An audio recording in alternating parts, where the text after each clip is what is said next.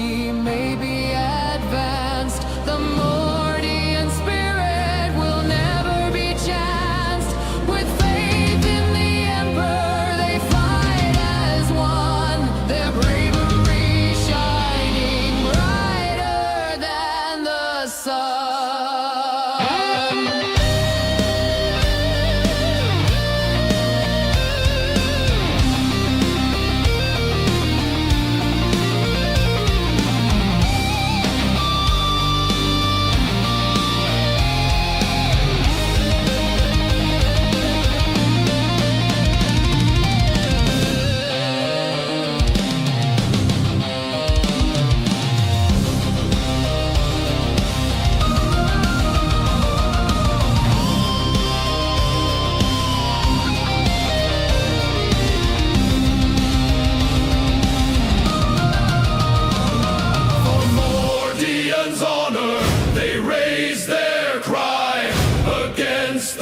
Fury, they'll never die.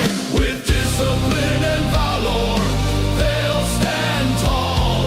The Mordian 50th, answering the Emperor's call.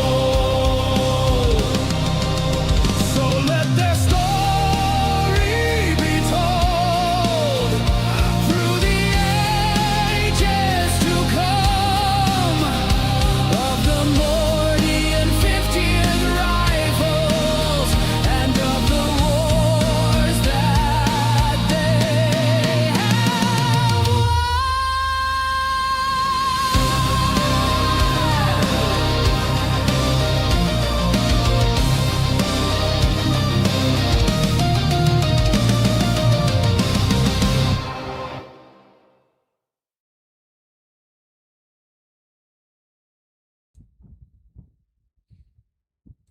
Hello again and welcome. Bloody hell, this fan's loud. Hello again and welcome to another Mordian Glory live stream. Oh my days. It has been another emotional roller coaster. My God. It's very warm today in the UK. So you go blowy, windy hair, Mordian. It's very warm in the UK today, and it's only going to get warmer. So there may be a car stream in our future for that sweet 3 AC, and there may also be tank beater bush shorts, Mordian, in the future as well. Who knows? Maybe a combination of both. I guess we'll find out. How by UK man? I think I'm gonna get one. I won't get one in time for this year, probably, but I'll probably get one for next summer, something like that. Bathtub stream, paddling pool stream would be kind of cool. Just lounging in the paddling pool. That would be great. Have to do that during the day though, because I'm not sure how well it would go down during the evening. But there you are. But basically, right, UK weather to one side, okay? You know? So dude, Morty, slime your barber.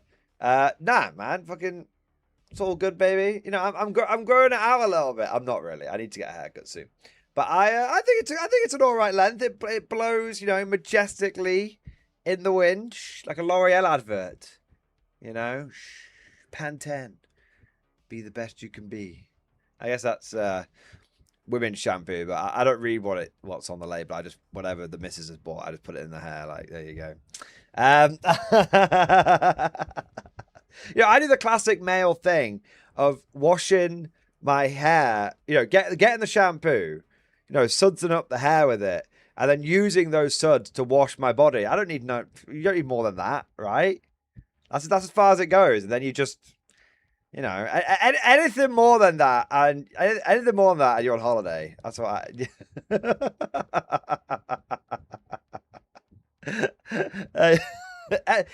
anything more than that, you're playing with yourself. There you are. I just use dish soap, Cosmic. Don't use fucking dish soap, man. I know my method isn't great, but yours is a step down from mine. Oh, man. Just come on the hair.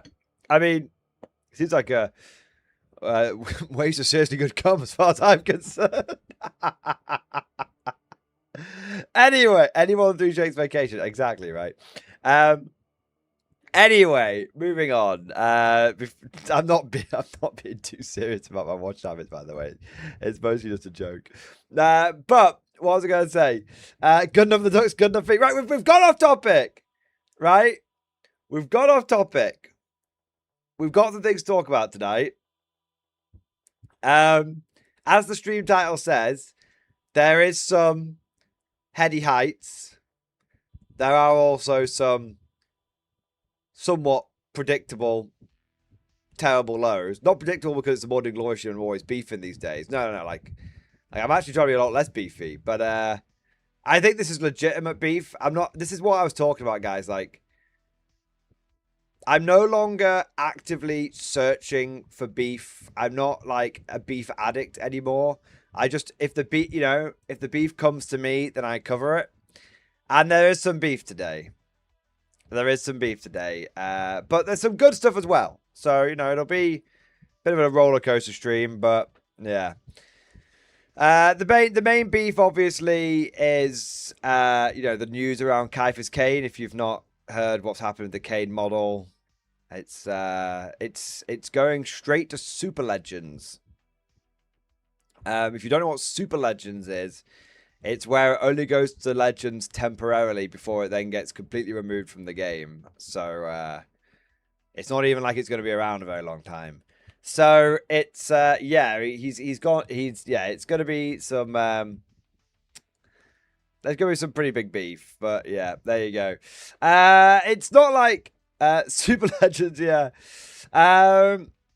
Didn't they release a new sculptor this year? He's not even out yet, Master Pef. He's not even got on pre-order yet. So I think everyone knew that already, though. I think what I would say is you're not wrong, but you're not entirely right at the same time. So I think that... How to put this? I think all of our expectations are now so incredibly low that them sending one of the most beloved guard characters straight to Legends is almost seen as normal. But I think those people like Nostalgia Vivek and Cam, who are being like, oh, we all knew this was going to happen, oh, come on, all this kind of stuff, just hang on a second. I'm not saying you're wrong. I think, a lot of people were like, this is a strong chance this is going to happen. But I think what I would say is just take a step back and be like, just because it's the thing you expected to happen doesn't mean it's the thing that you should be happy that happened. Does that make sense? Like, it's accepting GW's bad behavior is not... Is that really where we all want to be? Right? Right? So, I'm not singling you out. I'm not, like I said, that's why I'm not shitting on you. I'm not saying you're wrong, but just take a second and just be like, hang on. Do you know what I mean? Like, hang on a second. So, yeah. Anyway, don't act like I wanted this. Hey, you said, oh, come on. You said, oh, come on. That meant you were running defense for the B-fence. For the B-fence. Anyway. Anyway, don't start moving the goalposts now. Don't start moving them now. Anyway, I'm only kidding you, Cam. But it's a good point, actually. So don't actually think, like I said, I'm not actually like shitting on you or anything. It's a good point because I have seen a lot of people say this. And I actually, when we get to that bit of the beef, I do want to actually be like, hang on. That's a point we actually kind of need to like address, right? So don't worry. You've not done anything wrong. Not done anything wrong at all. But we've also got some other stuff to talk about. So there is a tiny other little bit of beef I kind of want to mention. I don't know if it's really worth it. But I'll probably mention it in stream, but I don't know if we'll like necessarily make a stream highlight or anything out of it. I don't know if it's big enough for that. There's maybe a little bit of beef around the Armageddon boxes. Seems like there's been quite a few that have been going out with wrong bits and stuff in there. Maybe that's just the volume they're doing. Maybe there is a little beef there. We can mention it, and then if people think it's worth discussing, we can go further. And we do have also one other thing that's worth mentioning that I don't really think is necessarily beef or anything. it's mostly just like a mild curiosity, is we do actually have some of the first win rate data for 11th edition, but it's very, very sketchy. It's very, very shaky. So it's something that I think we can look at, but it's like a soft return to Meta Monday kind of thing. I think it's something we can look at. But I don't think it's anything we should read too much into, but it's worth mentioning, like, that actually might be kind of cool that we can start picking apart some of the data. So yeah, there we are. So there's lots of it to talk about. We do have some like generally like nice things. There is some hype as well to talk about. I know it's not all Conflict 47 hype, although there is some K47 hype with the new sort of robot rules and stuff, which look very, very good. But there's also some other bits and bobs that have been pretty hype as well. Like, I've actually had quite a few people who have been playing the game of 11th edition and have reported back saying it's actually, it's all right. It's just the game itself, it's got some flaws, but it's actually quite fun. So, that's a promising sign from the front lines. And I also have my first game of 11th edition tomorrow as well. So it'll be a daytime stream tomorrow, but it'll be Wednesday. I'll be talking about my first game of 11th edition and how it felt. So, yeah, so there's lots of stuff. There's lots and lots. You see what I mean? There's loads to talk about in combination with, I'm sure you guys all had a really busy weekend, like painting and hobbying and so on and so forth. So we're going to have a big old catch up. A big old catch up on, from the weekend and from the news and all of that good shit. So there we go. So with that said, let's get into the stream properly. Starting off, of course, with our traditions. Traditions are very important on the Mord and Glory channel. Traditions are what separate us from the renegades, the heretics, the traitors, are what make us the Emperor's true finest. His Imperial Guard, Ashamili Watt, you're in the Guard, son. Stand up and be counted. It's time for roll call, baby! Who is in the stream tonight? Who is ready to rock out with their bayonet out? We've got Briggs, Mad Larkin, A Gaming Stuka, Tyler Forbes, Catastrophe, RK, The Four Studios, Snowbeast Steve, Florida Eccentric, Tank Charmer, Gaming Stuka, Sabin Wilson, Clash Cat, Cavasius, Macon, Green Knight, A Gaming Stuka, Swillick Dude. We've got Phoebe the Third. We've got Ix. 1 minute, I've lost my place. We've got Drifter, Patrick H90, Patch, Cam, Baron Kaza, M. Pemming, Whispering Monk. We've got Green Knight, Eternal Rhombus, Lower Decks, Nostad Vivek, Kaon, Chicken Detonator.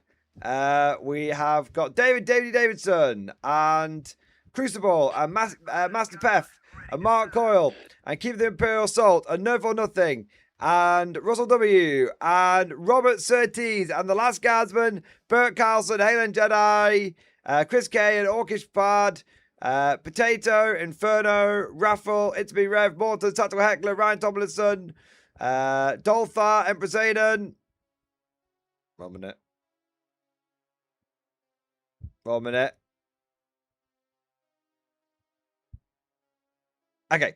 Clove, Teapot, Freeform Rue, Lavon, Squidfist, Sparrow Person, Red Scout, Panda, and Jason, and Lucifer, and Spartan, and Sergeant Sharp.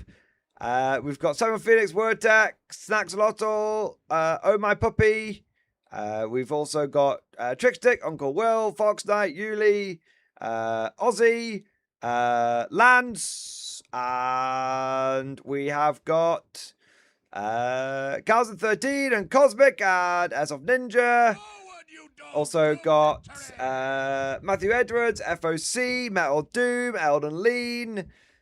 We've got Albert Gabriel and Airborne and Jarvo and Lewis and Rudy and Squiggle Sean and Skeletal Commissar and the Canorian, and there we go. Hey! Welcome. Thank you so much to all of you guys for joining today. Thank you for chatting away. Don't forget to like and subscribe and all this kind of good stuff if you've not done so already. And Lucky Cass, I said you earlier. I just said Cass for short. I also want to say a big thank you to everyone who's got the stream popping up, baby! Coming in with all the super chats and the member flex and the gifted memberships and all of that amazing stuff.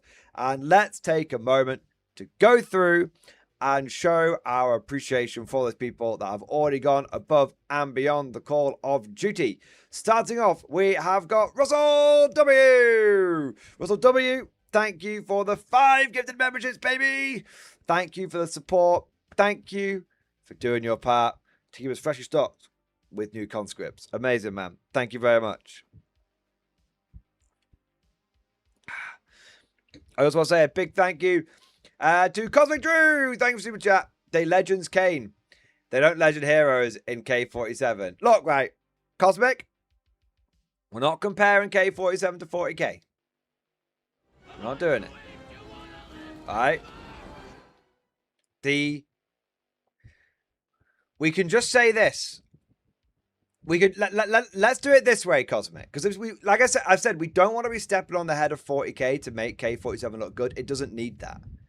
K47 is good because it's good. It's that simple. So Cosmic, I'm going to rephrase it. I'm going to rephrase your super chat. I'm taking command of the super chat, and I'm taking command of it, and I'm going to rephrase it. Cosmic Drew. They legends Kane. That's unfortunate. On a completely separate note, I'm really looking forward to trying out B for Bertie in Conflict 47.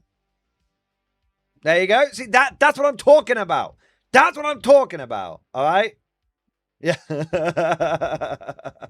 You see? You know what? We just talk about our game.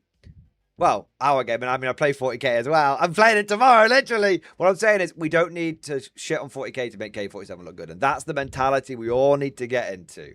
We all need to get into, all right? Lower deck, you're not getting a refund, Cosmic. I'm like that orc medic with the no refunds thing.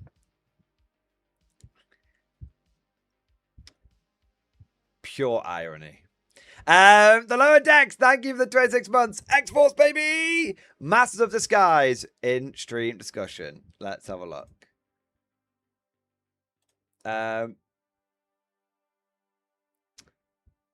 Let's have a look here. I think I've gone past it. Oh, there you go. Sir, I have been on Necromunda less than a week, and I hate it. Why? So, like, you know,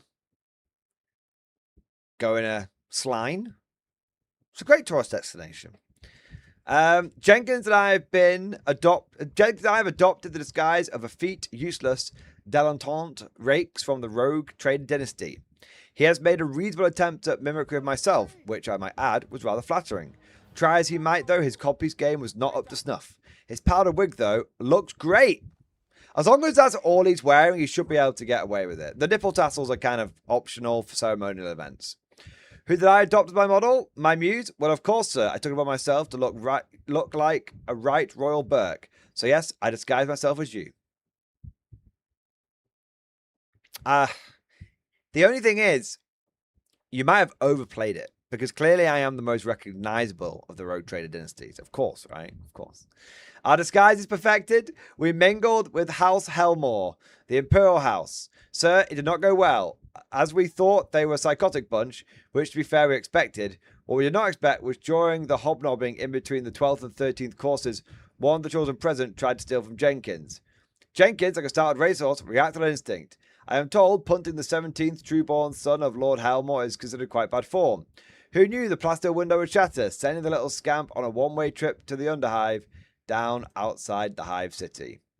So the thing is, though, right, like, if you're the 17th true son, at that point, like, if my knowledge of these landlubber noble dynasties is anything to go by, it's that guy is probably so inbred that as long as he lands on his head, he'll be totally fine.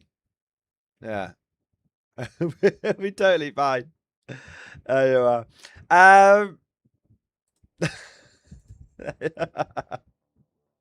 What happens to the 16 words with it? That's true. He's like, what is it? He's like the what was the Austrian? The Habsburgs. He makes the Habsburgs look like distant relations. All right, what do we got next? Florida Eccentric, thank you for the super chat, man. Of course, it's the day you decide to be on time when I'm doing some live streaming. Lol. I'm sorry, man. I'm trying to get better at it. I'm trying to get better at it. Like, I've been getting later and later and later, and I had loads of sleep today, and I had a really productive day and everything. So I just sort of got on and got started at a reasonable time. I'll try and be later tomorrow, all right? I'll try. Chris K, thank you for the super chat. Thank you for the 18 months. X-Force, baby. Hail Mordian. New goodies in Discord. Let's have a look. Ooh, nice. Hail motherfucking Britannia. Yes. I believe that is the Commonwealth mech platoon. So good. So good, man. What a deal. What an absolute deal, man. I love this shit. Great. Yeah, it's honestly one of the best deals that Warlord does right now. It's so fucking legit. Yeah, I love it, mate. I love it. Damn good deal, sir. Damn good deal indeed. I'm not sure. I know you're gonna have a lot of fun with them. All three of those units are just fantastic. We have got next Potato. Thank you for the super chat, bro. Do it, MG. Play one-page rules. GW pissed you off for too long. So look, right? I need to play a few games of 11th edition before I completely review it. And no, I didn't get the call. No, GW hasn't bought me off. Because literally the moment I say anything positive about GW, people are like, Mordian got the call. It's like... Anyway. Shill. No. I always said I want to give 11th edition. Mornings, guys, Washington. No. Let me say this. I still have some concerns about 11th edition. Like, I do. I think that the game will, of course... This is my take. I'm going to play it, and I'm going to give you my honest opinion on it. If I think the game is good, I'll tell you it's good. If I think the game is bad, I'll tell you it's bad. If I think it's somewhere in between, I'll say it's somewhere in between. I'll cover the good and the bad of it, right? Like, that's the way. That's the fair way of doing it. Like, we review it based on the information we have, then we take that information, see if the rubber meets the road, and if, and whatever the results are, we go from simulations to field testing, and we see what happens. That's the way we're going to do it. So I've not made my mind up on 11th edition at all. I will say this. I am hearing some people say that it's better than expected, which I can absolutely believe that. But I also think there's going to be an element of infantry, sir. Good for you. It will start off well, but I think it will degenerate. Because people will try a bit of everything out at first, but inevitably there'll be quite a lot of people will start optimizing, and that's where I think we might get some issues. I don't think 11th, ironically, in a funny sort of way, I don't think 11th played casually is necessarily. I think 11th played casually could be okay. If you have like an honor system with it, it could be all right. Like, bro, here's an example. Bro, I know that, Purge is the best one for your World Eaters, but like, I'm making up a hypothetical. I'm just completely making up a hypothetical, right? Bro, I know Purge is the best for your World Eaters, but we've done that game like 3 times. Do you mind if we try something else, bro? And the person inside the table going, yeah, of course. Let me run them in Disruption for a change. That kind of thing. I think it could be quite good in that format. I think where it's going to go, I think that's where it's going to go badly is when people start going optimized till I die. That's where I think things might go a bit squiffy. So I'm going to give 11th edition a fair shake. I've got an open mind. Yeah, I have my presumptions, if that's the right word, but I'm willing to be challenged on what I think, the way it's going to go. Yeah. Arnold says 40k. Ha! Look who's playing it nowadays. Hey, you know what? They said that about 7th edition, and 8th edition saw a bit of a culture shift. But look, if it ends up being a massive bag of shit, guys, I won't be surprised, right? But if it ends up being a bit better than a bag of shit, I won't be disappointed, right? I don't want the game to be bad. But like I said, I think, long story short, I think there'll be a short term, it'll look good. Casual, it'll probably be good. I think outside of that, could get pretty squiffy pretty quickly. Gaming Snooker, thank you for 36 months. Triple X Force, baby! Mordian, is the new British Starter Army worth it? I will be doing a proper in-depth of these things. But I'll show it now. I need a new PC, man. This old bag of shit is chugging like your mum down spoons. Oh my god, just let me just anything, just load anything, god damn it. Right, 1 minute. Pre-orders.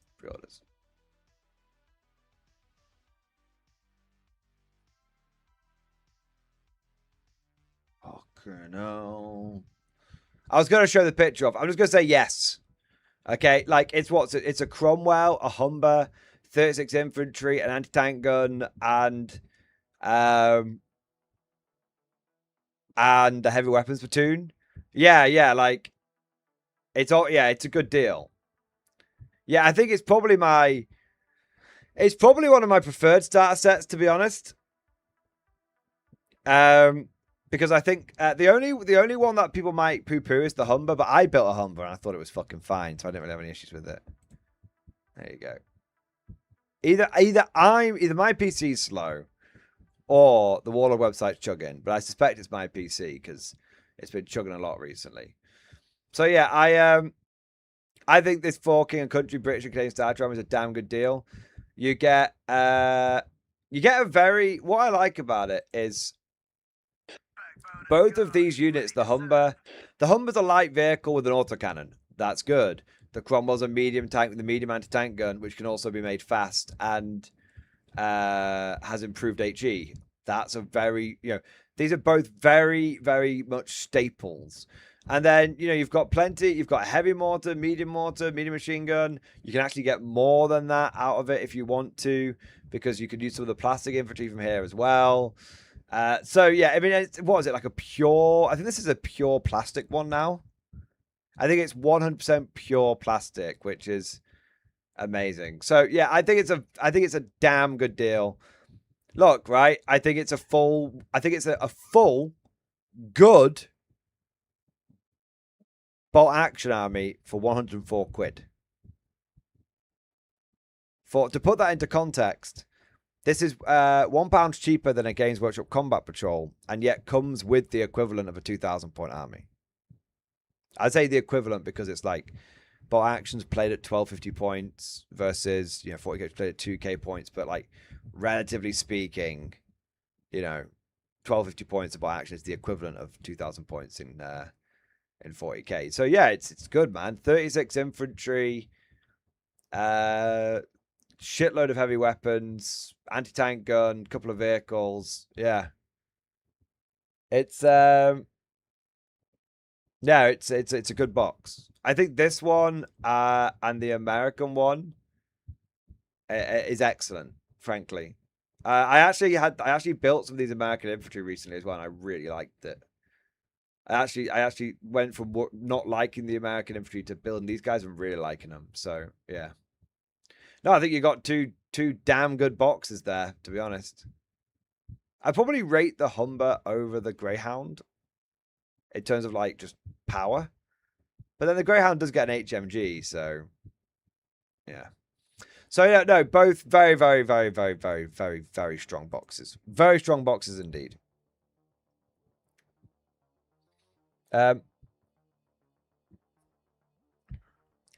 The Magma. Hey everyone, I had my first game of 11th. Wasn't fun and turn 1 was impossible to win. Not sure if I want to play more. Got told they'll balance the game in 4 months. Lol. Thinking about picking up US for K47 and bot action. I mean, Magma. I mean, all I'm going to say is you've joined at literally the perfect time.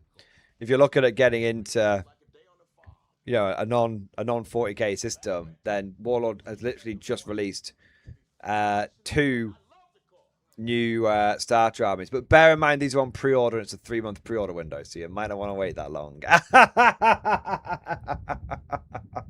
You might be back. You might enjoy 40k again by the time this comes around, right? But yeah, you know, there's lots of other options outside of this. But if you ever need any advice, I have the Japanese arms already, so I'm thinking of picking the 3 Americans. Oh, fair enough. Well, you're already sort of good to go in a funny sort of way. So yeah, I mean, I would say, look, I would say this. Try. If the game was, I would always say never judge. I will say this. I'd never judge a game after 1 game. I'd give it 1 more go. I wouldn't say, you know, if you really did not enjoy the first game so much, then I'd say the bare minimum, give it 1 more go. And if after another game you're like, nope, I've given it 2 fair shakes, this isn't for me, I'm sure other people will like it, but this isn't for me, then I think at that point no one can say you didn't give it a fair enough go. So yeah. 1 game, 1 turn. I mean, yeah. But but Magma, if you're looking for getting into K47 Americans, the starter army is a very good place to start. It's pretty much all plastic, and it gives you a really good foundation for going Firefly heavy, and it gives you a little something for like non-Fireflies as well with the little Tesla Stuart, which I think the Tesla Stuart's going to end up being quite a popular choice when some of the other non-Firefly stuff for Americans comes a little bit later as well. So it gives you you still use it in your Firefly army, of course, but you get my point. It gives you a couple of angles. Yeah. But yeah, let's keep going. But yeah, I just thought it's worth. But yeah, I think you've given it a good. Yeah, give it like I said, give it a couple of goes, Magma, and then if it's just not for you, it's not for you. Don't force yourself to play something you don't enjoy. Yeah. And you know I'll always support you over on K47, but I don't want to be. I want you to be. Yeah, I want you to be doubly sure. I guess is the best way of doing it. Best way of saying it. Cosmic, thank you for super chat. There will be no 11th edition. There will be no 1-page rules. There will be no 4th edition. Only the Congo 47 now. It's Conflict 47. Fuck's sake, Cosmic. Yeah.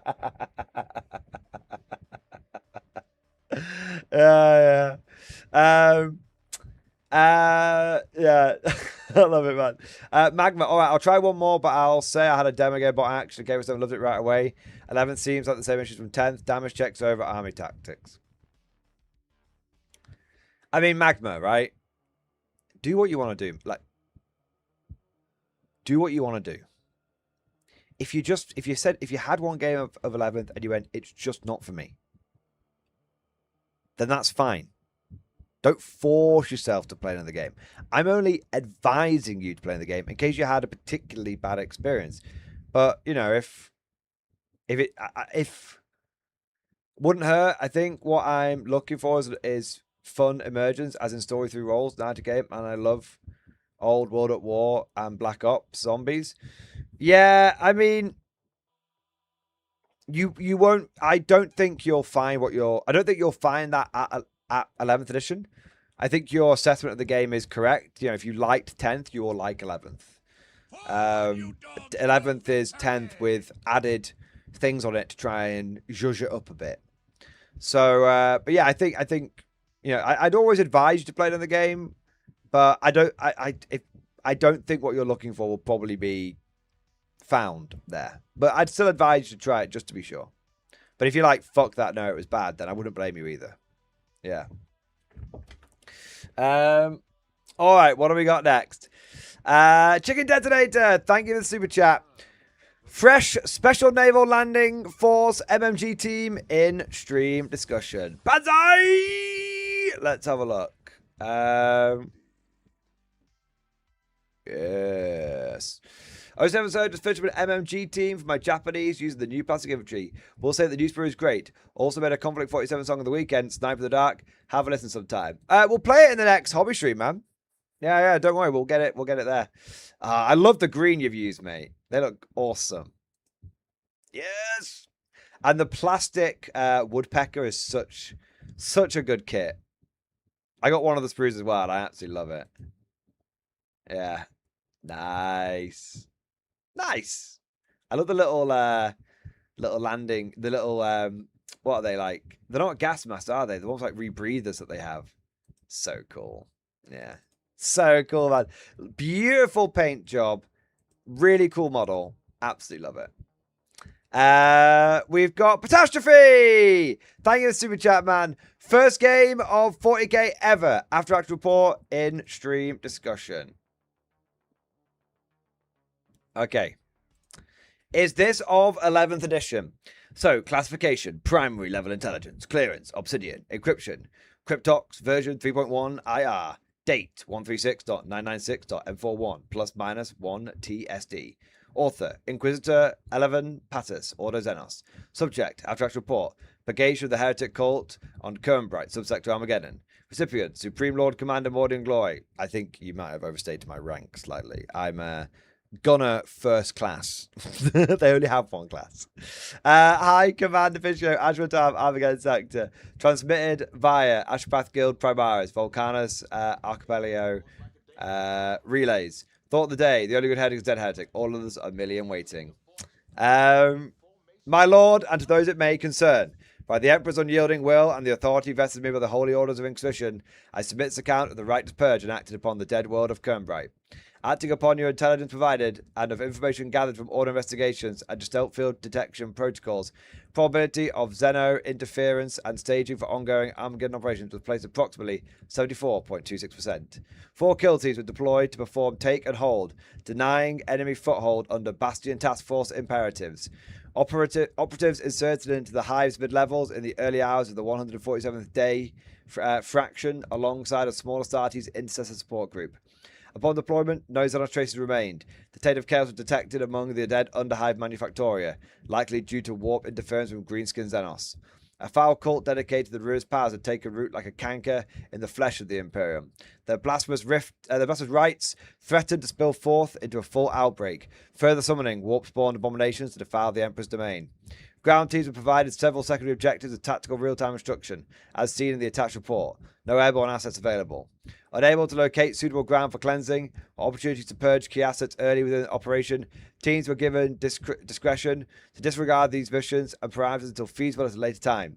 Regrettably, 9 Inquisitor assets were lost. 2 Astartes of Veteran Team Razor, 4 Astartes of Indomitor Team Maxim, and 3 Astartes of Decimus Team Phalanx. Terminator units remain unaffected and standing by for asset recovery. 2 Inquisitorial Apothecaries assigned to Watch Fortress Redacted have been deployed post-action, with Librarian Rushi and Watch Captain Solarius providing ground navigational support. Heretical elements were entirely purged in the opening moments of the operation, including... 1 minute. 1 element of Chaos Mounted units, 1 element Cultists, 1 Forge Feed, 2 element Havocs, 1 unnamed leader unit, rumoured to be Kravak Morn, 1 element of Obliterators, 2 element Legionaries. Opticom, it sounds like you fucking wrecked him. Opticom and Voxing data feeds indicate absolute pagadas within 3 minutes of the expected 5-minute operation, in accordance with his holy decree. Did you table him in 3 fucking turns? Jesus. Conclusions and recommendations. The cult structure has secured the dead world for the time being. Imperial Navy assets have been ordered to perform flyby operations on the day cycle. Residual warp taint lingers in the lower levels. I recommend orbital bombardment with intent to collapse lower tunnels, or at a minimum, full holy investigation by follow-on forces of the Ordo Malleus if required. The Emperor's light prevails once more. Let none doubt the vigilance of the Inquisition. We are watching. Inquisitor 11 Patus. Ordo Xenos. Suffer not the alien to live. Transmission end. Sorry for the in-character write-up. Do not apologise for going full narrative. Why do you think we're here? I'm angry at you for apologizing, not angry at you for writing it up. If I did, that was cool as fuck. All right, more please, more. I had a blast and I've been basking by massive victories yesterday. This is my very, very first game of Fortnite ever. Thanks for putting up with me, MG. My only regret is not taking more pictures. The Death Watch stands alongside the Emperor's backbone. I mean, it sounds like you fucking bummed him, mate. Not to, you know, break the fourth wall and the narrative, but yeah. Yeah, it sounds like you fucking wrecked him. Yeah. I'm guessing this was a game of 11th edition because of the like the layout and stuff. But hey, like obviously an overwhelming victory like that can be, you know, it could be a sign of maybe some pretty lethal rules. But we shall not worry about those too much after your first game. We shall just enjoy, like you said, just bask in the enjoyment of winning the game. Nice. 43 to 92. Wow. That is a big win, my man. Big win. Enjoy it. Savor it. Yeah. There we are. That's awesome. What do we got? What do we got here next? Macon, thank you for super chat. Amen, Cosmic. God damn it. God damn it. The Sound of Vivek, thank you for 30 months, man. Xbox, baby. 11th edition report stream discussion, Val stuff, and all board hype. I mean, I saw your I saw Valrak's video in which you were present. So yeah, so I already have an idea of you've already cheated on me with Valrak. Oh, I don't care. I don't care. But I mean, he said he quite liked the game, so let's have a look. So I'll start my thoughts on 11th. I played it. So I am curious. No, I am. Yes, my arm appears in the video. It's not feet. No, I am genuinely really curious to see what your take is. So I'm gonna take this seriously and read it out. So I'll start with my thoughts on 11th. I played a 2v2, me, Iron Warriors, and a guy called Chris, Black Legion, against Valrak, Imperial Fist, and Daka, Death Guard. Valrak, only one running like loyalists. I love it. I took 20 Terminators, a Terminator Lord, and a 2nd edition Vindicator, and most stood objectives being impossible to move. I held the line against a Demon Prince and 10 Plague Bearers with 10 Terminators and a Lord. Though Daka used a sweep profile against Terminators for like 3 turns, my guys killed them all. Cool. Very Iron Warriors, that just like holding the line and just like smacking the fuck out of them. Yeah. It was a narrow win as Valrak wiped a squad of my Terminators with Lysander, dirty unit by the way. I mean, it is, but you can't. It is a dirty unit. Lysander's actually quite good, but you can't. It's one of those units that's like, if there's anyone who should feel like an absolute fucking badass, it's Lysander leading a big brick of Termies. Like that's one. It's like it's like you have those moments like other games where you're like, this is powerful, but this should be powerful, so I'm okay with it. Like I can't, like, this is the kind of power, this is the kind of way, this is power and narrative. So yeah, I'm not, it's one of those things where like, it's when something's powerful but bullshit. Do you know what I mean? It's when something's powerful but bullshit, that's bad. When something's powerful and cool, that's all right. Yeah. Don't worry, I was simply adding context to your thing. I wasn't really disagreeing with it. My main takeaway is that it's like 10th, just a little better. Some niches seem more viable now with the detachment point system than they used to be. I like the new charge rules and like the new object system, though the app needs work and it doesn't support 2v2s, despite UW running 2v2 tournaments. Also, Valrak claims victory despite his loss. Val 1 completed the other day too, pitched attacked. Val 2 will be a 5k, got a spreadsheet and everything. Nice. Chaos Dragon for the old world teased. I haven't seen it. But I will. I've heard the reveals are on Friday at 7, so I'll be covering them then. That looks awesome, man. That looks really fucking awesome. Hey, he came out all right, didn't he? Yeah. You know what? I was a little worried he was going to come out looking just like a Saturnine bloke, but I think with all of the extra accoutrement and the way you've painted him up and the fact he's in Iron Warriors, I think he looks just like a. He just looks. He still looks a bit Saturnine, but he looks sufficiently different. So yeah, I think he's come out really well, man. You should be proud of that model. I think he did a good job. Termies look awesome, and I love that you've gone for a mixture of the Horus Heresy ones and the non-Horus Heresy ones. I like that. And I think you've done a good job on the paint job as well, man. Really, really good. The hazard lines are very clean. Very, very well done. Yeah, I love it, man. I like the conversion you've done here. So he's got the assault cannon. Yeah. I think you've done a genuinely bang up job, mate. So going back to the 11th edition stuff, because I wanted to go through all of it and then come back round. My assessment is that it is just my assessment pre-playing it. Well, half pre-playing it, because obviously I played the rough game, which I still maintain that rough game was actually pretty close to a proper game. If anything, Sam and I played it. The only thing we played wrong was the -2 to hit thing. That was, because we thought you could smoke and get cover, right?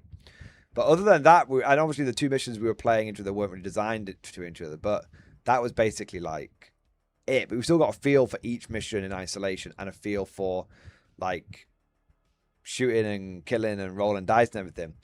My assessment of 11th was it is just 10th with a load of extra shit just stapled onto it. It's that's it. And so if you like, and as I said earlier in today's stream, if you like 10th, you'll like 11th.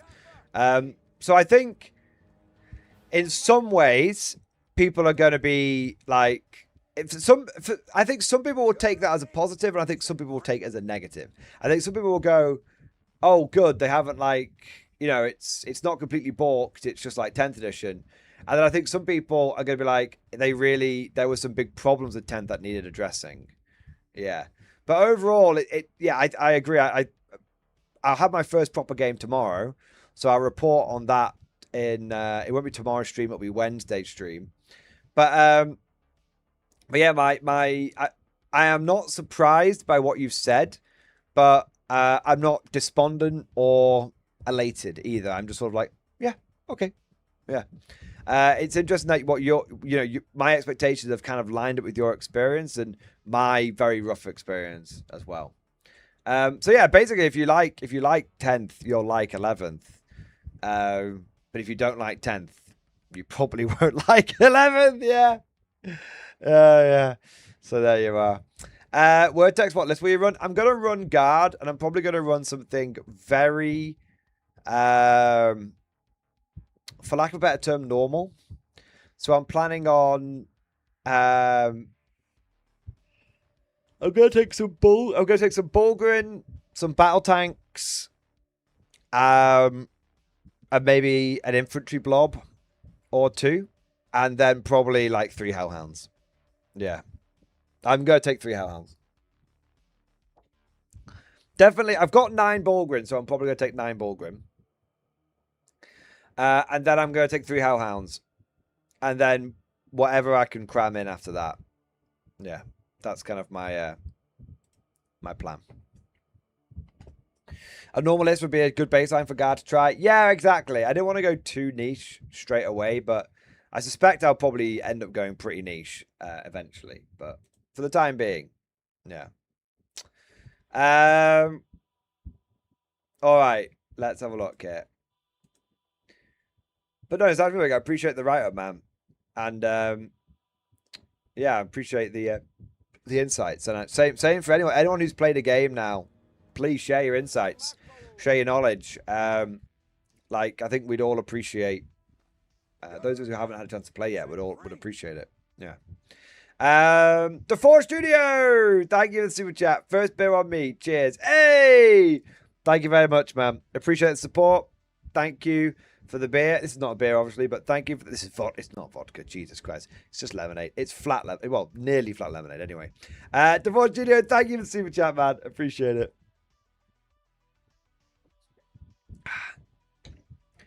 There we go. Just join the Discord. Happy to join. Excited to chat about war games. I mean, I can let you in right now. If I let people in after the stream, but whilst I've got you here, I'll let you in. Macmo, if I can. If I can see you. 1 minute.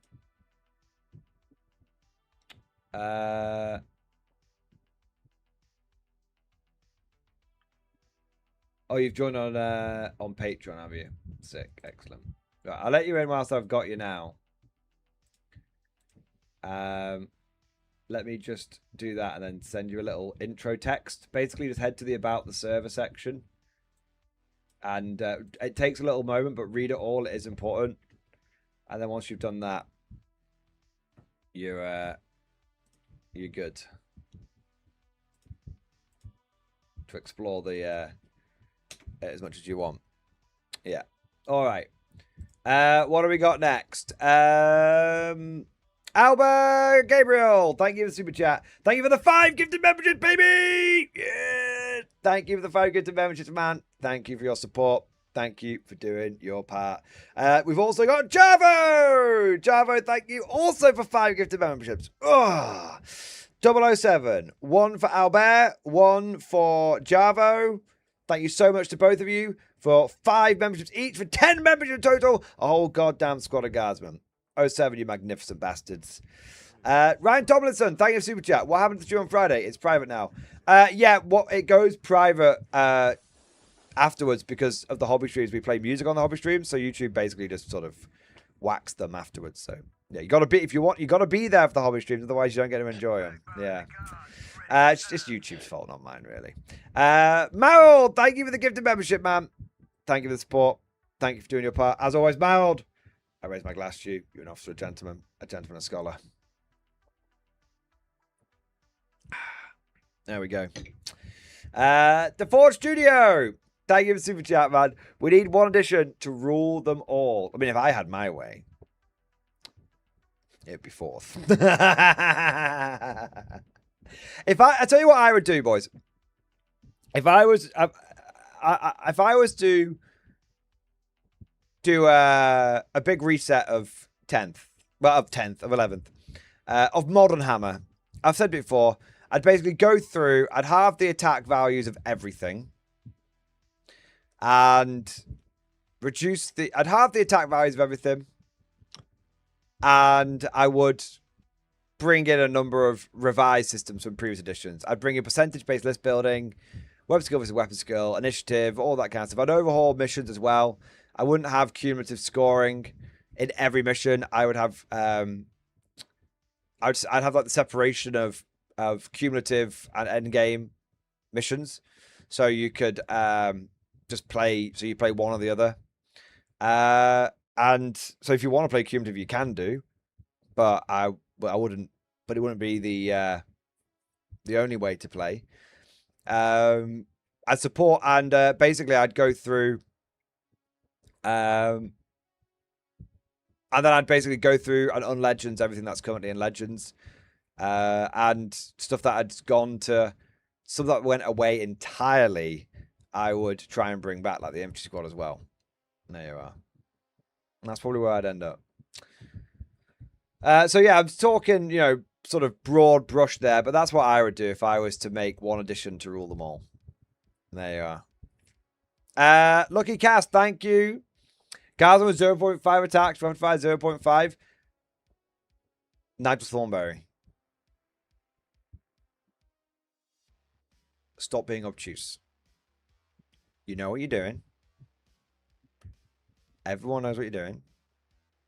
I know what you're doing. I know what kind of man you are.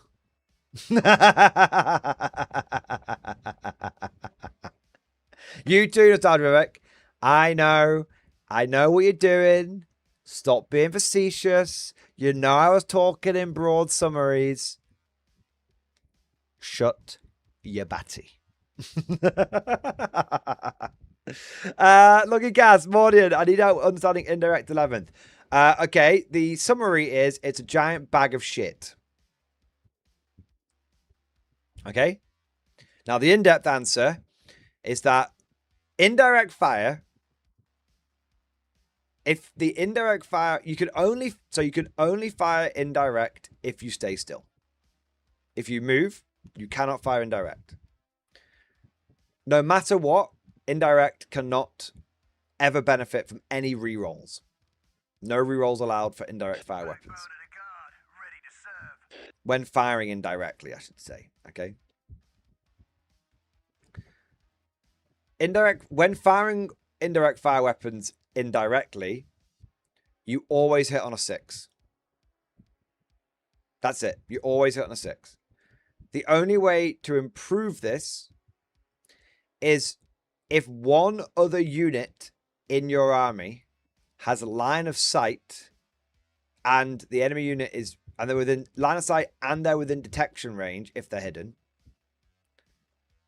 then your artillery can hit on 4s against that unit. But again, it's not, no rerolls or anything allowed. Yeah. So that's indirect. So basically, always hits on 6s unless another unit can see it. Another unit in your army can see the enemy, in which case you hit on 4s. 4s, 5s, and 6s. What do we got next? Hinty. Orders and strip cover. Orders don't get you. It's like unmodified 4s basically. So they still get the benefit of cover.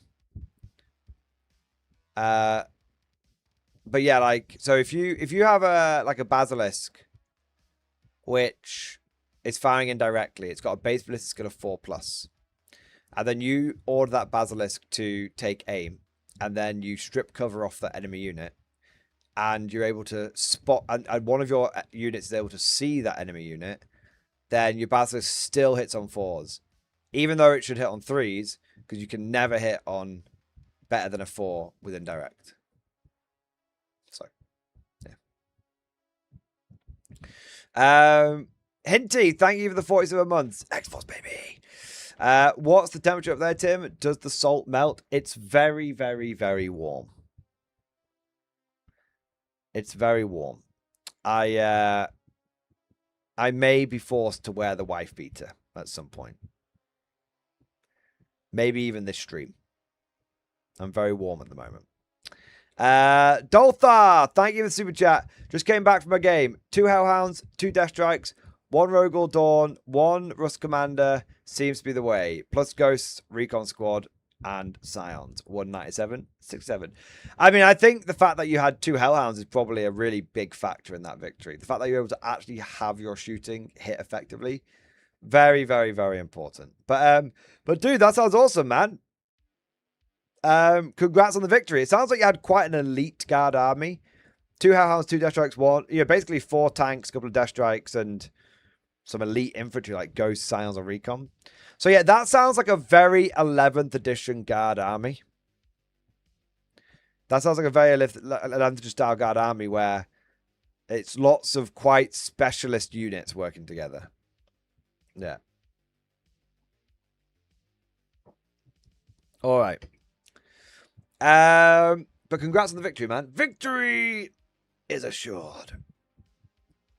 Fox Knight, thank you for super chat. Looking to paint some Sherman tees for K47. Is there a law reason all the US Tesla is blue and all the British Tesla is green on Waller's website, or can I paint the Tesla any color? You can paint it any color. Any color you want. I paint all of mine blue because I have this color called Plasmatic Bolt, which I think looks really good. That's it. That's why I painted blue. There's no other reason. So, yeah. But I've seen people paint it pink.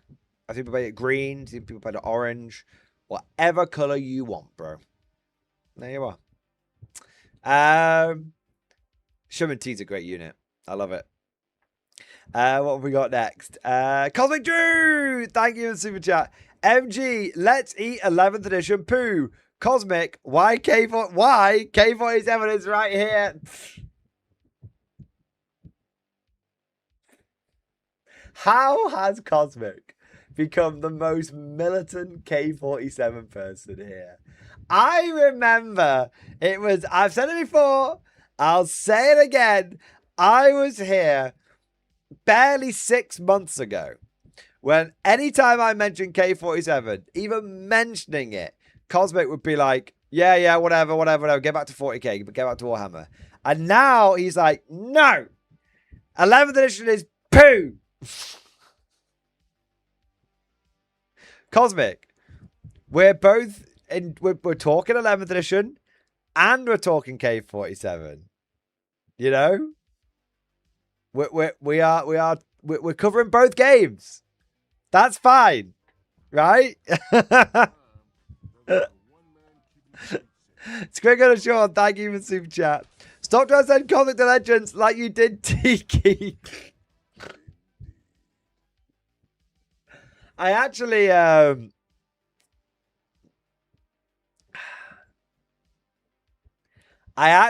have a Tiki glass now.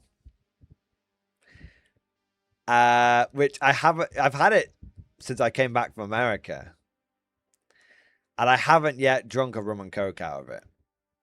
Mentioning Tiki. So I don't know. Like maybe when we talk some K47, I'll have to go and get the Tiki glass. There we are. All right. Chris K, thank you for the super chat. Video discussing Warhammer's competitor in stream discussion. Let's have a look. I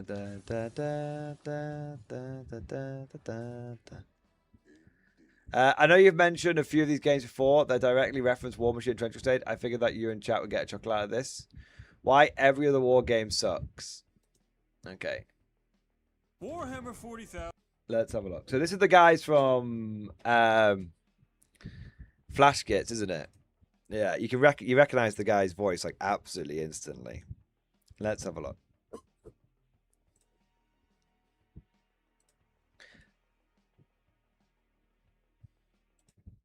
Turn up a little bit.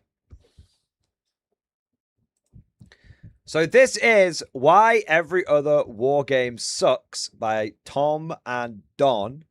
These are the guys who do Flash Kits, who obviously, if you've seen any of their animations, which are very, very good. I haven't actually seen this video yet, although I saw it crop up on my feed. So let's take a look. I thought these guys were going a bit off 40k, but maybe they're back on it again. So, or maybe it's a parody. We'll see. Has everything. Rich lore, iconic miniatures, a massive community, and enough books to fill a small library. Yet it's also one of the most complex... I do love the the Black Templar sat in the armchair. ...about hobbies on Earth. Warhammer fans are constantly bombarded with insane prices, constant updates to the rules, and Games Workshop itself. Which raises an obvious question. If everyone hates Games Workshop, why hasn't anything replaced Warhammer? In like 30 years. That's why... I mean, I'll just say this. 40k did get replaced at one point by War Machine. And it was only War Machine's colossal fuck up, which came at exactly the wrong moment. I mean, literally, it came at the exact moment that GW pulled their head out their ass, and it was literally they were. The rumor from the inside people is GW was weeks away from closing doors, and they pulled a Hail Mary out their ass and managed to turn it around. And this happened at the same time as War Machine falling over onto the biggest rake or stepping on the biggest rake you've ever seen as well. So it nearly did. Like, people think Warhammer is invincible. It very much isn't.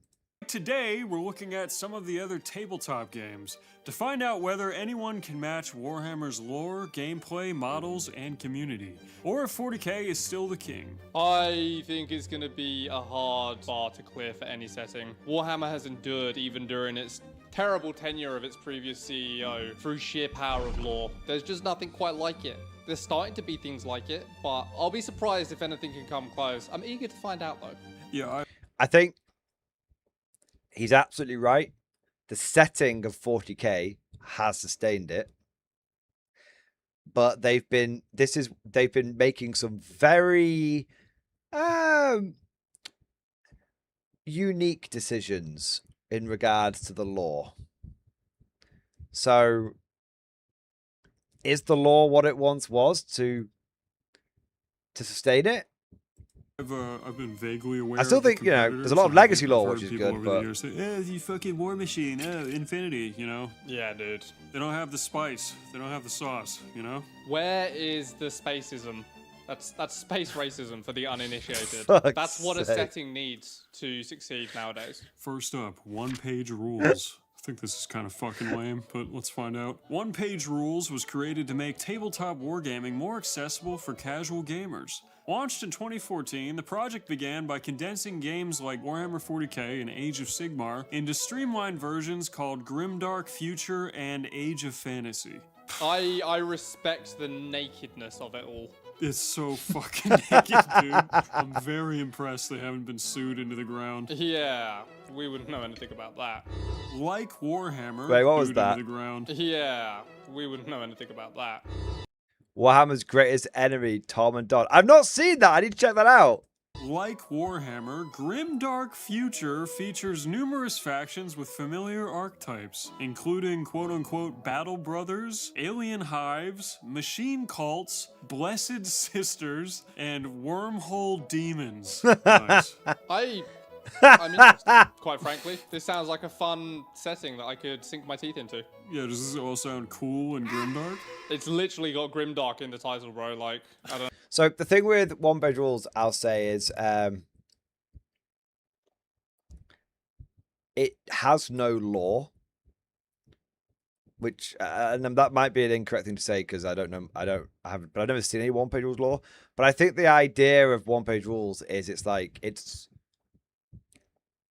it's not meant to replace the 40k lore. Like the idea is you are playing 40k, but with a different rule set.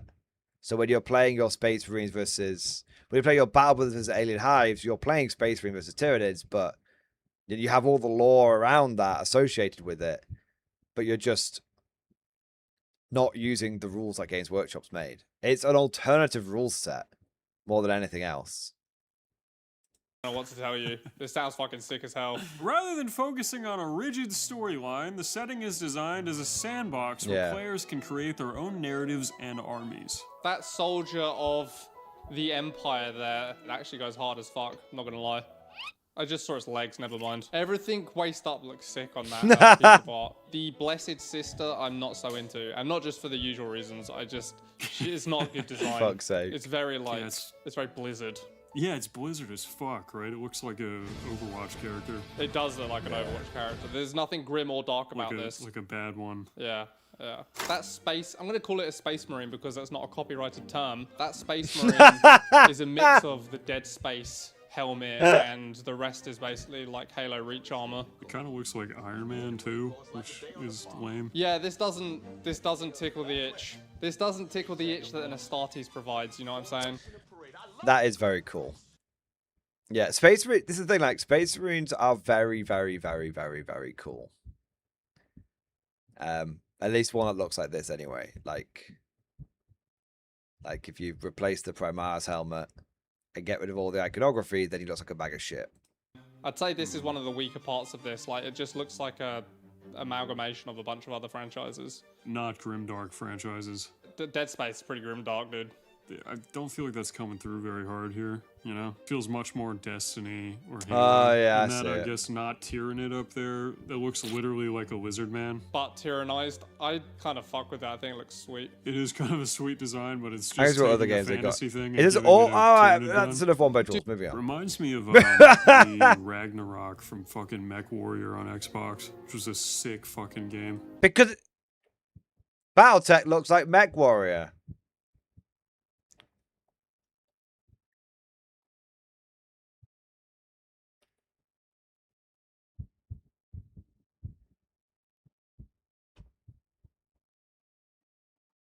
Really? I never would have guessed. Did you ever play that? Oh yeah, dude. I played Mech Warrior, Mech Assault. I fucking played Chrome Hounds. I played Armored Yeah, Core. Mech Assault, Mech Warrior, Mech Yeah. Assault. Great fucking game. Do you know what? Before we decided to make sick, look. you know? There's Infinity. 2,000 point armies on a table that has like well-made terrain and stuff versus your like 5 half-painted metal guys. Yeah, I hate this. Yeah, what the fuck are you doing? I hate this.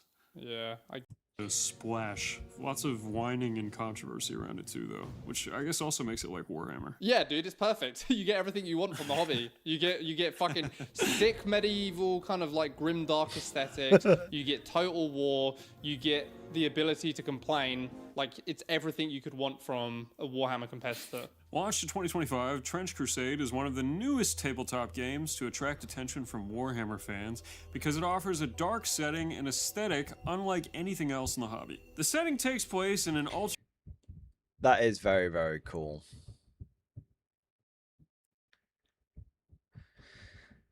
That is very, very, very cool, to be fair. That is the first piece of Trench Crusade art that I have seen outside of, like, you know that bit with there's the fortress and all the trench lines. That was a cool piece of art as well. But that is that's the only other piece of Trench Crusade art I've seen that actually has convinced me that this game is actually quite cool. alternate history where the Crusades accidentally opened up a gateway to hell. What a fucking dude, what a log line. So in the grim darkness of the far future, there's only war. Great. The Crusaders opened a gateway to hell. Also pretty sweet. Pretty sweet. Not quite as sweet, but still, it's a good concept. Wait, why isn't it quite as sweet? I just think that. Yeah, me War too. Machine. They looked really lame. Who the hell do you think you are? Yeah, this is. War Machine! I'm gonna watch 30 Primitive seconds of Press's this. War Machine from 2003 is one of the few tabletop games to genuinely challenge Games Workshop's dominance. Yeah, back a long time in my ago, though. Years of yore when I was a child, this is the other game that pissed me off. Yeah, me too. They looked really lame. Who the hell do you think you are? Yeah, this is. It's not a dreadnought. This is Warhammer territory, buddy. You better watch your step. That's kind of how it felt, right? War Machine was supposed to be the 40k killer. And it's like, who are you trying to kill? Dude, don't even fucking try. Don't come at the king. It's like, oh, cool, you brought your army, you brought your models. Oh, they're fucking War Machine models? Fuck Yeah, you, dude. Well, hey, yourself. Fucking yourself. Disgusting. During the late 2000s and Why? early 2010s, many players viewed it as a more balanced, competitive, and streamlined alternative Oh, to Warhammer. God. Yawn. To be fair, probably true, but who cares, dude?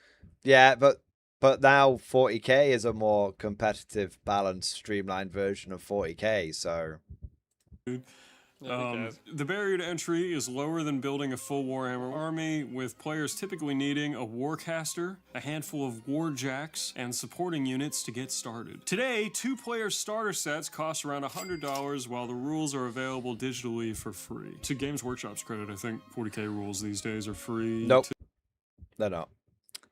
Anyway, so yeah, that video is fine, but I'll be honest, I thought they were going to be a little bit more in depth than that, rather than just like idly commenting on a bunch of games. But if you want to watch the rest of it, there you go, you can do. 40k rules are indeed free in the app.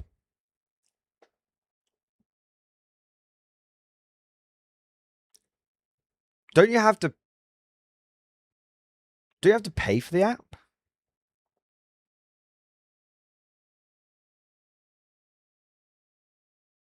I thought you said, I thought you had to pay $6.99 for the app. The app new recruit.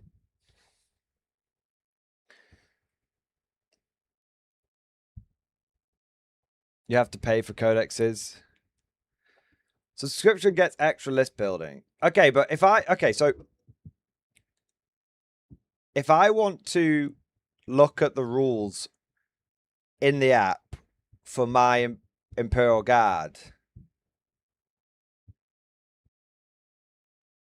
is that free?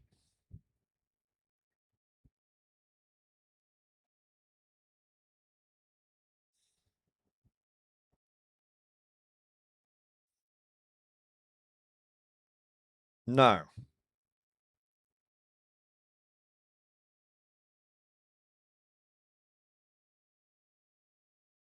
We said rules, i.e. core rules. Okay, so I don't need the rules for my Imperial Guard army to play the game then. Right?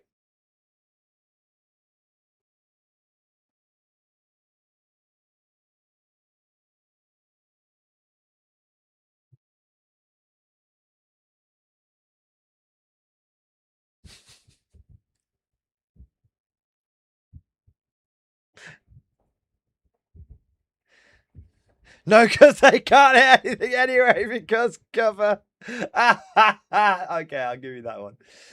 So rules, 40k rules are not free. Okay, like they're not. Because you can't, like, you cannot play the game without buying some rules. Like, you, now I'm not saying like that's necessarily a bad thing. Okay, I'm not demonizing it. I don't care. Right? I'm just saying that it has paid rules. So you have to, like, people who say, oh, the rules are free in the app, like they're not. Because you can't play a game without having to spend money on the rules. Yeah. So I don't care, but when people go 40k rules are free now, it's like, no, they're not. You cannot play a game without buying some rules. Unless, legitimately, unless you go and, get a new recruit, or you go and get Wirepedia. But those things are essentially like pirating the rules, right? So realistically, the rules are free, but they're not free from Games Workshop. Yeah. But there's nothing wrong with paid rules, by the way. I don't really have an issue with paying for rules. I pay for rules. My beloved Conflict 47, I have to pay for the rule book. Like, yeah, the army rules are free, but the rule book isn't. Like, I don't mind paying for rules. I just think it's funny when people try and say like 40k has free rules when it doesn't. You can't play the game only off what's available free from GW. Yeah. Yeah. Be like Bad Rock, pirate the rules. Yeah. All right, what do we got here? Average White Shark, thank you for super chat. News from the front in stream discussion. Let's have a look. Okay. Just had my first game 11th. 500 points Catachan Recon versus GSC Priority Assets. I was apprehensive at first, but because I had first turn and first deploy, I was able to be really aggressive. Tried Ogrins and Borgwins for the first time. Ogrins carried the game while Borgwins died turn 2. My heavy weapons squad was also feeling the -1 ballistic skill, but hurt a lot when it did connect. The same was also true in reverse, as my infantry felt deceptively tanky for being -ballistic skill. That being said, it could very well be a false positive due to the matchup missions and the fact that we were on combat patrol size board. Even so, I ended up sweeping 86 to 34. So every time I used caught ambush, my Ogrins did laps around the right flank, cleaning up his units. I was able to get around order dice efficiency by needing less orders in general, thus being able to have more freedom of movement and board control. My list, we got elements, counter command support, 10 cavalry fighters, counter command support, Ogre Bulgrin, Scout Sentinel, 5 Scions. Hey man, that sounds fine. I mean, I'll say you're always going to have a bit of a funny game at 500 points. The results are going to be. It's not that they're less valid, but it's not the way the game's designed to play. The game's sort of designed at 2K and all that kind of stuff. But it's still, you had a game, you had fun and everything. So yeah, awesome. Yeah, that's awesome. I will say one thing I've noticed. I've only noticed people win games big or lose games big in 11th edition so far. I don't know if anyone else has noticed that, but like every story we've had sent in so far has been someone bumming or getting bummed in 11th. there's no in between, and to me that makes sense because the game is meant to be quite, supposedly the game is quite lethal. So imagine if you're able to deliver a hammer blow to someone, they're probably going to struggle to get back into it. But yeah, maybe. There you are. What have we got next? We have got Cosmic Drew. Thank you for the super chat. What have we got here? Launch event from my game store in stream discussion. Oh yeah, I saw this come in, man. I was the 11th edition. I was in the. You were the 11th edition launch party. You were the party, Cosmic. Nice. I was at the 11th edition launch party. Cool to see everyone. They even had an orc band. Push launch button for the edition. Also, I brought my Krieg outfit and won a 40k trivia contest with my team. So good times. I'm going to play the edition for I Am Guard of the Day for Krieg, but also 47. Nice. That's cool, man. They're an actual goth rocker there. That's amazing. Ah, that little grots playing the drums. That's amazing. That's very, very cool. Yes. Peptide Dragon. Why? Fuck's sake. That looks cool, Cosmic. I'm glad you had a good launch. John Shepherd, thank you for the super chat. Pictures in stream discussion of my epic.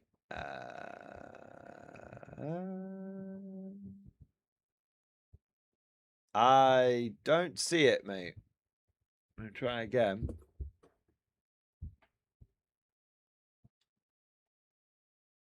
I don't see the pictures.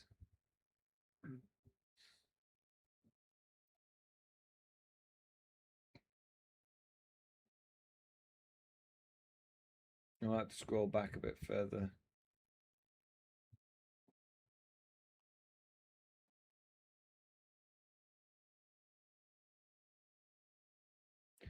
I don't think the pictures are loaded in, man. I think you need to resend it. I've gone back to 6:10. I still can't see it, man. 9:30.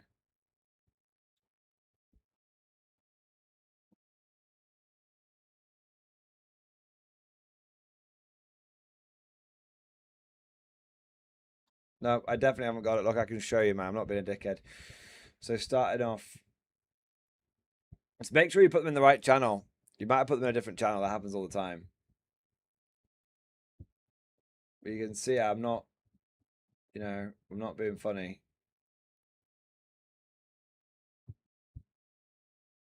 Yeah. There you go. And then we're getting to sort of 9 o'clock. And then we'll get to well before. So yeah, it's not in there, man. Yeah, sorry. Just resend them and then I can take and then I can take a look at them. All right. Sir Newbie, thank you for the super chat, man. Sir, I may have busted a rift. Yes. Yes. The fire rises, brother. The revolution spreads. Sir, after so much temptation, due to the whispers in stream and maybe the worries of 11th, I pleaded with my friends to at least look into K47. And after such deliberation, they agreed to give it a go by using the starter set first. So here's to busting a rift soon, after this damnable heat wave. Also, reading into the rules, it's only got me more hyped to give it a go. Don't get me wrong, I will still try 11th and hopefully bring the vibes, but at least I have a side hobby from the main one. Yes! Yes! The rift! The rift is calling to you! Amazing, man. And also, good shot, can we just say, big shout out to the friends as well for willing to give another game a go. That's awesome, dude. I love it. Starter set's a great place to start, unironically. And yeah, it comes with tons of models for you to enjoy. It comes with the full rule book and everything. And all the rules are in the rule book. And you don't need, the app's good for list building, but all the rules you need are in the rule book. So, yeah, that's awesome, man. That's so good. I love it. Excellent stuff, man. Excellent stuff. Nice. Cool, cool, cool. He's busted! My God, he's busted! Yeah. They already might have their factions lined up after speaking about it. Yes! See, once once they get a little taste of it, I'm sure they'll enjoy it. And then, before they know it, they'll be busting too. The rift grows. I love it, mate. All right, what do we got next? Cosmic, my boy. Okay, fine. I'll humor you. What's best 11th edition super heavy? I think the Bane Sword's my favorite. Bane Sword or Storm Sword, same as last. Whatever was the best in 10th is still the best in 11th. In fact, it's got even more betterer because both of those main guns ignore cover, and that's really important. So yeah. Troy, thank you for becoming a channel member, sir. Thank you for doing your part. Obama Barrack, thank you for renewing your channel membership. 20-month member flex, baby. 07 back at you, buddy. Thank you for doing your part. Chicken Detonator, thank you for super chat. New paper epic Napoleonic game in stream discussion. Interesting. New epic scale Napoleonic game that is cheap. Paper bayonet. The Napoleonic War I'm going to have a quick look. can be one of the best topics in the wargaming hobby. Seeing a table laden with countless miniatures, featuring different uniforms and flags. And yet, there's obstacles that puts people off from getting to it themselves. From the cost to the intricate rules, to the size of the table you may need, to even the unit scale and finding a community to play with. It's understandably daunting to many. There's only one barrier to There's only one barrier to pay to epic scale battles, and that is you need to paint so many fucking models. It's unreal. That's it. Cost is fine. Everything else is fine. It's just like this one brick here is probably 200. That's probably 200 guys right there. There's 5 rows. 10. That one row is probably 200 guys. 1, 2, 3, 4, 5, 6. Oh no, probably 100. Yeah. There's 10 rows of 10 guys to each row. So that is 100 guys. So that's 400 guys for one unit. Yeah. To introduce a solution, I'd like to present my wargaming project called Paper Bayonet. This is a full-scale principal wargame that is designed to be easy to play, affordable, and accessible for anyone interested in the Napoleonic era. The inspiration for Paper Bayonet came from my discovery of the game Travel Battle by Perry Miniatures. This game features 8mm units for 2 sides and is played on a battlefield roughly the size of a laptop. I also drew from previous childhood interests in the website Junior General, a community of historical enthusiasts and regiments to add more diversity and flavor to the gameplay. Players organize their armies into brigades. Yeah, it looks interesting. 2 to 8 units. Both sides take turns. So I'm actually totally okay with it. Yeah, there's an element of, well, they're just like tokens that kind of like move around the battlefield a little bit. But in a funny sort of way, I'm totally okay with that, because do you know what it reminds me of?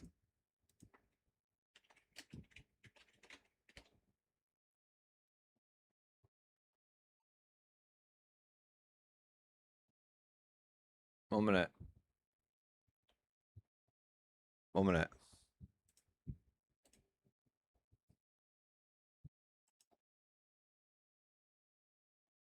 Who remembers one of the greatest TV series ever made? When people say television has gone downhill, this is what they mean. Greatest armies of their day clash at an eerie range of hills known as the Dog's Heads. Will the relentless hack and grind of the Roman legions prevail, or will it be the geometric perfection of the fearsome Macedonian phalanx? Tonight, a team of spin doctors, observed as always by our military analysts, find out on Time Commanders. What a great series. Time Commanders, baby. Time Commanders! So you see, 1 minute. That's the bit I wanted to show you.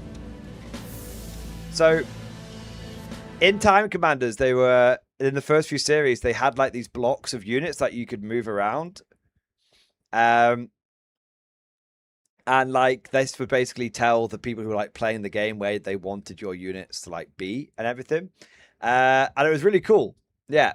And so this game kind of reminds me of it. Like, I think I can skip ahead a little bit. For the guy like gets his blocks. Like if I can. Like, so you've got, yes, that is Richard Hammond from Top Gear. But where's the blocks? Where are the blocks? The blocks are the most important bit.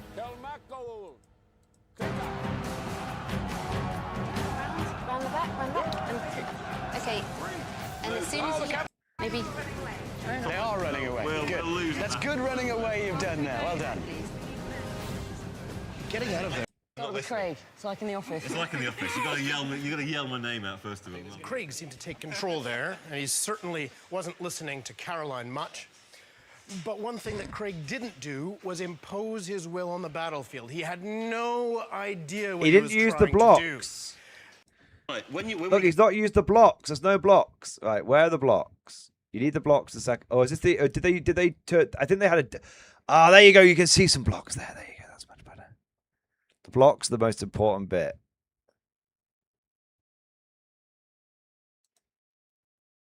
See, he's not using them. See what I mean? He's not using the blocks, and that's why he lost. Because you had to put the blocks on the board so they all looked really good.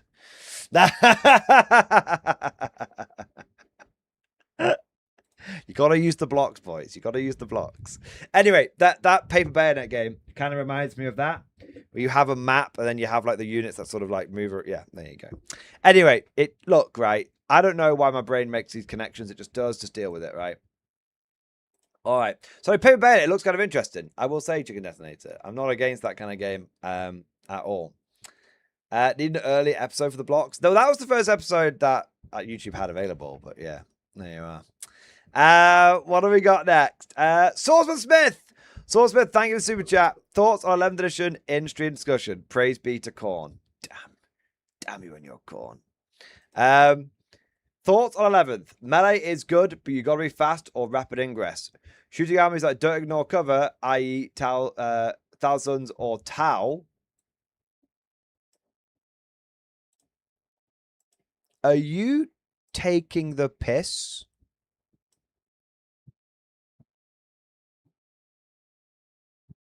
Because I agree with this bit. I do not agree with this bit. Oh, if you're not them. I was like, I'm pretty certain Thousands can put a flamer in every hand and a cap in every ass. And I'm pretty certain Tau have army-wide ignore... I'm pretty sure Tau have army-wide ignore all of the bad updates to 11th edition. Yeah. I get it now. Yeah. Shigamos that don't ignore cover, e.g. you're not Thousands Sons or Tau, are in a bad spot. 3 games with Khorne, Demons, Blood Legions, Warptide. Purge the Foe is overrated. I've been playing Recon because I can just be in table quarters and score points. My game was the Imperial Guard. They didn't have the Hellhounds and basically couldn't do anything. It took the whole army to kill a Bloodthirst that had cover. So into the Black Ships. Did I not say big monsters with invulnerable saves are going to be big meta in 11th? The more that information that comes out about this game, the more I am proven correct. And I've not even played a game yet. How is it even possible? Because I've been playing since before many of you were even born. And that's actually quite sad for me because it means I'm getting old. I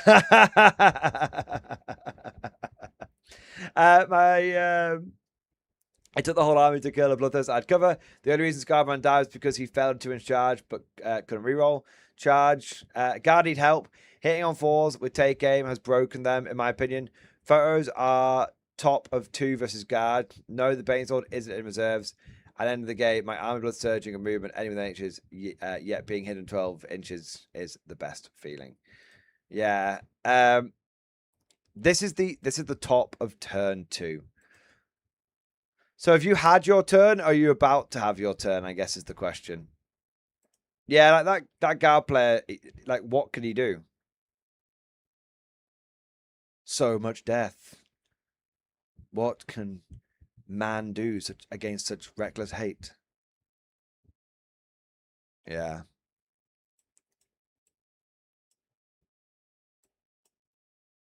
Yeah. Because he can't screen. Because you might be like, oh, but he could just screen. He went second. All right, so he still got his clapback turn, to be fair.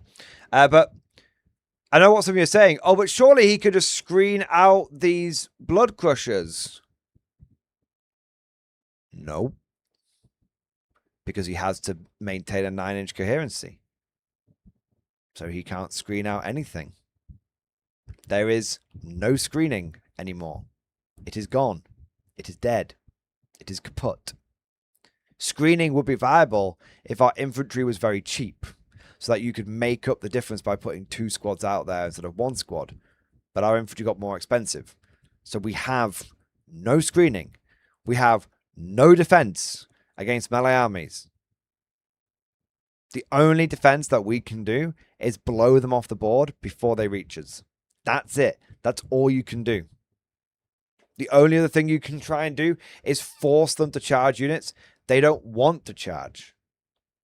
Like, let's say you play take and hold. This is why I think in a weird sort of way, take and hold is going to be almost mandatory for guard. Because you need to force your opponent to go to places they don't want to go to. Like, you need to have, like, 18 Borgrins on this objective and then be like, okay, well, I know you don't want to fight my 18 Borgrins, but if you don't kill them, they're going to be scoring me points. I still have 2 times bloodletters with characters in reserve. If you move them 8 inches to get line of sight or touch an objective, I get to surge. Well, is that your army rules, is it? Yeah, it's fucked, man. I think there's going to be a lot of this kind of thing happening. I think there's going to be a lot of very bad matchups. Like, I think the game... I don't know if it's incompetence or if it's intentional game design, but I think if we thought 10th edition was rock, paper, scissors, 11th edition is something even more simple than that. Yeah. Yeah. That's after 3 turns. That is after 3 turns. You basically walked across the board. You basically walked across the board with impunity and tabled him. 3 turns of guard firepower basically out in the open. And you basically walked across the board and tabled him.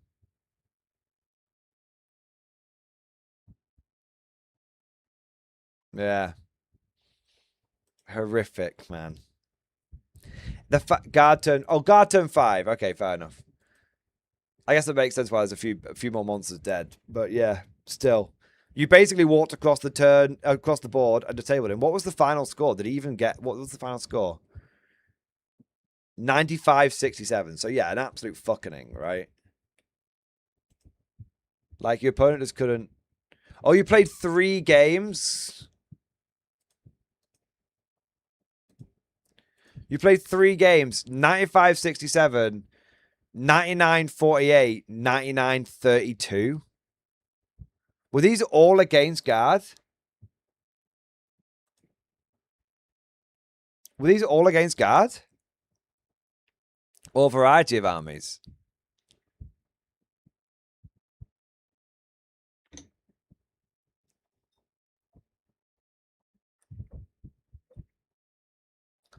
Tyranids, Orcs, and Guard.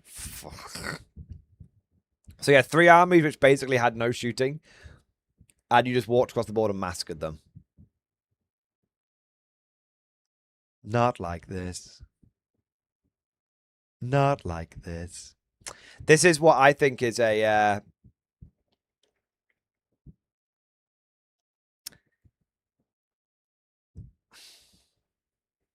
This is why I say every guard arm. I've got a video coming out this week, and I'm just like, I basically just go completely ballistic in the video and go, you need to take 3 hellhounds. You need to. If you're not taking 3 hellhounds, you might as well just give up. It's not quite that bad, but it is basically, that's the video.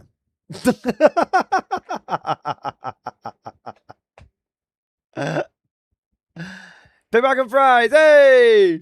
This is why everyone should just buy Old World.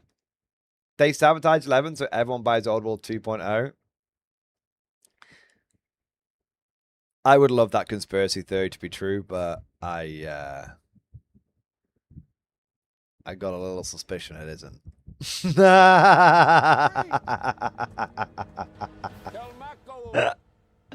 I got a little suspicious that maybe they're just not very good. I mean, okay, and when Old World 2.0 comes out and it's a bag of shit, what was the reason GW did that?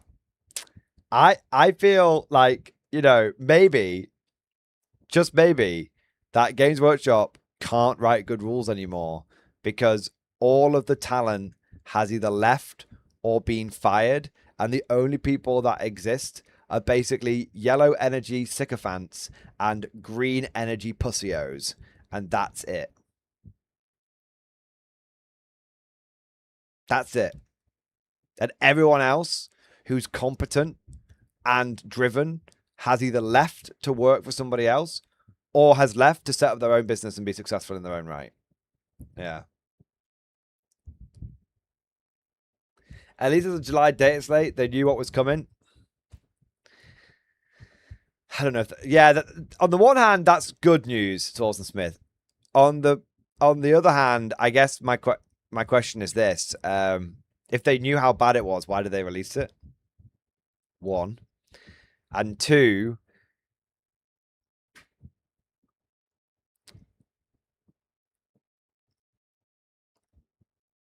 how many updates are we deep now in just the last year alone?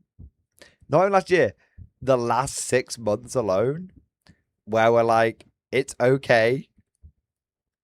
They'll get it in the next update.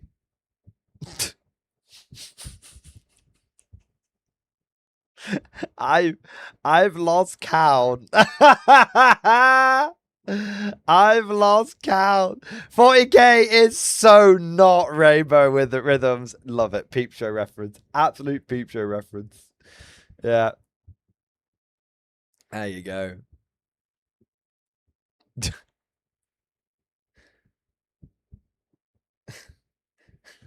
To paraphrase Peep Show. To paraphrase Peep Show. 40k is dead. You're kidding, right? No, he's actually dead. Shit, 40k. Oh, I only didn't like you a little bit. Like I didn't want you to actually die. Fucking hell. What did he die of? Corpo. Hey, Jeremy. 40k died of Corpo. Bullshit. No, seriously. Fucking hell. That is so 40k, isn't it? If you've seen Peep Show, you know the exact scene, the exact reference. That is so 40k, isn't it? That is so Jared. Oh man.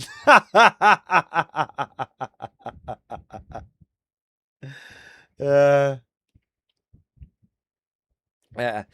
River of the Armor Cats, possible them to do playtesting in a year that compares to the weekend of public hungry access. It's kind of nuts, the different scale. No, I agree, River of the Armored Cat, but I agree in principle, but I don't agree in reality.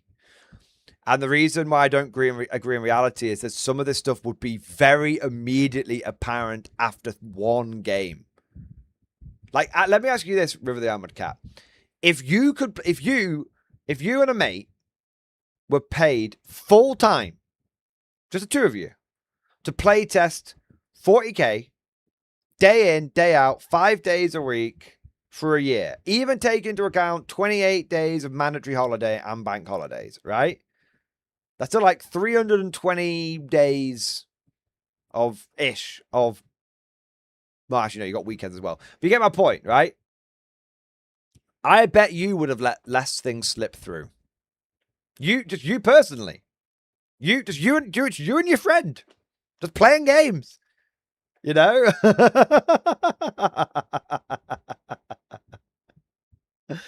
It should have been better, absolutely, but having done development myself, it's crazy what users find immediately that completely escapes developers for a year.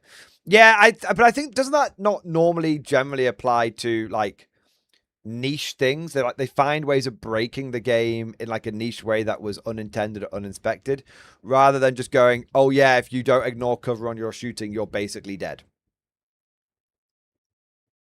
Yeah. Like, which is a very obvious broad brush thing. Yeah. I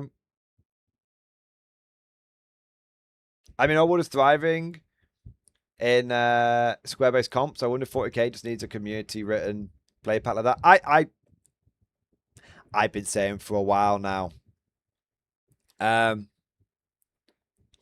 been saying for a while now that I think we need a community patch.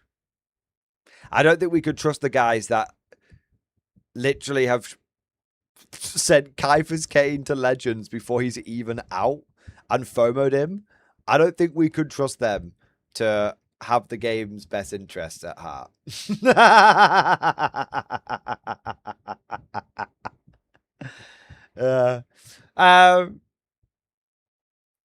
I'm painting blood letters. Game is fine, praise be. Yes, Orson Smith, but some people might think that you're not entirely being objective. Some people might say that you are, in fact, a tad biased. I mean, not me. Obviously not I. But some people may say this. Does the game technically work? Yes. Is that a long, far cry away from the game being, like, good and playable? I mean, technically you can play it. But there's playing it, and then there's playing it, right? I'm objectively the High Priest of Chaos. Yeah, you're on a 3-win streak. You're like, fuck it, game seems good to me, baby. I don't know what everyone's complaining about. Oh, if only all those guard players had done what I did and sacked the guard off in 10th and gone full chaos, they wouldn't have these problems. There you go.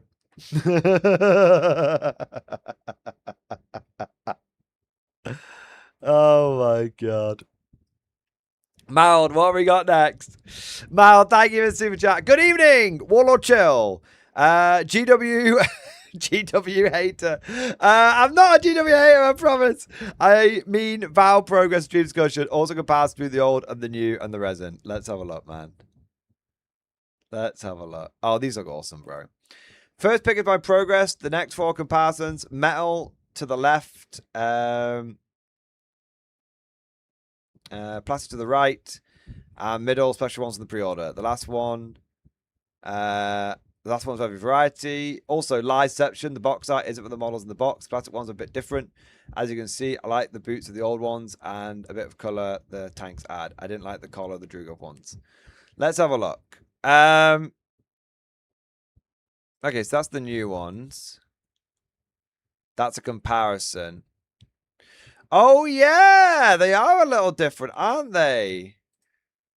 Yeah, like the tank on the back is a lot bigger on the plastic ones than on the resin ones. Interesting. I guess they were able to do more detail with the resin ones. Yeah. I mean, it's pretty similar. The tank is basically a bit different. And this one, it's just a smaller backpack. So that's basically a smaller backpack, and that's the a bigger backpack. Yeah. I wonder why. I wonder how I wonder why they changed the design. Interesting. Yeah. Very interesting. I do like the design of the resin ones. The plastic ones look pretty good, but I do like the design of the resin ones. Yeah. I think the plastic and resin ones are just so much better than the metal ones. Yeah. Yeah, and the Drugov ones are fine, but they're a bit off, aren't they? Yeah. There you go. Yeah. Cool. That was cool, Mal. Nice. God, you've got so many Ursus at this point. I don't even know how many you've got, but you've got so fucking many. Yeah. What have we got next? Spriggs, thank you for the super chat. Good news, we have Chansey on Team Kraut for Arnhem. Bad news, we have Chansey's dice rolling for Team Kraut for Arnhem. Well, that's both good news and bad news for me because I'm on Team Allies for Arnhem. So it's a shame that I won't get to fight side by side you and Chansey. But I hope I get put in the sector against him so that his dice basically betray him at every point and I just walk in there and just save the day. So yeah. There you go. Andrew Hutz, thank you for super chat. Buying a house with space for a massive table. Yes! Bro and Dad will bring 8k points to take on my 3k of Blood Angels, 4k of Guard, and 1k Sisters. Winner takes the house. Amazing. That's awesome, man. I love it. Oh, my days. Just got something in my eye, sorry. That's cool, man. It's great to have a big gaming table like that. That's awesome. Solarius, thank you for the super chat. Weekend hobby update in stream discussion. New guard vehicles are fun. Oh, also, Andrew, good luck with buying the house. Hope it all goes all right, mate. Oh wow, cool. Cool. They do look good, the hippogriffs. I have to say, I think they do look good. I'd love a comparison of one next to another guard vehicles. I've not actually seen that yet outside the GW pictures. But they do look good. I might, next time I'm at Element, I might pick some up. Or I might 3D print some. Yeah. Hey, they look cool. Are they like the Kill Team box or something? I don't recognize those. Are those one of the Sisters Kill Teams that came out? And like, but nobody uses them. I mean, they're cool as fuck. I think they look great. They do look cool, don't they? Yeah. Nice. Beautiful paint job on all the models, man.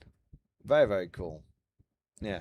Also, whilst we're here, John's pictures are coming through from his super chat earlier. Nice. The Italian infantry coming forward, mate. Nice. I love that. Looking good, John. Nice stuff. Yeah, the shields are really cool. Yeah. Incidents get a lot of use. Do they? Okay.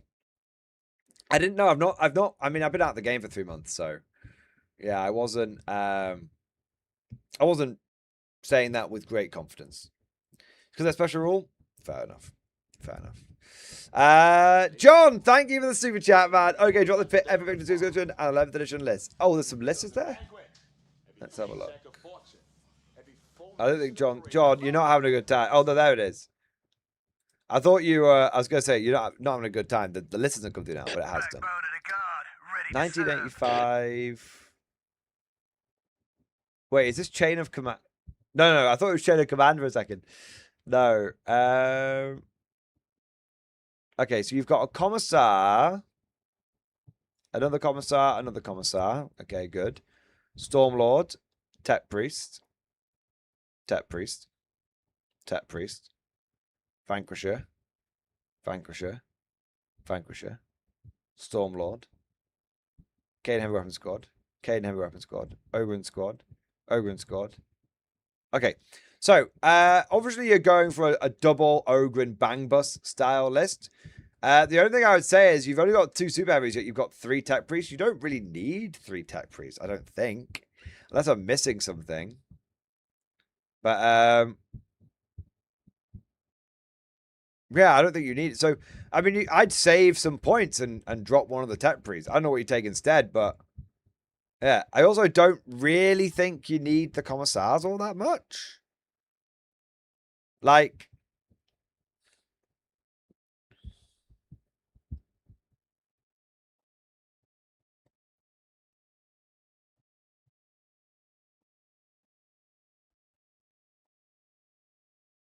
I guess you've got 2 units of Ogrins. Do you have a commissar leading 1 unit of Ogrins as well?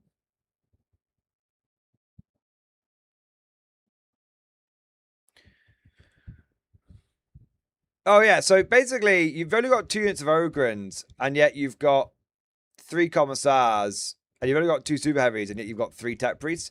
I basically think drop a commissar, drop a tech priest, and you'll be looking a lot better. That's where I would be at. Huh. That's my main takeaway. Other than that, the list is doing what you want it to do. Yeah. So that's my take, John. Yeah. Yeah, no, I see what the tactics you've gone for. I just don't. You don't have enough vehicles for the tactics to get. There's no point putting a vulnerable save on a Vanquisher. Also, the Vanquishers haven't got any orders, so I'm very Also, actually, that's a great point. The Vanquishers haven't got any orders, so they're not going to be doing diddly dick, frankly. So what I would actually do is I'd strongly suggest maybe either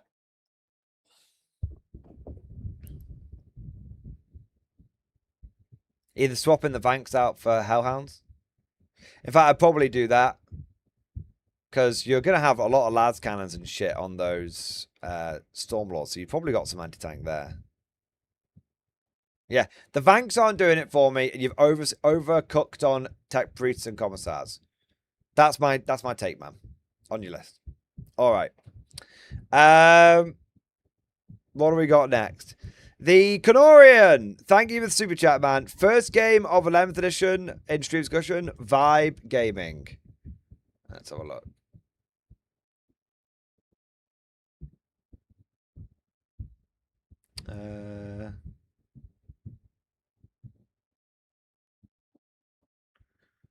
Where is it?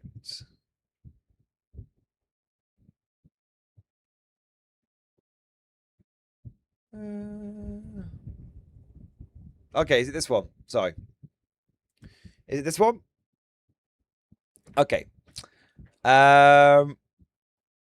Played infantry, RT guard, the tank guard list as my first game of 11th. It was 1250 point game against played with incursion rules on unit counts, but 3 DP because why not? We both looked lists up and hid them from each other, and then we revealed our list. It was going to be infantry guard, RT guard, and tanky guard.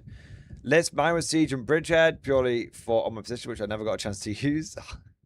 Had one of each basilisk, las cannon, fob, siege artillery team, 2 Castellans, 1 Cadian command squad, 4 times 10 Cadians, 2 times 5 Creek, engineers, 2 times 10 recon, 1 times 5 rough riders, 1 times 10 rattlings. A list I think certainly we're proud of. This was combined arms had Lord Solar Cadian command squad, 1 times 10 Cadians, 2 times 10 Kazakhstan, 2 times 2 Sentinels, 2 times armor Sentinels, 2 times hippogriffs. So lots of little bits of armor. Game, I was playing Disruption, taking hold. He got first turn. He pushed immediately, aggressively, looking to control my advance. He didn't get to do much shooting turn 1, as being infantry heavy army, I was well hidden. I tried to reply and managed to trap 2 objectives and put some holes in his scout sense and hippos, but couldn't kill them with low volume of anti-vehicle fire. That first push wasn't enough. A combination of heavy flame at Overwatch, hippos, and jumping into cover and shoot, and then out to hide blunted my first push. It was looking grim. However, I was able to reply thanks to siege rules stripping cover from my indirect targets. And the Basilisk was a beast. I used it as an assault gun, and it blasted holes in the scout sentinels. I even killed a unit on Overwatch. The infantry advanced to try and secure and trap more terrain, but unfortunately, it was at this moment a disabling blow was struck to my forces. His remaining scout sentinel unit removed my last engineers. The other unit died to flame at Overwatch that rolled well on attacks and wounds. His hippos pushed up and fired into my artillery park and dodged back. Then he lined up the armor sense on the basilisk and it shrugged them all off. In reply, the commander of our forces charged to take the center. Now the infantry vehicles were weakened, and in reply the Kazakhstan came out. They blasted 1 unit away, leaving the Castellan there alone. He then answered with his legacy plasma pistol, thanks to sustained hits, put holes in 4 Kazakhstan. That is cool. He charged only to be hit with a melter mine. That was the only thing I could possibly stop him. The other infantry command blocked at the center and held the ground till the end of the battle. However, the armor sentinels lined up again in the basilisk and fired. This time their shots rang true, reduced it to a pile of molten metal. The final score was 96 to the armored guard and 61 to the Krieg Siege Regiment. A victory for the guard then. Doesn't matter whose guard. A victory for the guard. Final score was 96. I really enjoyed the game apart from turn 3 where it became clear I had made a few too many mistakes to have the pieces needed for the final fights. Turns 1 and 2 were a great push and pull. Turn 4 and 5 were a great fuck we ball turns. The exhibitions felt good and we worked fine for casual 5s games like this, in my opinion, but need to play more carefully built list games to know how they feel outside of that. Guard infantry do feel a lot more expensive to lose. If I had 65 more infantry, I might have been able to bring 10 more men, which would have made one of those mistakes that lost the squad less painful. Hippos are very strong skirmishers, and shooting feels so much better with the minus to hit. So much better with it. Okay, fair enough. I'm strong disagree, but I'll respect your position. If I had used my engineers better, I think I would have had a bigger impact, and some bad luck on a charge roll for my Rough Riders meant that they just died shooting despite what should have been an easy charge. Importantly, if I was focused on getting points, I might have wanted more Rough Riders to be early push forward trappers and skirmish. Our last first game 11 to lost, but we had to play it online, so does it really count? It only counts online if you win. Otherwise, it doesn't count. Nice. I should do some tabletop sim, though. Yeah. But he had a lot of fucking sentinels, man. That's crazy. Yeah. Cool. Yeah. This is the kind of list I think you're going to see a lot of. Loads and loads of guard armor. Yeah. Yeah. It's because when things hit, they hit. That's true. When they connect, they do feel a bit more powerful. It's getting them to connect, which can feel a bit funky. Guard are winning games, boys. That's how we win. Only play against guard. A perfect 50% win rate. Perfectly balanced, as all things should be. Yeah, I think the way guard. I mean, so here's a thing, right? So one of the big changes from 10th to 11th is you no longer need to start the game with infantry inside transports. Like in 10th, if you had a dedicated transport and you didn't have an infantry squad to put it in the beginning of the game, you weren't allowed to deploy it and it basically auto died. That restriction is now gone. So I know it might sound pretty ridiculous, but I'm just there thinking, why would I pay for an infantry squad? Like, why? Why not just buy a Chimera? Just 10 points more. Comes with 2 heavy bolters, heavy stubber, hunter killer missile, las guns. In fact, it comes with about as many las gun shots as an infantry squad does. But then has on top of that heavy bolters and stuff. So yeah. Armor Sentinels being cheaper than 20 cards really hurts. I mean, Armor Sentinels what, like 65 points? Yeah, why would I take an infantryman? Like why? I'll just take a Sentinel instead. 120 for 2 Armor Sentinels? I think it's gone down, DLX Spider. Like, I kid you not, I think it's gone down, man.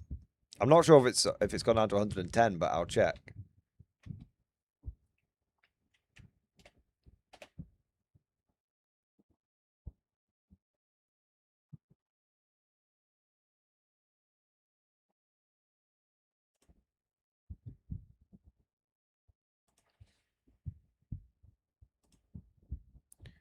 Okay, Armor Sentinels are 120. Okay, they have gone down by 10 points. That's where I was getting confused. Scout Sentinels have gone down by 10. So Armor Sentinels are the same as they were, but then cheaper for 2.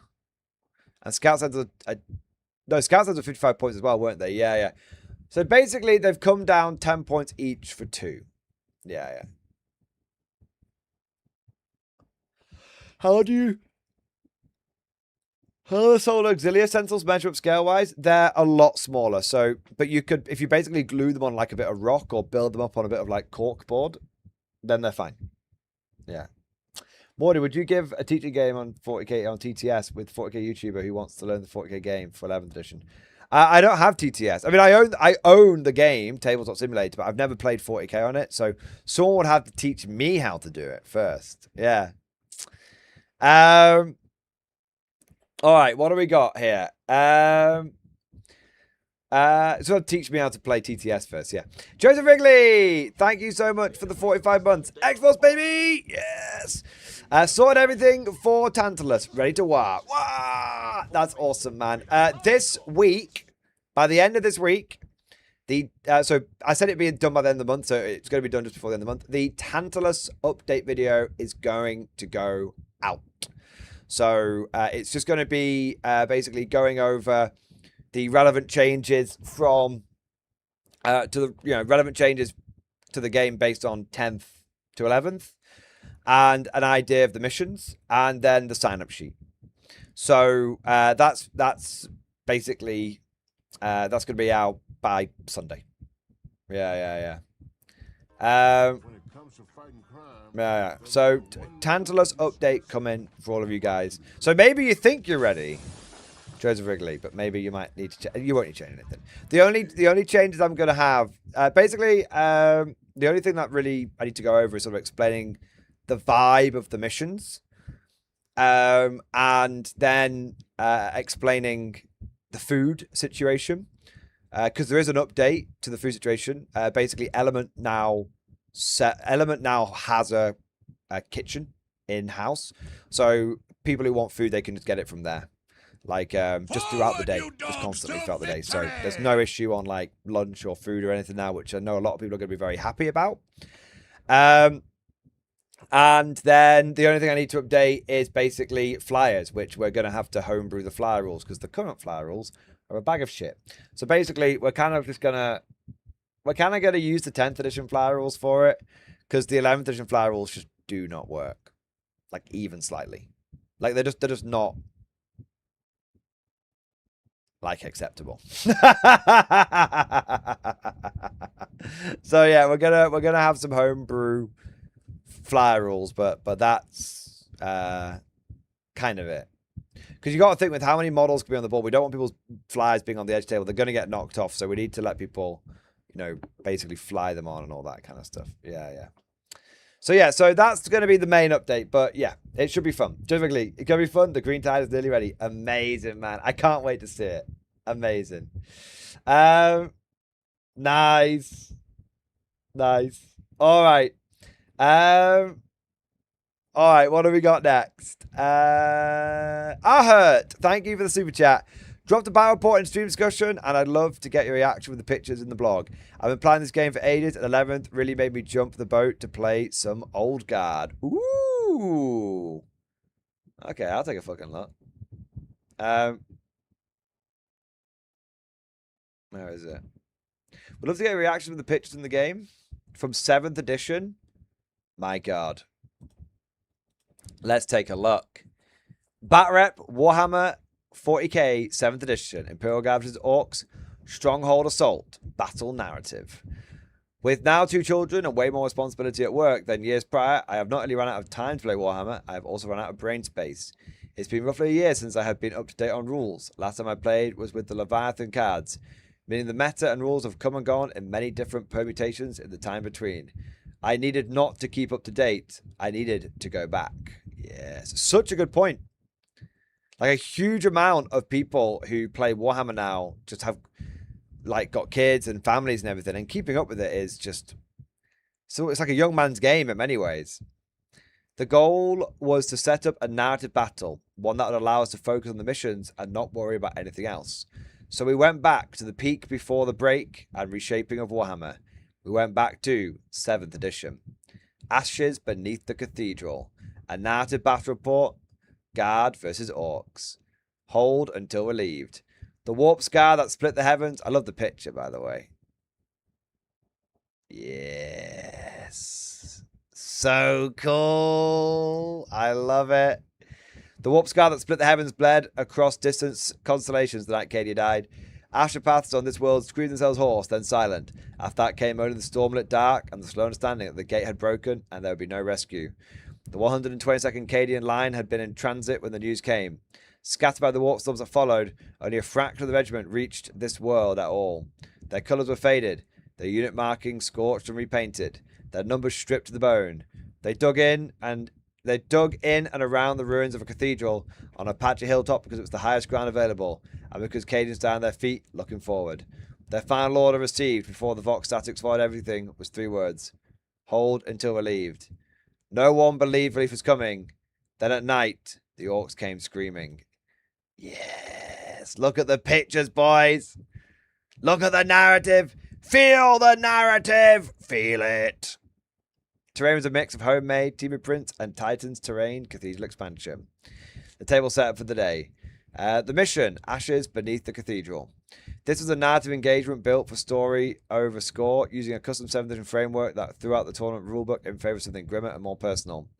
The setup, the 122nd holds a fortified cathedral position, dense ruins, barricades, layered trench lines, against a full orc onslaught across the killing field. The Imperials are outnumbered and undersupplied. The orcs have numbers, momentum, and a war boss who keeps not dying. Primary scoring. The Orcs and victory points are pushing units into the Cadian front line and back line. The Imperials score by destroying Orc units. Simple math with brutal implications. The Orcs just need to arrive. Key set of rules that shape the battle. Dawn of War. Night fighting penalties in the first round with searchlights that reveal as much as they illuminate. The Orc Horde. Destroyed. Orc units can respawn from the board edge. The green tide does not recede. Low supplies. From round 4 onwards, every Cadian heavy weapon is running dry on a roll of a 6. The guns are falling silent. Space Wolves reinforcements. A single squad of Wolf Guard Terminators is inbound by teleportation. Whether they arrive where they're needed depends on whether the Orc Met Boy's signal scrambler can be stopped and whether the War Boss cooperates. Ah, that's so cool. So cool. I'm gonna. I realize it's quite a long post, so I'm just gonna sort of skim through some of it and then post a link to it for those people who want to check it out. I love the scattered Cadians dead around the battlefield. Got some old school metal Kazakh in there. Very cool. Yeah. It's great, man. It's so good. It's so cool, bro. Yeah. I love it. I love all the setup and everything. Like, if I had time, I probably, you know what I'm probably going to do? In my own time, I'm going to go back and read through this. It very much reminds me of some of the old, like, Alaria-style battle reports from the glory days of Daka Daka. The real glory days. So good. That's a cool picture. That is a very, very, very, very cool picture. Yeah, love that. I love the firing step on the trenches. That's really like a nice detail. Yeah. They're closing in. They're breaking through. Oh my god, they're breaking through. Hold the line. Hold the line in the name of the Emperor. Jesus, man. They're breaking in. They're pouring over. They're pouring over the trenches. Fucking hell. Fix bayonets. Stand and repel. Stand and repel. So cool.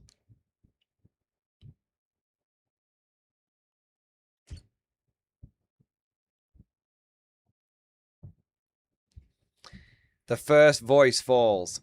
He was going to die. He had known it the moment the war boss fixed those yellow eyes on him.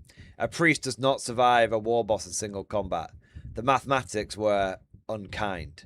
But that was not the point. The point was the men in the trench behind him, who were watching.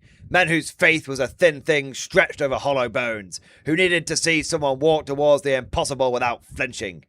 He lit the power maul. The war boss was already moving, reaching for him with one of those enormous hands, and Vask ducked under the grab and swung them all into the joint of the thing's knee. He felt the impact travel up his arms. The war boss barely noticed. The second blow came down him like a falling wall. He had time for one last thought. Not a prayer. Something simpler. Something that surprised him with its smallness. I held the line.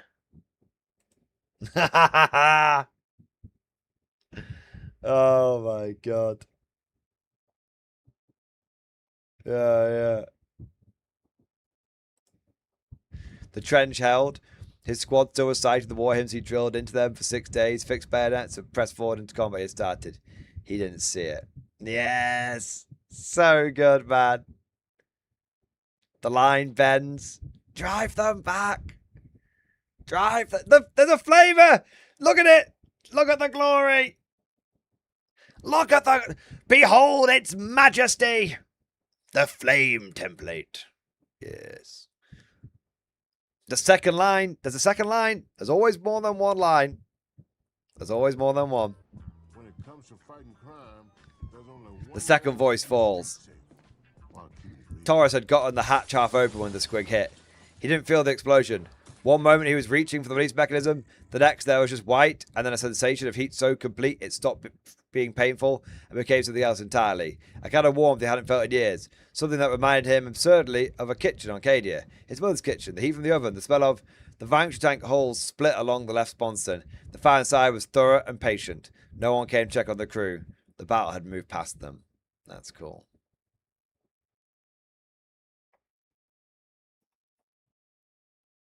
There you go.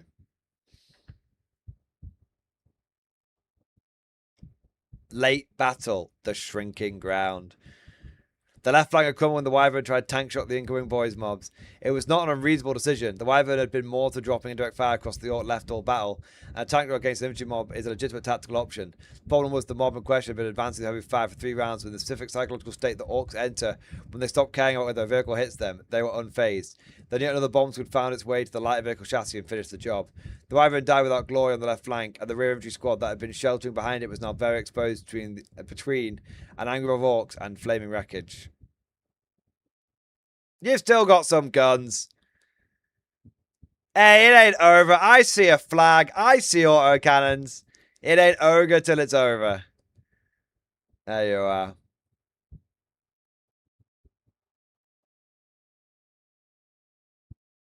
That's cool. Space Wolves, hot dropping in, baby. That's the way. The sheer tide. So cool.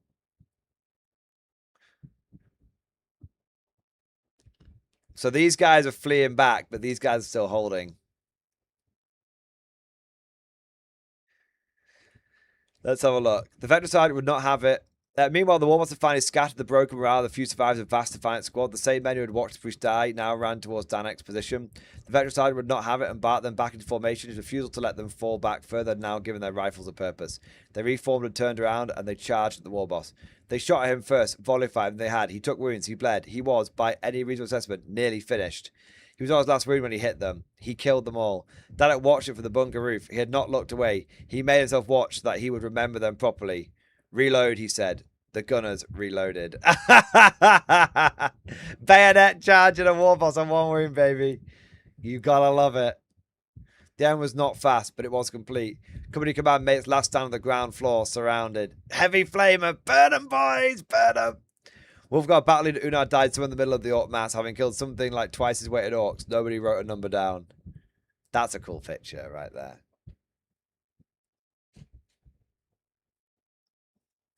Sergeant Sharp, so I didn't miss here. Yes, based on the rule, do not teleport. Logan's stat was notable and shocking because he teleported.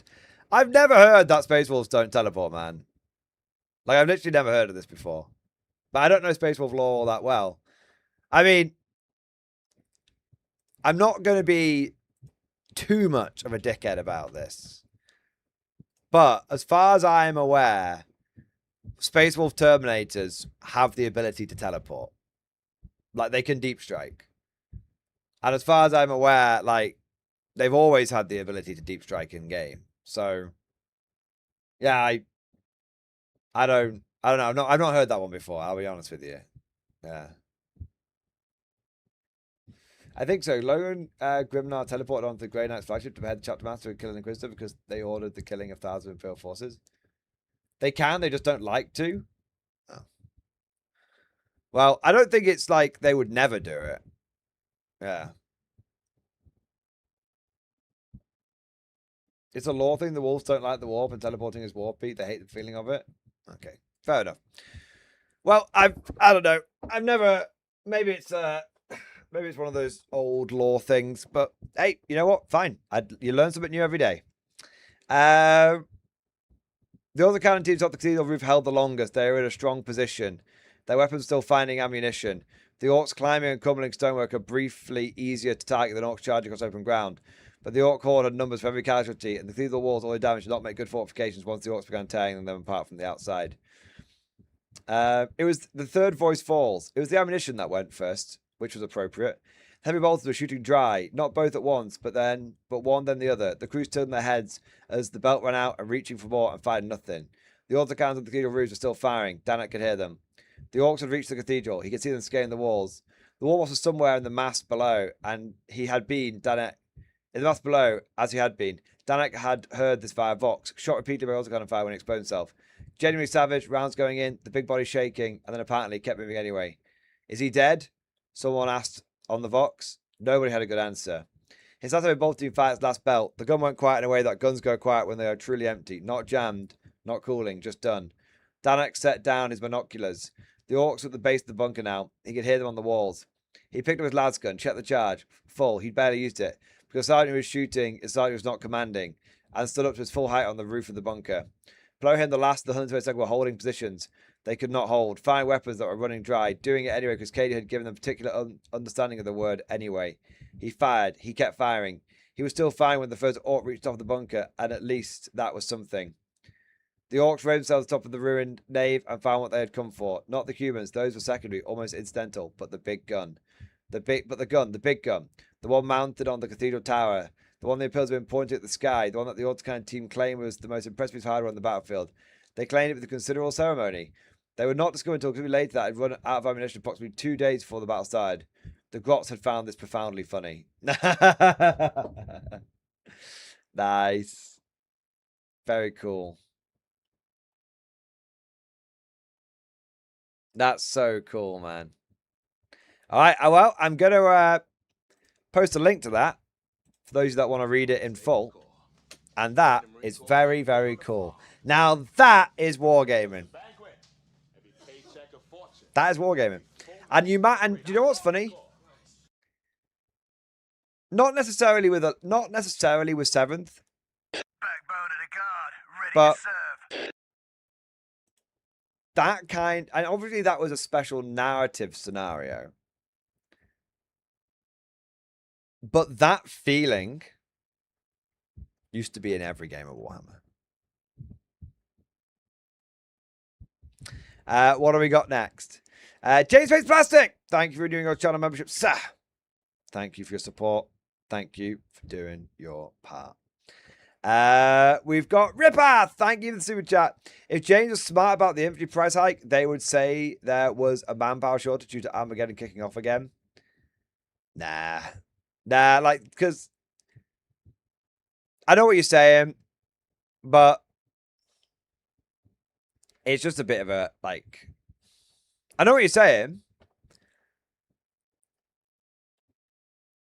but then they're tying law into rules and they don't like doing that.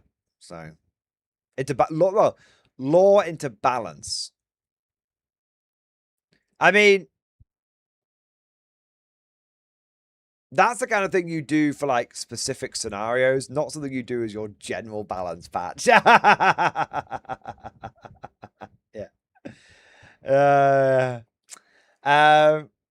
It was so refreshing to play old rules and just flow. Your 4th battle ports let me convince others to play this madness. That is the beauty of old rules. They just flow and flow and flow. The problem with this cumulative scoring and all this kind of bollocks is it makes the game very clunky. Modern 40k is a very clunky game. What do we got next? Keep it the Imperial Assault. Thank you for the super chat. Update on 11th edition box missing sprue in stream discussion. Oh,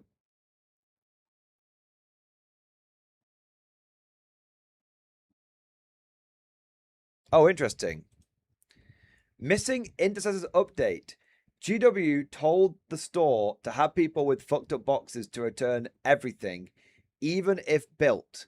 And the store will then contact GW once they have the product back in store and then wait for a replacement. Thinking I might just ask for the possibility of a refund after all of this. Okay, so I know why they're doing it. It's fucked. Like, it is fucked. But I know why they're doing it. It's to try... They're trying to avoid breakage. So, basically, or they're trying to avoid getting scammed. So no, I understand why they're doing it. So basically, what they want to avoid is someone taking a sprue out of the box, taking a picture and going, see, I never got my intercessors. Because then trying to get a free squad of intercessors out of it. So GW basically has, yeah. And obviously the reason that they're doing that is because they don't like, they've changed their return policy. Like they don't just, before they'd go, yep, fine, just tell us you've got a problem and we'll send you a replacement out. Yeah, they don't do that anymore. So now they basically want you to bring, that's why they're saying, even if you built it, bring it back so you can prove like, hey, you had like a box and we're going to give you have to give all of it back and then we'll send you a replacement. Now it's not a really foolproof system because obviously someone could just take the sprues out, take the rest of the box back, get the replacement and still have, do you know what I mean? Still like have the system, still game the system that way. But it's a lot less, so it's a flawed system. The system that doesn't even work. But I guess the idea is that it makes it significantly less convenient. And so as a result, they are hoping that will people dissuade people, I guess. But yeah, it's a bit of a it's a bit of a bad one. Yeah. This is one of the things that I've heard. I have heard that there have been a lot of problems with the Armageddon boxes. But I've heard some counter arguments as well about, well, just the volume of boxes that they're putting out. I understand that, and I actually do accept that argument. But I still have some issues with the quality control that I want to address. Yeah, I do. I want to kind of like, so I don't think that's a necessarily wrong argument. In fact, I do fully accept it, but I also think it doesn't completely let them off the hook. Yeah. Yeah. All right. What do we got here? Andy Burns, thank you for super chat. Hey Mordin, are you going to do another of your Get Started with Gav videos for 11th? I'm a new player that loved your old starting Gav video, but unsure if you still agree. So most of those videos, so yes, I will. But I'm going to play a few games first. And then I'm going to do one of those videos because I think it's important to do a Get Started video based off battlefield knowledge, not off theorycraft. Because a lot of new people will use those videos to make like informed purchasing decisions. And if that's based on bad information, then I'm potentially, causing people to lose money, which I don't want them to do. I want people to have, make the best possible purchase they can do and all that. So, just because who wants to waste money, right? So, yeah, I will absolutely be doing so, but it will probably not be for a few weeks. Yeah. All right. Cosmic Drew, thank you for the super chat, man. Memes and a question in stream discussion. Teach me plain. All right, let me have a look. It's been a hell of a fun making my Axe army, but it's finally time to unleash the full might. Crush Jane is Thursday. I'm almost done with all the units of my axes, and then the big picture now. I might use the full might of the Barnes army. It's got me so hyped. I already know the list, but I need one last thing. How do aircraft and K-47 work? Can you give me a guide on the airstrikes? Yeah, I can give you a guide on the airstrikes. Read the fucking rules in the rulebook, man. No. I can take you through. I swear I've already taken you through this, though, Cosmic, but it was a few weeks ago, so I'll let you off. GW11 Division got you down. Conflict Crew has a solution. You don't have to suffer alone. Extraction initiated. Save 40k players one by one. Leave the misery. Join the crew. Get a loser. We're saving you. We don't care who you played. If legend hurt you, we'll save you. Simple math, better future. We offer more than rescue. We offer purpose. Other factions make promises. We deliver result. Word are easy. We bring the victory. When Legend hits you with points increases, rules bloat, paywall detachments, power creep, fun decrease, call the conflict crew. We fix that. One ship, one mission. Save the players. The best part, you don't have to do it alone anymore. Thank you for fighting. Thank you for staying. Welcome home. Conflict 47, Green Vault for life. We rescue, we welcome, we train, we fight, we win. Conflict Crew, so 40k players from GW 11th edition. Fuck's sake. Conflict Crew saves the day.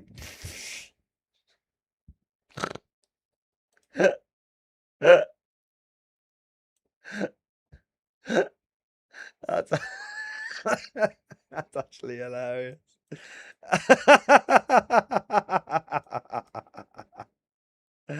You're safe now, brother. Oh, I love that, man. Hey, the wolves look good, man. I love it. Cool. Cool, man. All right. How do the flying rules work? Okay. So, you don't actually need an aircraft model. That's purely for if you want one. You can use a token. You can use a coin. You can use that. You can use a coin. So basically, you want to go to. You will want to check this in your rulebook because I'm going to give you the brief explanation. But you want to go to page 97. Okay, 97. And that will take you through, well, 96 and 97. Those two pages will take you through it. Basically, what you do is you need a forward air observer in your army. That's one of the extra commanders you can attach to an assault platoon. And in order for him to call the airstrike in, he has to do a fire order. So he can't do it. He can't move and call the airstrike in on an advance. So he has to do a fire order. You then pick an enemy unit that he can see. And that is the unit for the target of the airstrike. You can only do this once per game with each observer. So if you take 2 observers, you can call in 2 airstrikes. If you take 1 observer, you can call in 1 airstrike during the game. So you do a fire order, you pick an enemy unit you can see, and then you wait until the next turn so that the airstrike doesn't come in straight away. You then basically roll a dice at the beginning of each turn until the airstrike comes in. And you compare the result of the D6 to the first table, which is the airstrike chart. On a 1, you get a rookie pilot. So the airstrike comes in, but essentially your opponent gets to start placing it, and you might end up strafing your own guys. On a 2 to 3, the skies are empty. The airstrike doesn't come in. Try again next turn. On a 4, 5, or 6, the airstrike comes in. You then need to figure out what kind of plane has turned up. Because you've called in a plane to come and help you, but you don't know which plane was nearby to come and help. So you roll another D6. So once you've rolled a 4 up at the beginning of the turn, you then roll another D6, and that tells you what kind of plane you get. So that's the second table there. On a 1 or a 2, you get a strafing fighter plane. Basically comes in and does a number of... it does 2d6 plus 2 pen hits. So flies in and flies off. On a 3 or 4, you get a fighter bomber, which basically drops a medium howitzer. And on a 5 or a 6, you get a ground attack aircraft, which drops a heavy howitzer shell. So a medium howitzer shell is it drops a 3-inch template. Heavy howitzer shell is a 4-inch template. And that is basically how you do it. Now, there are some other rules, like flak. So your opponent might get a chance to shoot your plane down. So you need to any model that has flak might have a chance to shoot the warplane down. And there's also you also do a bunch of pins as the plane comes in. That's called resolve. But that's all covered on resolving the warplane attack. Okay. So again, it's very much it's very it's very much step by step in the rule book, but that is a brief summary of how it works. Okay, so if you take an observer, do not take flak. Yes, because your own guys might accidentally shoot your plane down as well. I would like recommend trying an artillery observer first, getting used to how artillery observers work, and then try air observers. But air observers are very good, but just follow the rules step by step, and you'll be okay. Another example, Cosmic, you know the battle report where I use the Red Baron in the Flying Saucer? I go through the aircraft rules step by step in that battle report, so you can always check that and watch that for a visual reference on how it works. Okay? All right.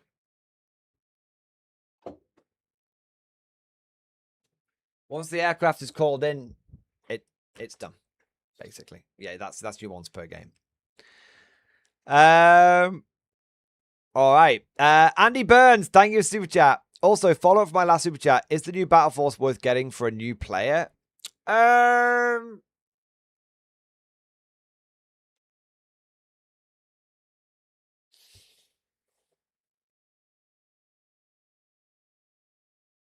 So, if you are planning on collecting guard long term, it's a good deal. You'll save money. Okay? Like you're like, I'm in it for the long haul. If you're looking at it to start the game with a bunch of units that are good, it's not a good deal. Every unit in that box, except for the Basilisk and the Commissar, are now considered substandard. So it's not a terrible box. It's still saving you money, but it's definitely lost a bit of its shine from when it was announced. So it's fine. You know, it's totally fine, and it is a point. It's a money saving thing at the end of the day. So yeah. I wouldn't consider the first Regal Dawn substandard, to be honest. I mean, that's true. Yeah. Okay. You know what? I'll agree with Cavacious there. I think I would only buy one of them. I wouldn't buy two. Yeah. Because the first Rogal's fine, and the Basilisk is fine, and the Commissar's fine. The infantry squad's a bit shit, but hopefully they'll fix the points values on that. And the Fob's a bit shit, but hopefully they'll fix that a little bit. So yeah, there you go. Superbox Fire. Oh, come on, the majority it's a great in multitude of lists. The box is solid for new folks. I don't know. I mean, is it Superbox Fire?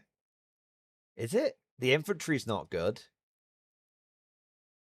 right now. The Field Arms battery's not great right now. It's not terrible, but it's not great. The first Dawn is good, but Dawns are still very expensive now. Like, I'm not saying that the box, if you notice what I said, Superbox Fire, I didn't say the box was terrible. I didn't say any of the units were terrible. I said that it's lost some of its shine, and the units, a lot of the units inside it are substandard. I think that's a fair assessment. Like, sometimes you can say something negative and people think you immediately mean everything's ultra trash. It's not ultra trash. It's no Wyvern. If someone said, hey, should I buy a Wyvern as my new guard model? Whether they were a veteran or a noob, I'd say, no, don't. You would be better off burning the money, at least then you'd get some warmth from it. Right? But I think describing many of the units in the box now as substandard, I don't think that's a bad call at all. And I don't think you were trashing it, but no matter how much you tax on Battleline, cadence of their place, I don't think you'll see Battleline infantry in any. I don't think you'll see Battleline infantry in any serious competitive list, even semi-competitive list. I don't think you'll see at the current points cost. I don't think you'll see any. There's no reason to take them because you don't need that. You do not need objective control in your army if you don't want it to. Sticky objective squad, bro. Why would you? Why? Just build into a disposition that doesn't require it. This is again. So I'm not trashing Cadians right now, right? Just let me be clear. I'm not trashing. I'm not dooming. I'm not shitting or anything. I'm just being ruthlessly pragmatic.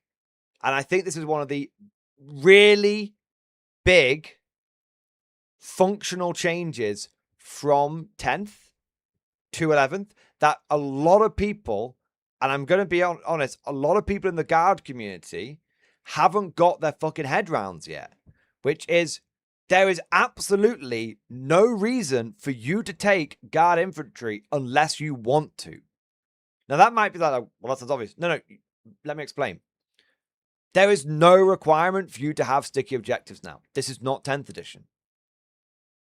Almost none of the objectives require you to hold your home objective. The only reason you hold it is in the vast majority of missions is to deny the enemy some end game points, but sticky doesn't help you with that. There's no requirement, if you don't want to hold more than one objective the entire game. So you don't need masses of OC to achieve that.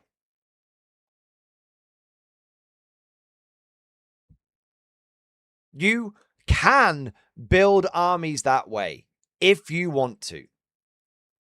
But there's no that the days of guard squads being auto include is no longer here because there is absolutely legitimate they don't screen effectively anymore either.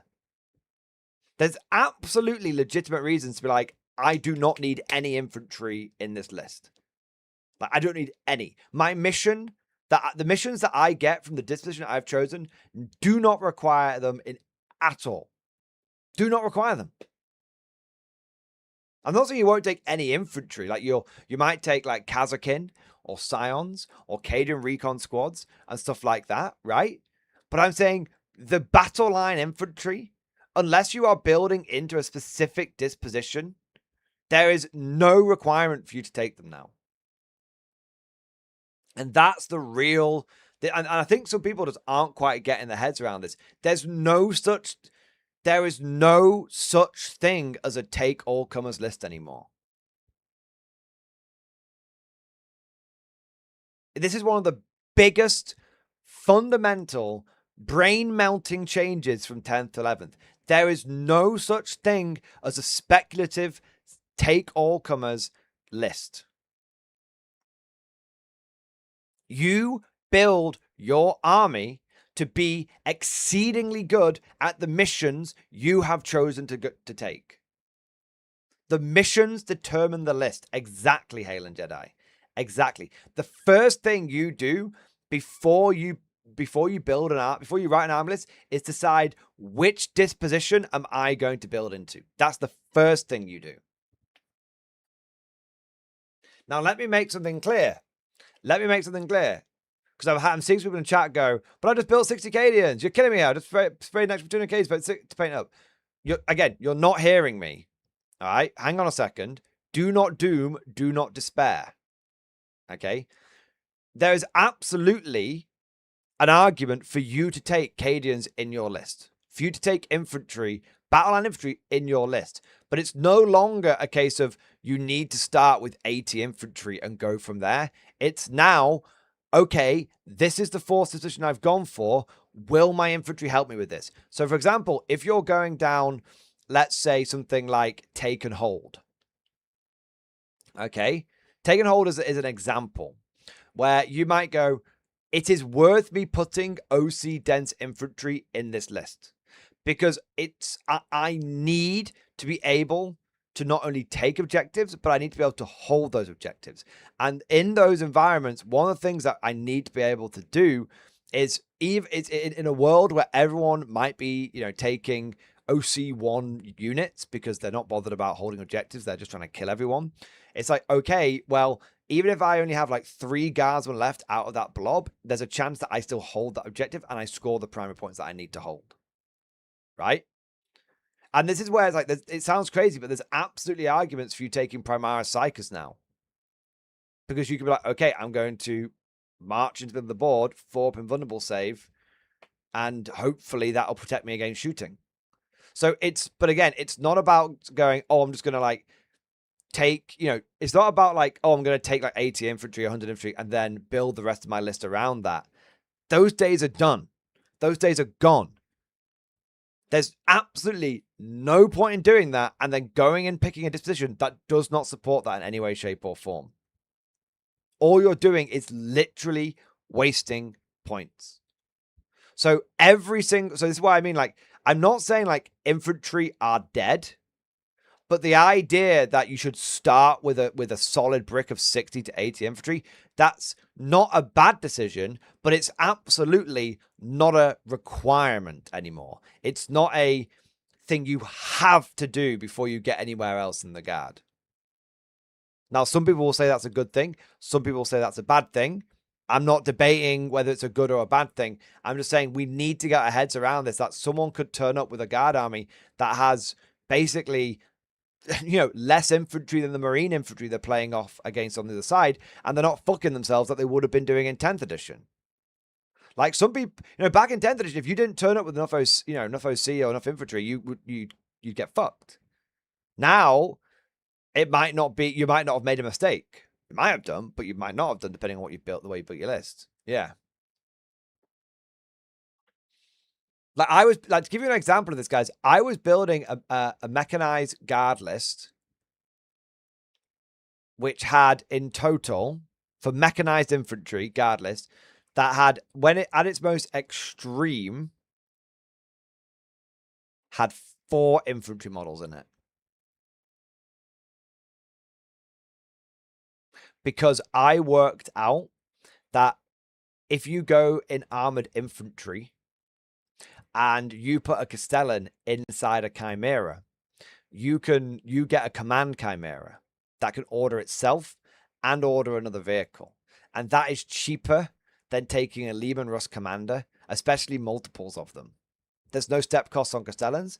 There's no step cost on Chimeras. And that unit isn't a wasted unit because it's still got decent firepower. It's got 2 heavy bolters, heavy stubber. You've got plasma pistols shooting out the back. That was the most extreme version of it. It's cheap, that's 4. I took 3 Castellans and Creed.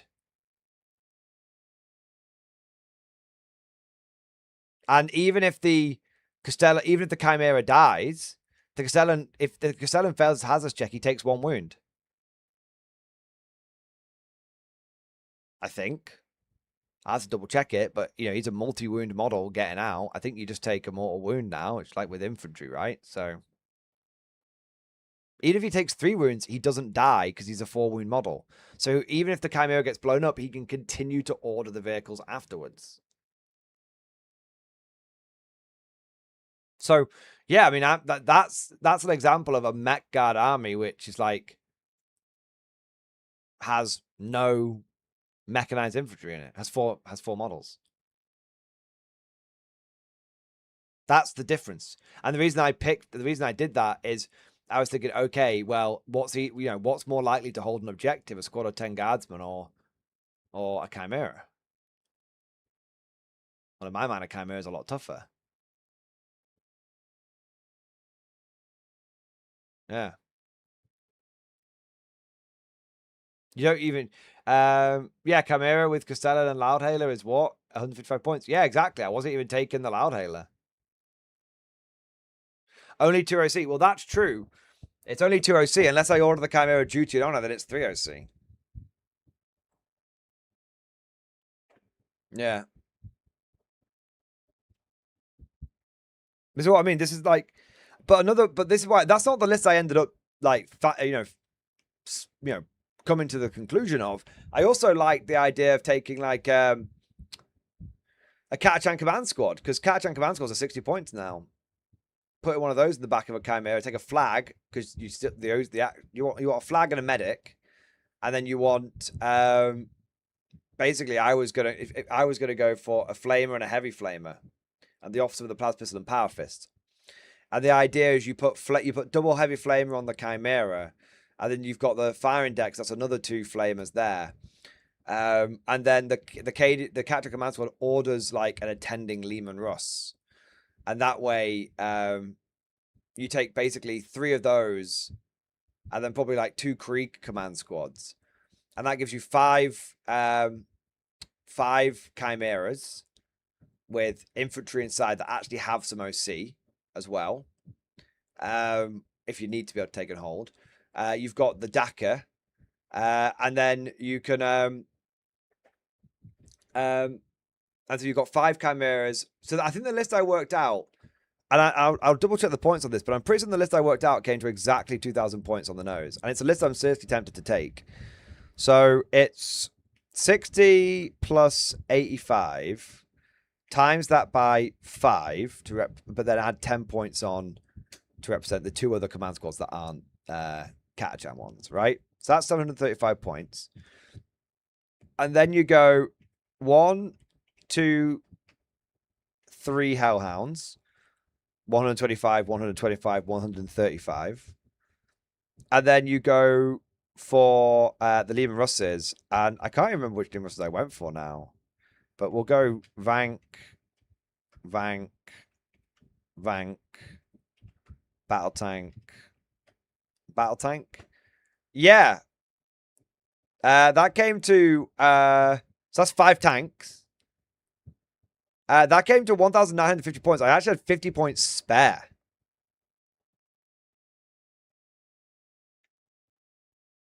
So that's 5 chimeras with 4 flamers in total. You know, 3 heavy flamers, 1 flamer.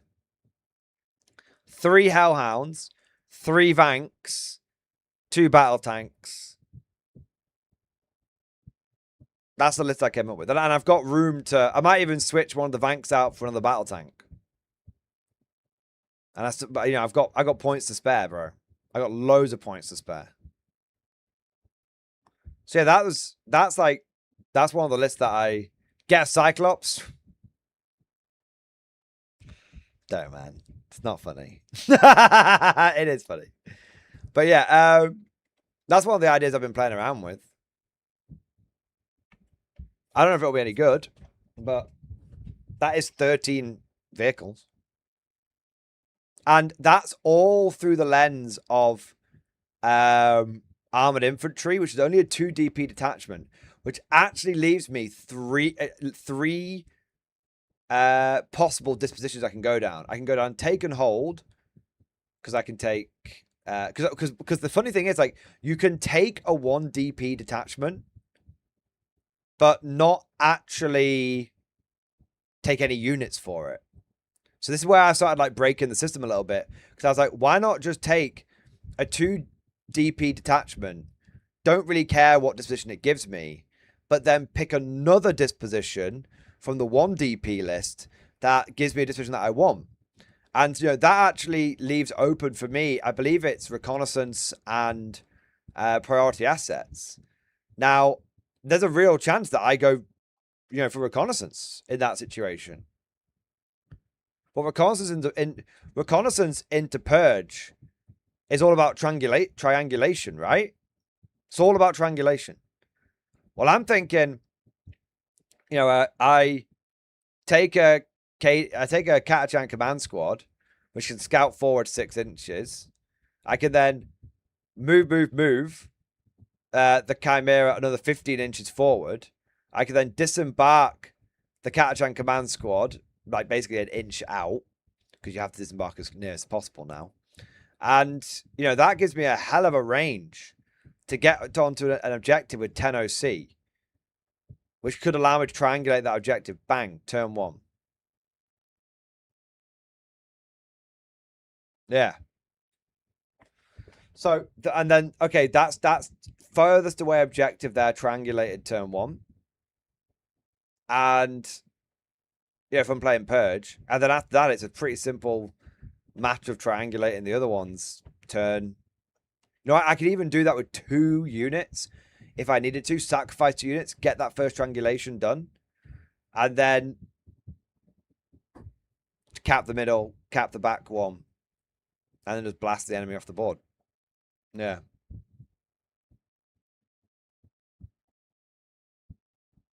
Yeah.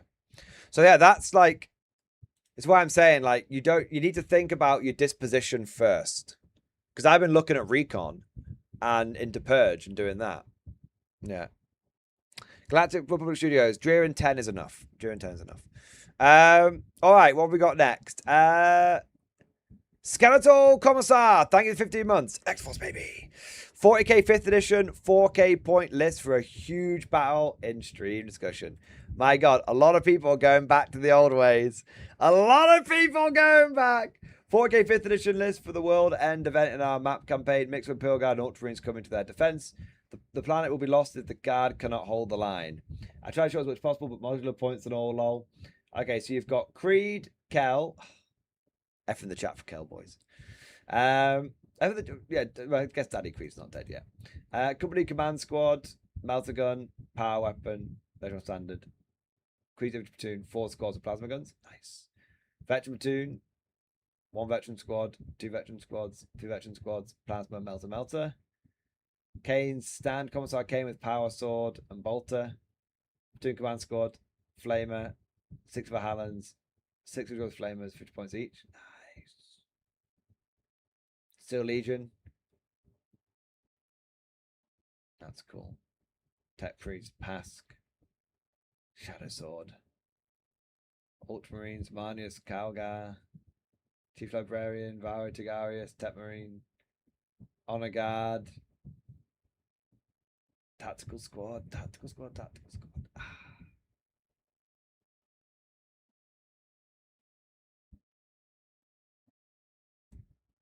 Yes. It's a beautiful thing to behold, my man. It's a beautiful thing.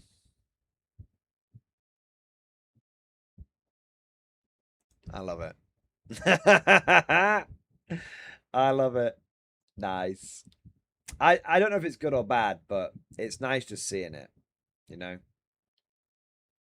All right. It looks like Merlin's got some advice for you on how maybe to tweak the list a bit, but yeah, it looks fun to me. Some mistakes made. I'll show you pictures after. Yeah, I mean, it's only, you know, you're playing an older system, so it's going to take a little while to figure everything out, but yeah. Chris, thank you for the super chat. Factions that now have cheaper battle line options than Guard. Eldar, Demons, Chaos, Marines, Death Guard, Drukhari, GSC, Necrons, Orcs, Tau, Nids. We let the beef flow. Yeah. Bro, man. Bro, I'm right there with you. It's a joke, man. It's a joke, but I have like I've shit on it a lot, right? I am now trying to work with what we've got. I'm not happy about it, but I'm trying to be like, it's not, you can't use what you wish you had. You've got to use what you have. And that's kind of my approach right now. I'll say this. If the July update does not make some radical fucking changes in a good way to Guard battle line, I'm going to be vexed. Terribly vexed.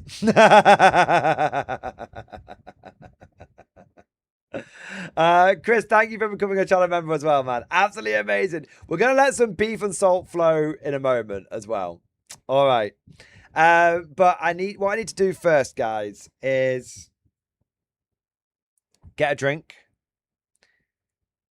have a piss, and then we can get into it. Because we've basically caught up all the super chats, which is amazing. Thank you so much for everyone who's been supporting the stream so far. I know it always takes a little while to get started on the Monday because everyone's got stuff to talk about, catch up. But let's have a quick 5-minute break. I'm gonna have a piss, have a drink, maybe have a snack, and when we come back, we've got some hype and we've got some beef to talk about. I think we'll probably start with the beef. It's lots of like little beeflets. Okay, so there's no like major long-winded beef topic, but there's lots of, it's around the big burger, it's gonna be like little sliders. So I've got a little beef the Armageddon box, and I got a little beef it's a big bit of beef, but it won't take that long to cover. Caiaphas Kane. And then we got some little like bits of hype and shit after that as well. So still lots to talk about. Still loads to talk about. We're only just getting started. But like I said, take 5, and then when we get back, we will discuss the beefy topics. Yes, there you are. All right, so I'll be back in a moment. Oops, I'm just gonna be careful with this chair or knock anything off. There we are. All right, back in a second.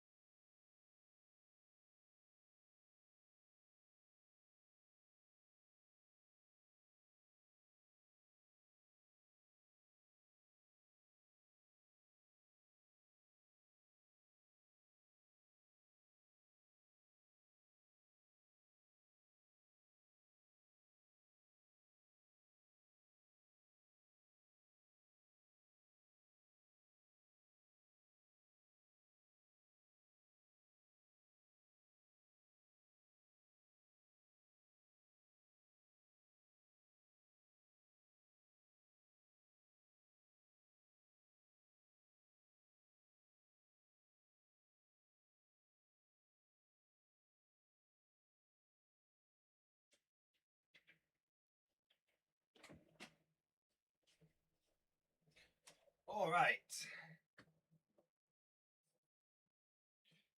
Cha.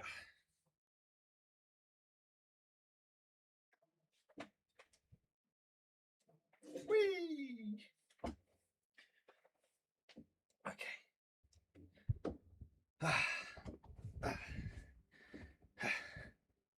All right. I'm back.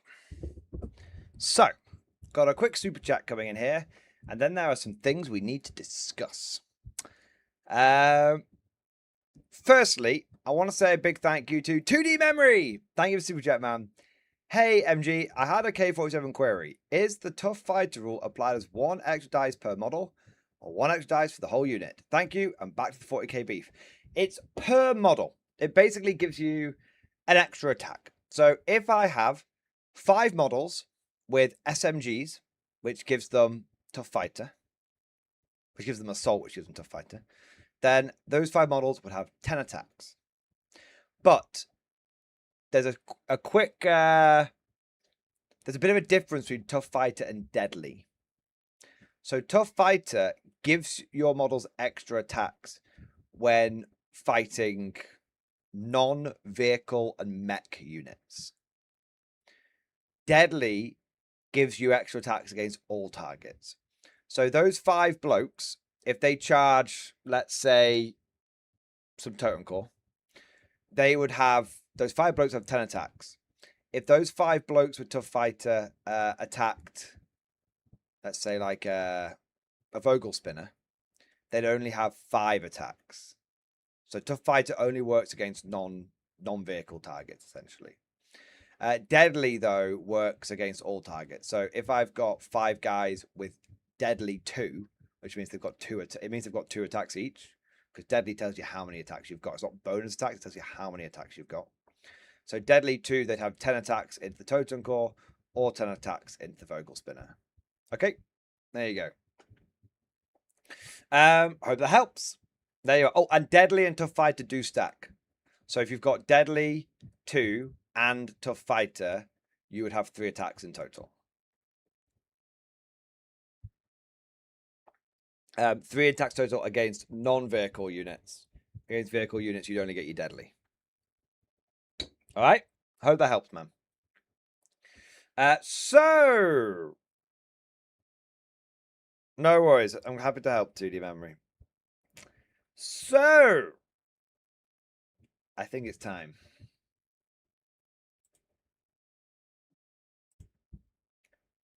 I think it's time.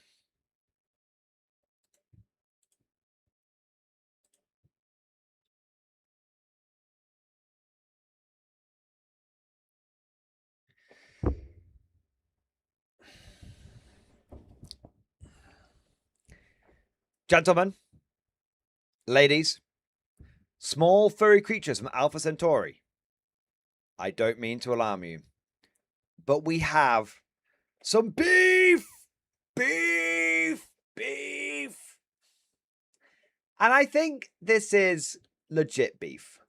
Because I know there's quite a few of you out there that have begun to think of me as some sort of beef monger. Who seeks out beef even where beef may not exist. And I don't want to be like that. So I only really try and cover like legit beef now. Like legit beef and grievances. Because I think that's the best. That's right. That's the right way to do it. Okay?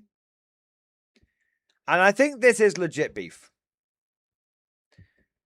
Because Games Workshop has shown us the rules for Caiaphas Cain. Caiaphas Cain, hero of the Imperium. And he goes straight to Legends.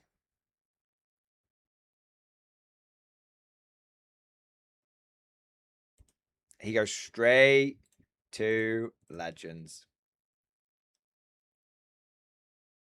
And I have to say, I am actually quite annoyed about this. I am actually quite vexed and pissed. Because I just do not understand. I just don't understand. So let me explain a little bit. For those of you who are a little bit out of the loop.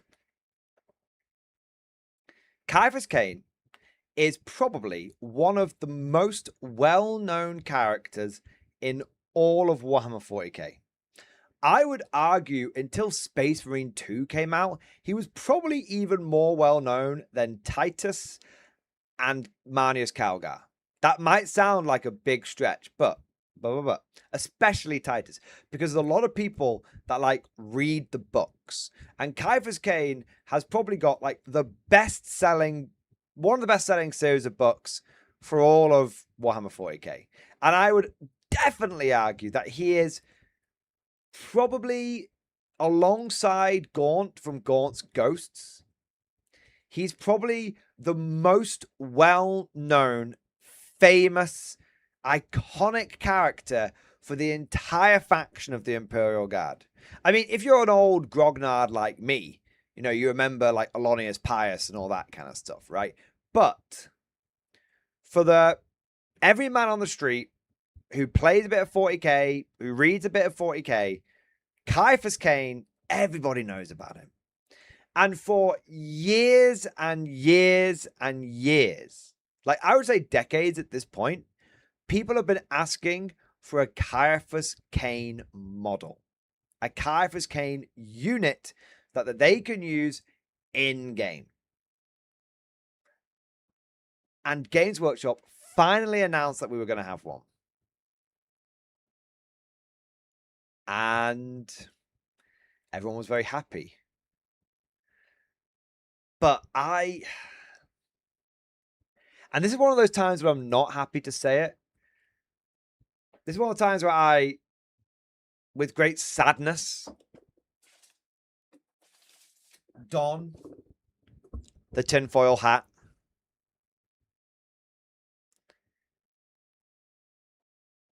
But send me to the black ships.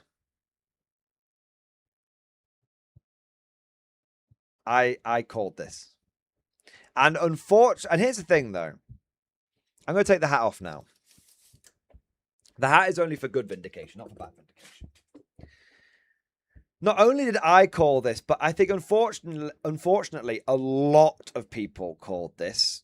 But I don't think anyone who called this, I don't think any of us are feeling a particular sense of triumph or happiness around this. I think we're just feeling deflated. I think deflated's a good word. Because we had hoped against hope. You know when when the other foot's gonna drop. You know the other shoe's gonna drop.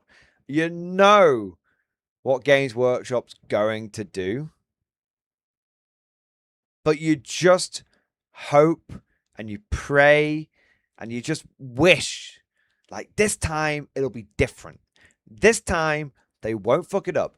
This time they'll know what they've got is good and they won't drop the ball. But I suppose it's true. Hope is the first step on the road to disappointment. Now, I actually have some additional bad news. I have two bits of additional bad news. The first bit is that not only is he getting a Legends datasheet, but they also couldn't even be bothered to proofread the datasheet. It's got mistakes on it. So if we read Hero of the Imperium Aura, while a friend Ashton Militarum unit, not friendly, friend. Look, right, it's only a little spelling mistake, but to me it speaks volumes. So it kind of reminds when I saw this, it reminded me of that sort of meme from Helldivers 2, where it's like, I friend. I friend. Bad at gaming. Oh, I thought this was a limited run by news. Oh, no, it is a limited run, by the way. It's FOMO. Yeah, sorry. That was presumed. Yeah, it's FOMO. all the way. But I guess that's it's just going to be like Hell's Last, essentially. I'm friend. Yeah, exactly. Colod got it. And the other mistake on the datasheet is unparalleled luck, once per battle per army. At the start of a phase, you can use ability. If you do, this model has a 2+ in save. Now that to me, that looks. I guess they're using the modern lingo, but it doesn't run out. Like read it. At the start of a phase, you could use this ability. If you do, this model has a 2+ invulnerable save. So he doesn't start with a 2-up, but as long as at the beginning of the first phase of the entire game, you just go, oh yeah, unparalleled luck, he gets a 2-up save for the rest of the battle. Which again is obviously not how it's meant to work. Obviously. But it's how it does work because they haven't proofread the datasheet. Kelzo, not being the AI allegations. Yeah. Like every day that goes by, I'm more convinced GW uses AI. Like, or I don't know. I don't know. Maybe it's AI. Maybe they prompt the AI to make the rule, to fill in the template. Or maybe it's just someone, do you know what the obvious answer is? They just phoned it in.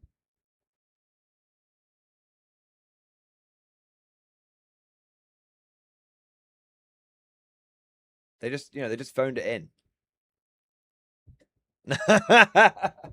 and again, that's really sad to me. Because this is it's really sad to me because it's another example of kind of what I've been banging on about with Games Workshop, which is that I even made a video about it. I just can't get excited about a GW release anymore. They just phone things in, half-ass it, and just fuck up every release. Like every release. And like, but the big one for me is the fact they just sent him straight to Legends. Like, I wouldn't care about the spelling mistake. They can fix that. I wouldn't care about the unparalleled luck being a 2+ permanent invulnerable save. Fine, they could fix that, right? I mean, I care because it shows a lack of attention to detail for the actual release itself, right? So I care about it from that angle. I recognize they could fix it, but I care about it from that angle. But going back to the Legends thing, I think this is, I just hate it. Because the other bit of bad news is that, as someone explained it to me, this is basically temporary Legends. So there's a very, very, very strong chance that Caiaphas Kane's datasheet isn't even going to be around very long, even as a Legends datasheet. Because they've done this, I believe, with a number of the Black Library tie-in models they've done. I think there's a bunch of them for the Space Marines. I think that didn't make it. I think isn't there the what's the Space Marine from, like, that was from, like, sort of the 8th edition sort of launch book or something, or it might not even, it might be the 9th edition one, and he got a model and it was like straight to Legends, and then they just quietly shuffled the Legends datasheet off. I'm sure, yeah. So it's one of those where it's not even now it might not be a temporary one, because obviously we got the Minka-lesque Hell's Last tie-in, and I think we've still got the Hell's Last Legends datasheet, so there's that. So it's not guaranteed he's going to go away, but there's a real chance that this is a temporary Legends datasheet.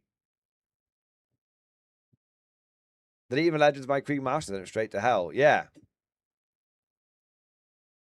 I think since the battle have more Legends characters than they have proper ones. Yeah. And I just don't get it, man. With Kaifa's Kane specifically, I really do not understand the logic here. I do not understand the logic. Because I understand when Games Workshop does FOMO, okay? Like, FOMO works. There's a reason why GW is addicted to it. This is another example of them being addicted to FOMO, right? FOMO works. But for something like this, there is no need to FOMO it. A good example of this would be like releasing Marneus Calgar for the Ultramarines as a straight to Legends datasheet FOMO limited run. There's a reason why Games Workshop obviously doesn't do that, because they know they're going to sell just a shitload of Marneus Calgars. But the thing is, what I find even crazier is that I bet this might sound like a really bold hot take, and I'm not completely willing to die on this hill, but I'm going to throw it out there. I bet over the fullness of time, they would sell more Kaifa's Canes than Marneus Calgars. And I'll tell you why. One, Calgar already has several iterations of his model. You've got the old Primaris one. And that Calgar works perfectly as a stand-in for the current Calgar. Two, so already, a lot of people are going to go, I've already got a Calgar model that works. I don't need another one. Then you're going to have a bunch of people that are Space Marine players that have no interest in getting Calgar because they don't collect Ultramarines. And then you're going to have a bunch of Ultramarine players that go, I don't want Calgar in my force for some sort of homebrew lore reasons. So there's a lot of people that are going to get Calgar, don't get me wrong. But there's a lot of like qualifying factors for why you wouldn't get Calgar. On the other hand, I guarantee you that every single Imperial Guard player, many of which who probably would even have left the game, would come back, add their numbers to the existing pool of Imperial Guard players, but would buy Kaifa's Kane. Every Guard player, past, present, and future, would buy Kaifa's Kane. Like, it's not even a question. It's not even a question. So why are they FOMOing this guy? I don't get it. This is GW leaving money on the table. I cannot express this enough. I think this is a mistake. I thought it was a mistake with Hell's Last. I was like, I think this is a very strange decision, but I guess maybe the Cadian Blood books haven't been doing as well as they thought, so maybe. But I was very convinced it was a mistake with Hell's Last. I think giving Guard a named command squad is actually a really cool idea. I think it's very strange they sent them straight to Legends. But with Kaifa's Kane, even more so than Hell's Last, I mean, 1,000 times even more so than Hell's Last, I think it's a very, very silly, short-sighted decision that, to me, does not even make sense financially. It makes no sense financially whatsoever. This would have been like bringing Yarrick back and sending him straight to Legends. And do you know what's funny? We've actually, because GW's been doing this so much recently, when Yarrick was announced, there were a bunch of people that would legitimate, and I say legitimately, because I think it is legitimately worried they were going to send Yarrick straight to Legends. And again, this sort of comes back, again, let's just go through this logically. Why is Commissar Graves not FOMO straight to Legends as a Armageddon tie-in model, but Kaifa's Kane is? Out of those, think about this, out of Commissar Graves on foot and Kaifa's Kane, which one of those do you think is going to sell more and be more popular? It's not even a question. So why the decision-making processes that are going on here are just so baffling And this is like something that I'm seeing more and more and more from GW. Just very baffling, logic defying decisions. Like I do not understand, and I've been saying it for a while. They've been addicted to FOMO. Like, though, you know, the battalion boxes they've been doing. If you look at the history of the battalion/battle force box they've been putting out for the Guard, if none of those were FOMO, if all of those existed right now, it would create like the perfect like purchasing pathway for Games Workshop. And like, I understand why they do them FOMO, but there's a real logical argument for not doing them FOMO as well. But no, it has to be FOMO. They can't help themselves.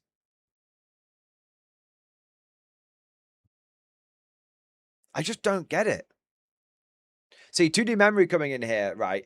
And I understand the sentiment, especially with some of the way some of GW's decisions have been recently. Pretty easy to understand. Delete the male heroes, pop up the female heroes. See, that doesn't really make... Again, I understand where you're coming from, because we're all a bit PTSD'd from, like, femme studies, right? I get it. I understand it, right? But even then, that doesn't make sense, dude. Because if that was the case, why did Yarrick come back? Like, not even that makes sense. That's what I mean. If it was Yarrick to Legends, Kane to Legends, new female commissar that comes out that's perfect in every single way and is a Mary Sue, then I'd be like, okay, yeah, it's you know, it's James Wokeslop, right? I'd be there with you. I'd be saying that. But it's not, because they are literally bringing back like beloved male character, beloved characters that happen to be male, and introducing female characters at the same time. I don't get it. And they don't even do it on all the limited stuff. Like, you know, the regular Cadian Castellan is male. The limited edition one was female. That's fine. But then the other limited edition model that we got was a commissar. He was male. Cade is male in his limited edition. Minka Lesk, female, limited edition. So do you see what I mean? Like, it's not even like a James Wokeslop moment, this. We don't even know. This is like, look, I'd be there. I'd be there with you guys, being like, look, I think there's some, like I came off the fence on the Femme Stogies thing, right? And that's, I think there were some. I think we all know there were some reasons why that was done, right? Whether you agree with the decision or not, that's not what we're getting into, right? Some people are pro it, some people are anti it, right? But I think we can all understand, whether despite what side of the aisle you're on, there was some James Wokeslop reasons why they might have done that. But this thing, in a funny sort of way, if they were being consistent with it, I'd almost be not happier, but at least less confused. That's the thing. It's some sort of, it's confusing. So yeah, it could be some form of licensing issue with how Black Library works. When it comes to fighting crime, Maybe. there's only one man keeping the streets safe while keeping it real. Is that it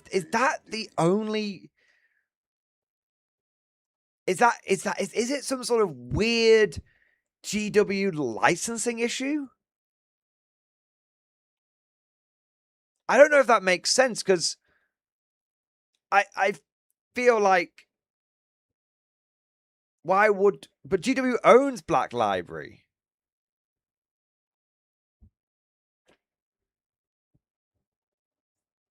So it can't possibly be that, because it's just a different team inside Corpo GW. Maybe not with Black Library, but with the authors. Oh, no.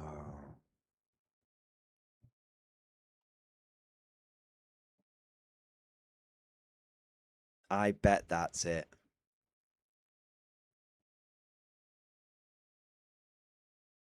Is it Games Workshop not wanting to pay royalties to an author? Is it Games Workshop being a cheap, tight-fisted bastard then why Gaunt's Ghosts? But then, yeah, then why Gaunt's Ghosts? Then why Gaunt's Ghosts?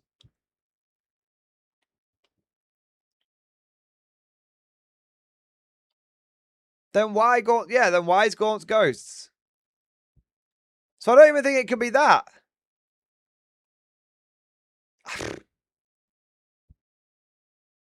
I don't get it. And okay, and getting back to the main point of this, getting back to it doesn't make sense. Yeah, I don't know, man. I think it's they only have so much production capacity. I don't know, man. Maybe, but that just seems like such a cope answer, man. I'm not saying I'm not saying you're wrong, Hexing Gaming, but I'm not shitting on it. But like, GW makes a lot of models. Not everything could be because of fucking production capacity, right?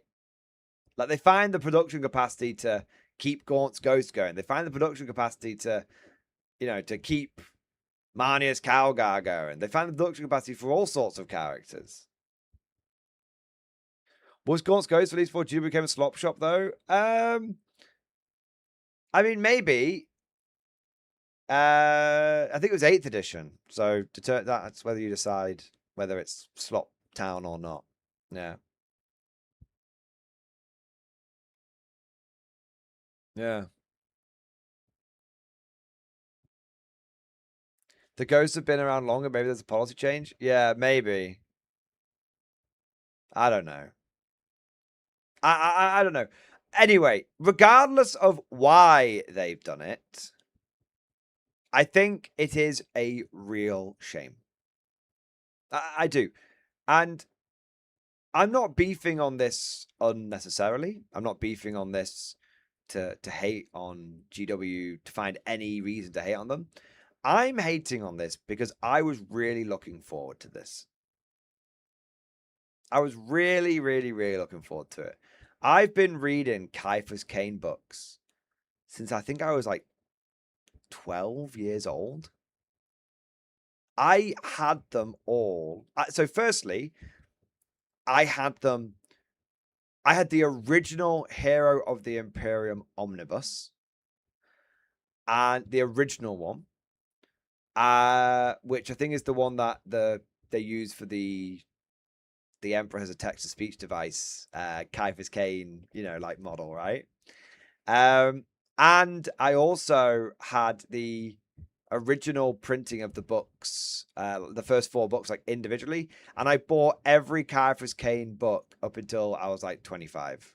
I think I might have them all, but maybe one. I think I missed like the last one, but that's it. I have them all. I'm a big fan. So I was very much looking forward to Kiefer's Kane. I have all the audiobooks as well. Like I've basically bought all of these books several times over. Like I love him. I think it's great. I think he's a really, really good character. And even a weak Kiefer's Kane book is still good. It's still a good book. It's weak, from the internal balance of the Kiefer's Kane series. It's not weak in terms of the general sense of Black Library, right? So yeah, it's really good. He's a great character. He's one of the best characters that Black Library has ever, produced. And I just think it's a real, real shame that this has happened. I don't think it was necessary. Yeah, I just don't think it was a necessary decision. I think it's a very odd decision. And I think they've really dropped the ball on this one. And as I said before, just to kind of like sum up my feelings on it, I just think that I just can't get excited for a Games Workshop product anymore. I can't. Oh, I'm really excited for the new. Just look at the last like few months of Guard releases. I'm really excited for the new, like Yarick. Oh, they've nerfed him into the ground. Oh. I'm really excited for like the new Armageddon box set. Oh, they've. Oh, no, all the models are no shit now. Oh, I'm really excited for Kyver's Kane. No, he's straight to Legends. Yeah, you know, like I just want to be excited for a GW release. Like I'm crying out for it. I am crying out for it. I am desperate. I'm desperate for I'm desperate to be excited for GW release. I am. Yeah, cool. Go back to Armageddon and no Steel Legion. Yeah, exactly. I say this because a lot of people think that like I unnecessarily hate Games Workshop, and I don't. I don't think I actually unnecessarily hate them. I do hate them. I won't deny it. I do hate Games Workshop, but I think there's a lot of very valid reasons why I dislike them. But even though I hate them, I still want to like them, and I still want to like the work that they do. They make it very, very hard. Yeah. Honestly, epic heroes from books are some of the reasons people pick and play specific factions. They shouldn't be legending any of them. Exactly, Aldeus. Exactly. And it's just strange how... It's also, what's kind of strange, I feel, is they don't apply this logic equally. Like they'll get rid of and Legends a whole bunch of characters and replace them with new characters for like certain factions, but then they won't do it with others. Like they've not done it with like Space Marines. Like not all Space Marine characters. Like, they'll do it with some Space Marine characters, not with all Space Marine characters. I don't know. My explanation of what... Okay, if you want an explanation for why I think GW does this, I think that there is a bunch of people that... I think that...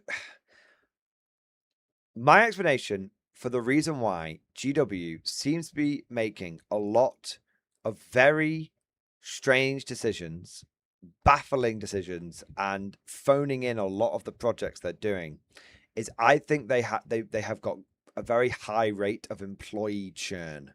I don't know if it's true. I don't have the numbers, but I'm just going off what I see and what I hear. And I think there's a lot of people who are thinking of leaving, getting given projects which they phone in. I think there's a lot of people who get given a project that they're not passionate about, but the guy who started it left, and now they have to deliver it because it's been like announced and stuff like that. And I think there's a lot of maybe, well, we don't need to worry about doing this too well because, you know, it's going to be a flash in the pan and then we're on to the next thing. I think whether it's an employee churn or a general churn rate at Games Workshop, I think it's a very, very, very high churn rate. So they're always thinking about get this out, then do the next thing. Get this out, do the next thing. Get this out, do the next thing. They're not thinking... I don't think they're thinking long-term longevity. I think they're thinking short-term, how can they constantly keep the money flowing in? Not long-term big projects, but short-term constant churn. And I think this is reflected in everything, including the big games now, like Warhammer 40k, and why why you see the way like 11th edition launched the way it has. Like someone made a really interesting point here earlier, and I think it was earlier in the Discord, where they went, I can't believe that on the launch day of 11th edition, I think it was on the launch day or the day after the launch of 11th edition, like one of the front page articles on Warhammer Community was buy, pre-order your Age of Sigmar, like Head of Knights of Slaanesh. And I think that's a really good point. Like, even something as big as a new edition of 40k, they release it and then they're immediately on to the next project. That's done, next thing. That's done, next thing. That's done, next thing. Whereas you'd think like the launch would be a much bigger like fanfare. I've had some people say they didn't even know that 11th edition had properly launched yet. Which it launched like 3 days ago from doing this bit.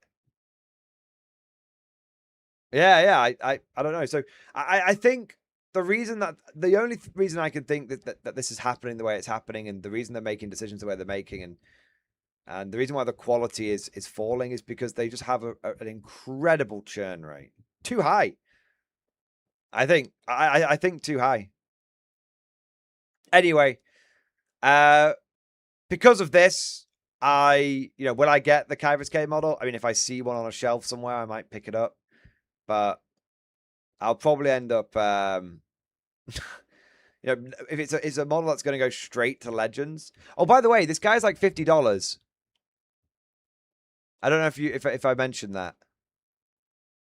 2 models straight to Legends. Him and Jurgen. Technically 1 model, but we'll say 2. We'll be generous. 2 models straight to Legends. $48, I think it is. For 48 quid. If I can't even use him in most of the games, I think I'll probably, how should we say it? Find an alternative means of sourcing this model. 3D printer go bear. Yeah. $48 for a model that you can't even use in most of your games. Well, you can obviously use him as a commissar, right? Of course. But you can't even use the unique rules with him. Yeah. Crazy. Yeah. I will say one thing. Because we've had a lot of beef. I want to end on a note of pure, unfiltered, unfettered, undiluted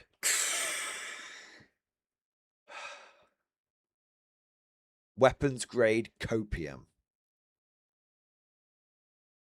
Industrial grade hopium. In fact, I'm going to take another hit.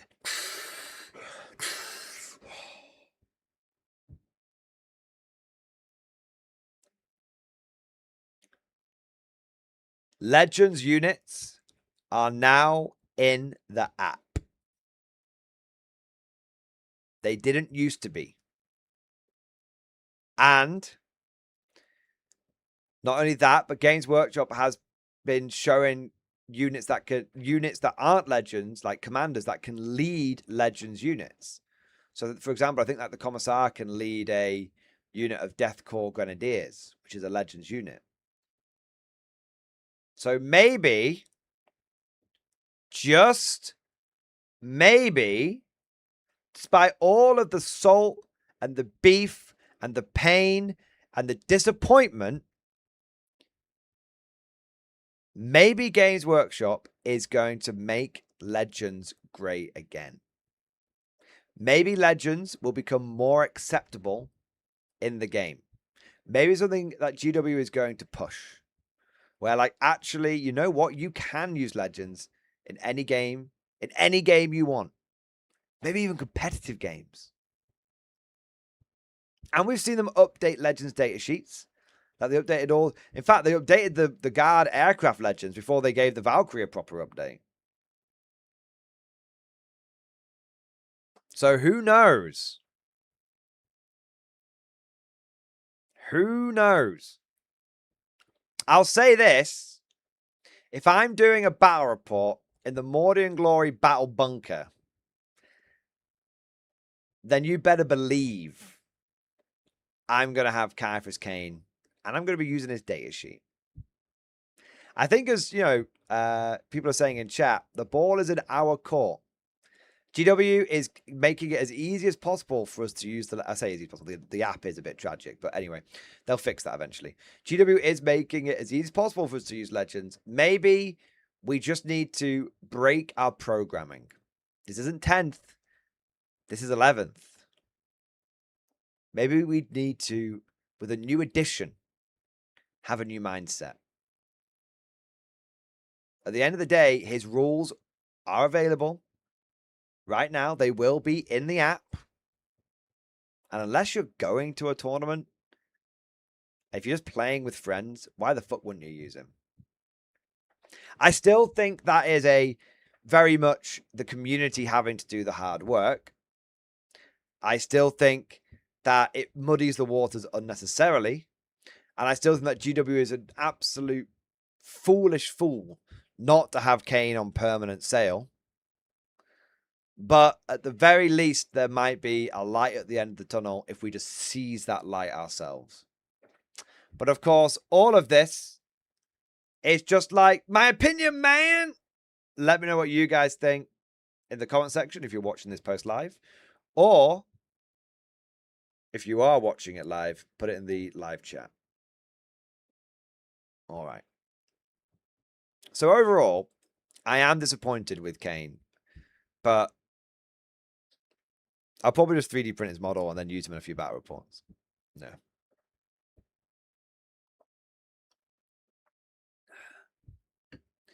Damn it, we're using another stream highlight? I don't think there's anything wrong with farming stream highlights from a stream. No more memes. Thank you for the super chat. I don't think Yarrick was meant to come back. I don't entirely disagree with that conspiracy theory.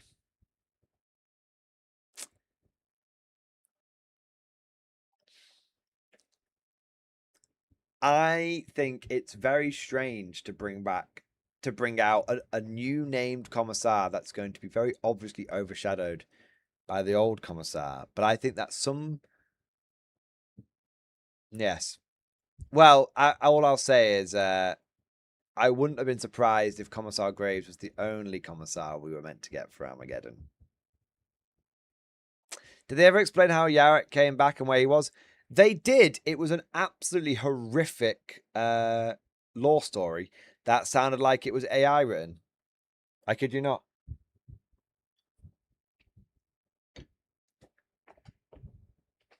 It was we covered it in a video and it was very, very, very strange. Yeah. What do we got next? Ed Bailey, thank you for the super chat. I was there. I was there when 10,000 years ago, when Captain Tycho was a thing. Also, Rattler Tim Cup, we will put you to Legends. I loved Captain Tycho. I thought he was a great model. But I thought Captain Tycho was a great model, but I think GW did the classic thing of they let him wither on the vine and then replaced him with someone more interesting. Which is strange, but fine. I guess. He was like, yeah, like, I mean, I guess they want to keep introducing new characters, but you see, okay. I have a bit of an opinion on this. I don't think there's anything wrong with introducing new characters. But I think it's very, very, very strange to get rid of all the old characters. Because old characters can be... I suppose there's the risk of they end up with too many characters. Maybe. I don't know. So the reason why I say that is because using Star Wars as an example.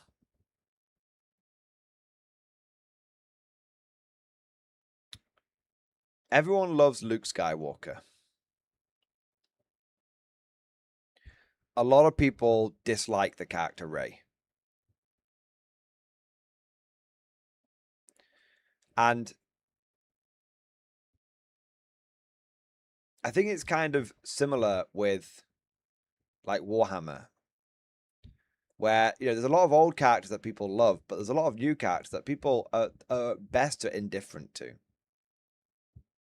OG Creed is best, but the new one is fine. Yeah. I think the thing is, though, I think you do need new characters time to build up and develop. But I think GW is doing the first bit of introducing the new character, but I don't think they're doing the building up thing. Like, Creed got built up over a lot of books and lore and codexes. Lady Creed has only been around about 4 years at this point, but I don't think they've really done anything with her. Yeah, I agree with Lich Fan General. I agree with that 100% wholeheartedly.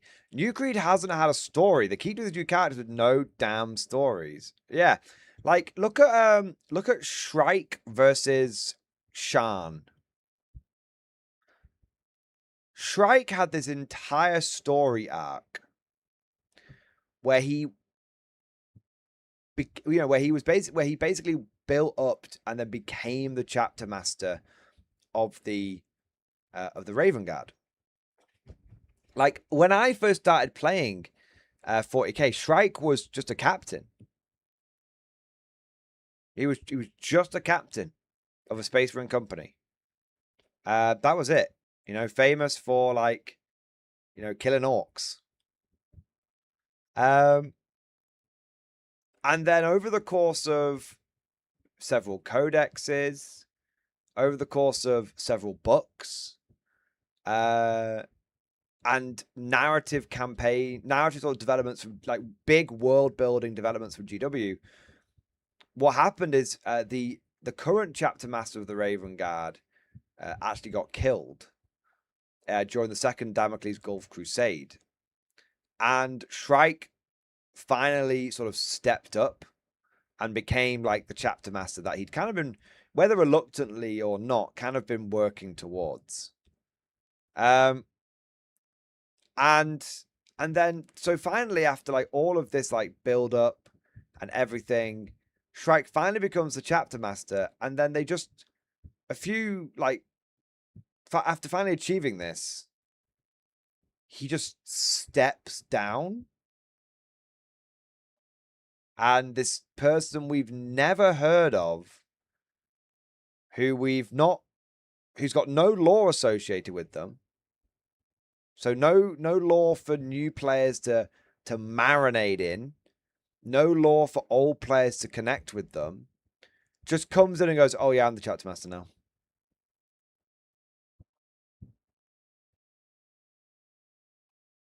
It's weird.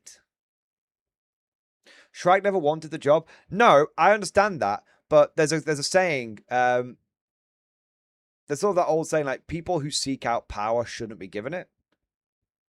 People who have power forced upon them are often better, because they're not. Because if you seek power, power corrupts, and so you're doing it for the wrong reasons. If power is forced upon you, you will do the right thing.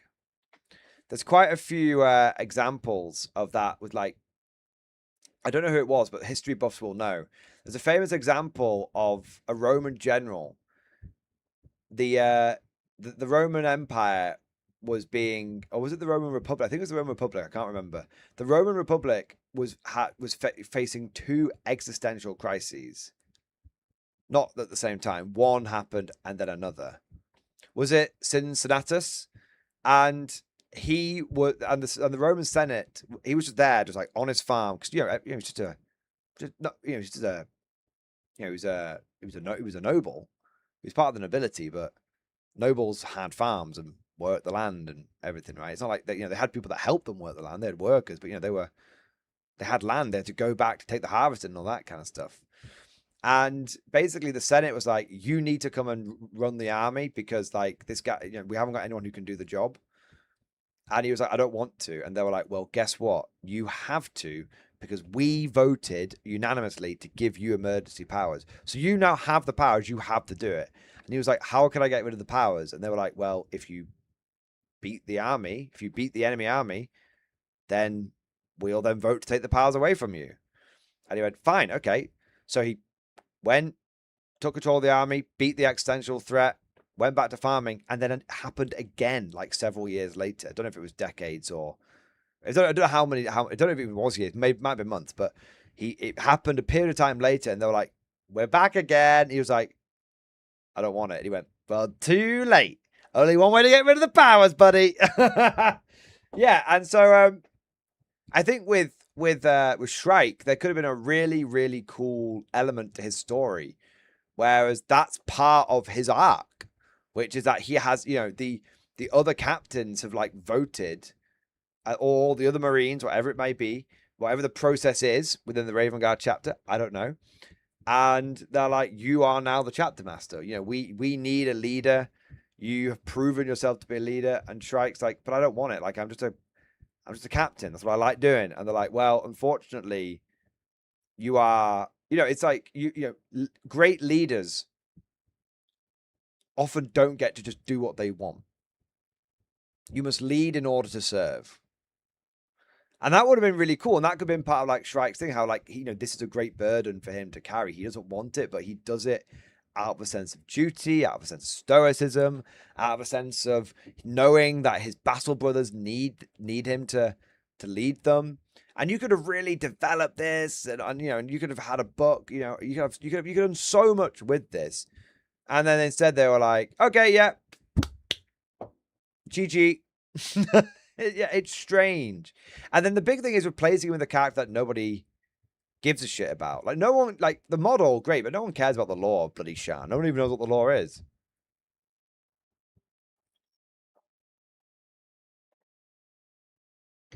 As Reinforced struggled to defeat Aquae, Cincinnatus was summoned from his plow to assume complete control over the state.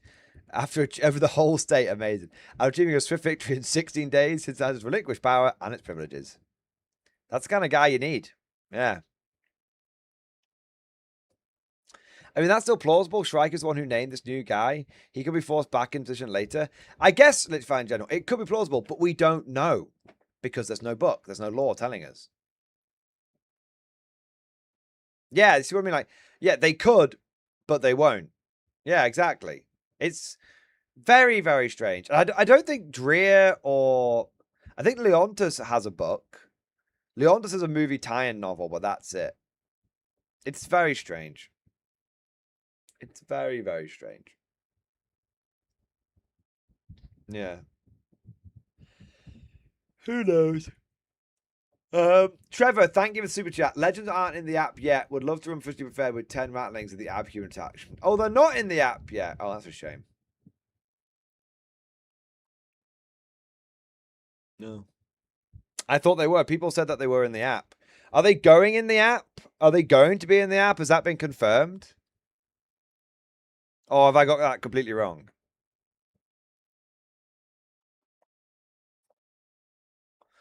They're consistently putting the cart model before the horse law? Yeah, exactly, right? Dre has a page in a 10th edition codex and a few pages of the White Dwarf article. Yeah, that's what I thought. He doesn't have a full book yet. We have no... Guy's been around like 2 years. We have no idea what he does. Characters in the app mention Legends? Ah, okay. So we don't know. So we don't know if Legends are going to be in the app or not. Maybe they will. Maybe they won't. Communication is very important in a business. Yeah. While Minka has like 6 books and it's in Legends. Yeah, it's so weird, man. It's so weird.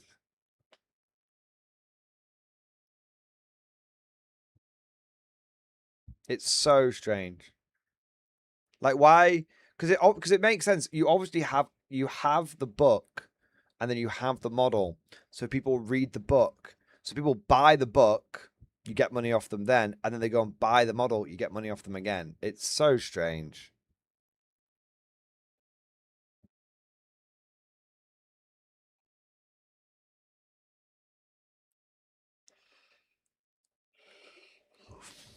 Yeah, it's very strange.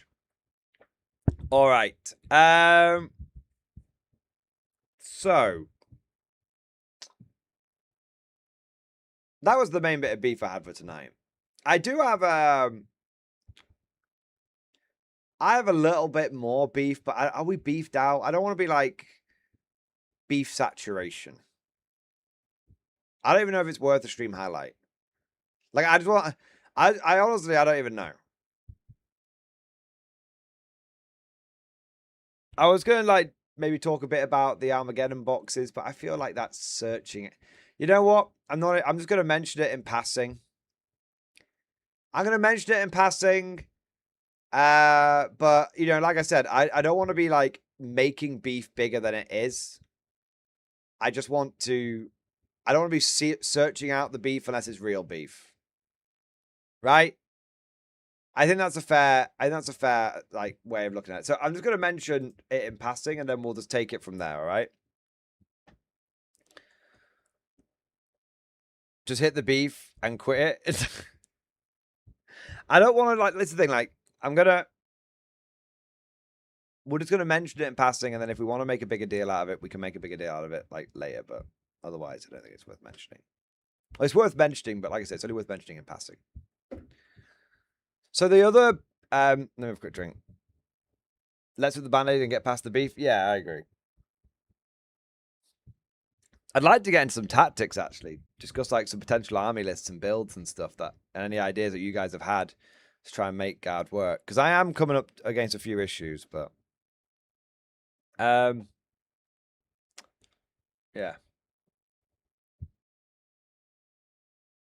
That was it. I know what I want to do. Give me a second.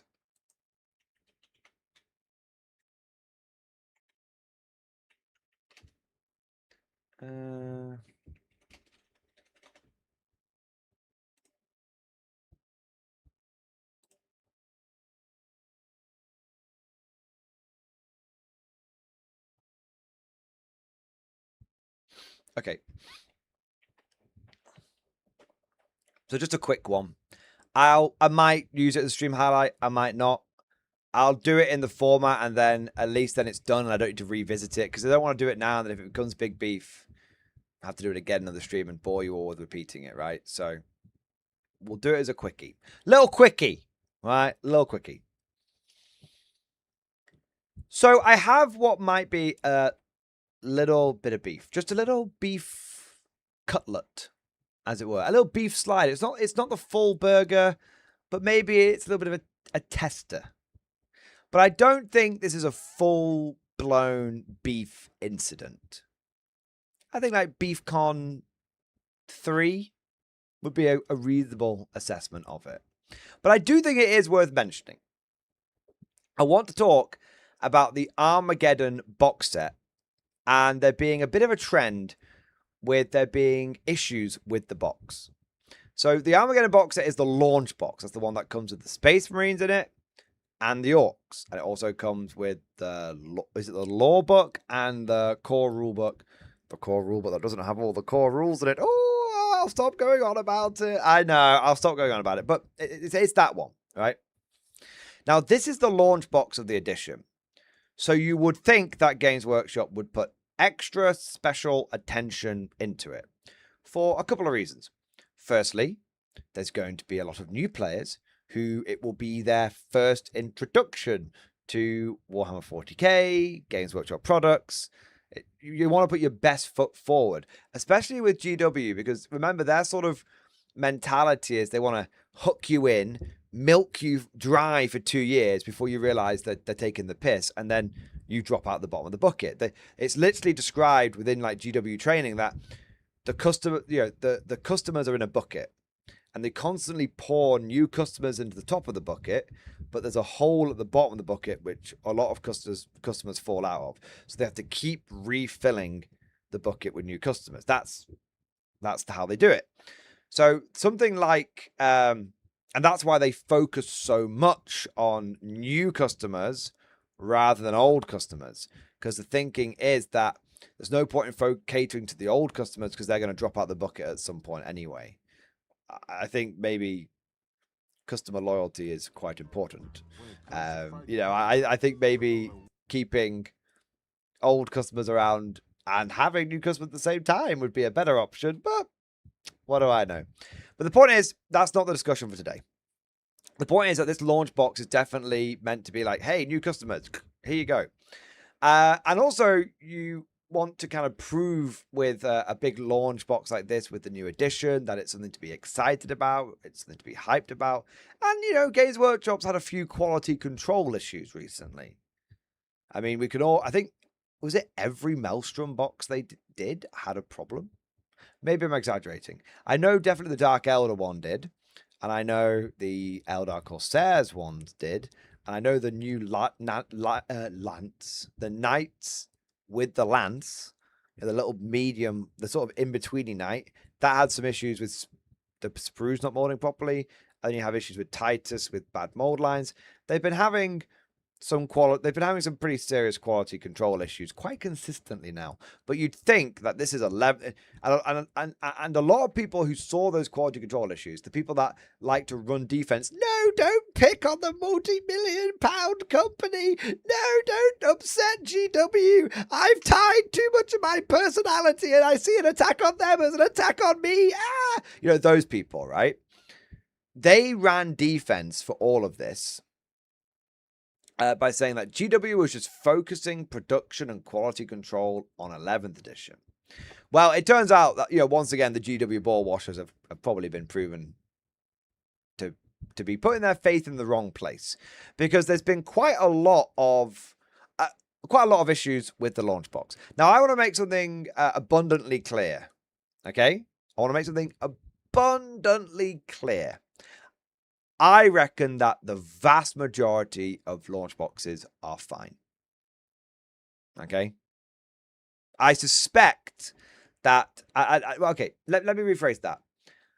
I think that they've let the quality control slip again, but I accept the argument coming from the other side of the aisle, because I have had some people make this argument, which is that they've made so many of these boxes that naturally more boxes equals more instances of this appearing on like social media. And I do accept that, but I accept that as an argument, but I want to push back on it in a moment. Okay, in a moment, because let's have a little discussion about some of the issues that I've seen. In fact, so much so many of these issues have popped up that Warhammer 40k subreddit actually had to put a mod post up and pin it, covering the Armageddon box missing sprues, duplicate parts damage, and how you can deal with the problem, which I haven't seen them do before. They may have done, but it seems like there was so many people that were reporting these things. The subreddit was getting flooded with them, that I think that basically they wanted to basically delete those posts, not because they didn't sympathize with the problems, but because they were taking up too much traffic on the subreddit. So they basically, I mean, when I saw what was going on 140k, I saw in the space of like an hour or two, probably a dozen posts of people having issues. Like, it was every other post was this problem, this problem, this problem, this problem, this problem. So there definitely has been a lot, to the point where, like, I think, you know, this has happened. But like I said, it could highly be, it could be that it's simply more boxes equals more problems. But maybe proportionally, it's not that much of a big deal. I can accept that. Like I said, I'm not really against it. Some of the issues that have been mentioned is the classic, what I now call the classic missing sprue. So there's been quite a few people who have just had sprues that are just missing. Really strange one is duplicate sprues. So there's been quite a high proportion of people that have been getting double marine halves or double orc halves. I've seen multiple instances of people having 3 of the librarians. Like, specifically, it seems like they've been chucking a lot of extra librarians in there, which is strange. A big part that seems to be affecting a lot of the boxes is the banner knob. This is like parts are being damaged. So the banner knob, there's a part of his banner which is snapping off a lot and rattling around in the bottom of the box. So, and I think that's happening I think that's the most common one I've seen is the rattling piece in the bottom of the box. Now that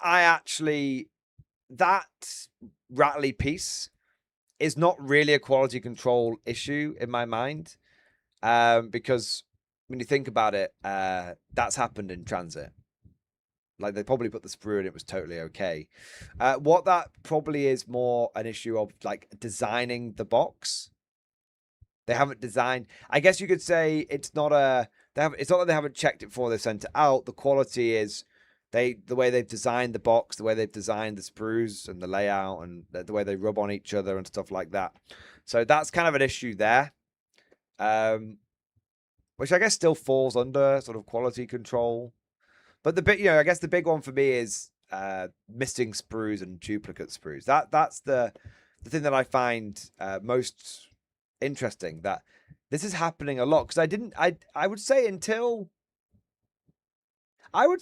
the Maelstrom box, until the beginning of this year, I did not see widespread issues with things being missing. I'm sure it happened. I'm sure it did.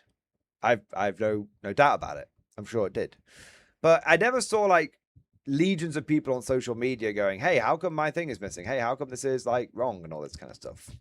So I definitely think that this is another example in what is now the long list of examples of GW sprue quality control, like sprue putting in the box quality control being a bit shite. I suppose this is the new normal. And this is where I want to come back to. That's where I want to circle back to.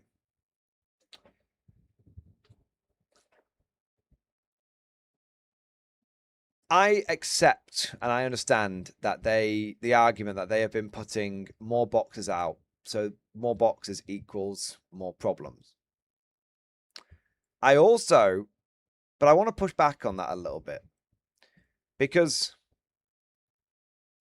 it seems like we've got the point now where people kind of expect this from like a big release, and I don't know if that's a good thing.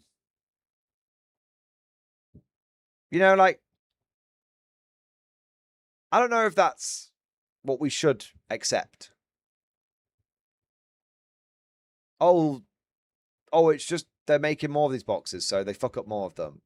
I mean, they could make more of them and fuck up less of them.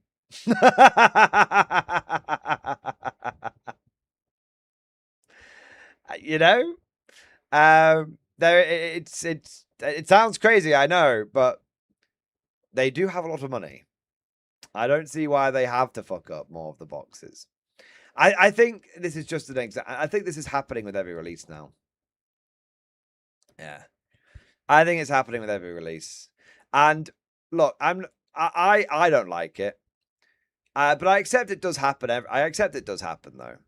But I guess the big issue is that I guess the funny thing is though, is this.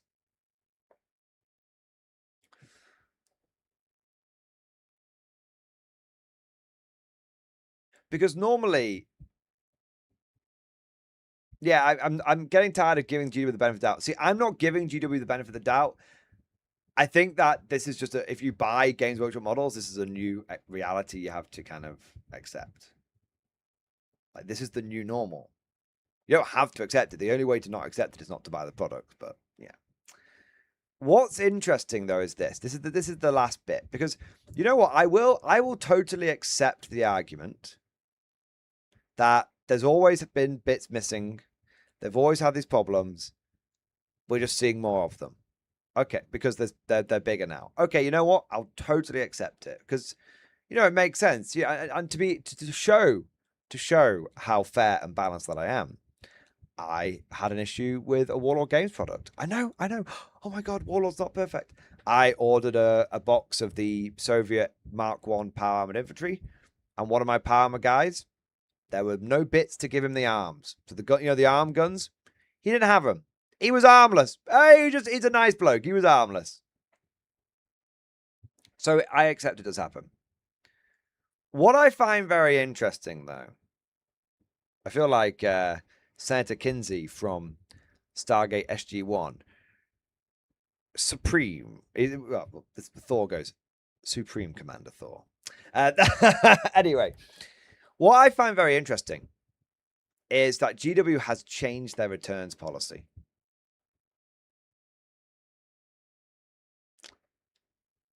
It used to be that if you had a problem, they would replace it, no questions asked. even if you bought it from a third-party store, it was just reach out to the customer service team and send them a picture, and they would send you the replacement sprue out. That's it. Like, hey, here's my box. I'm missing this sprue. Okay, here you go. That's how the policy used to be.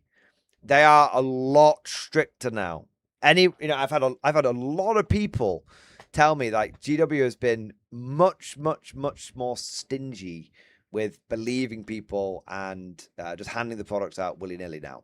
So, for example, with the Maelstrom box with the Dark Elder, they were like, rather than sending the extra sprue out, they were like, just destroy it.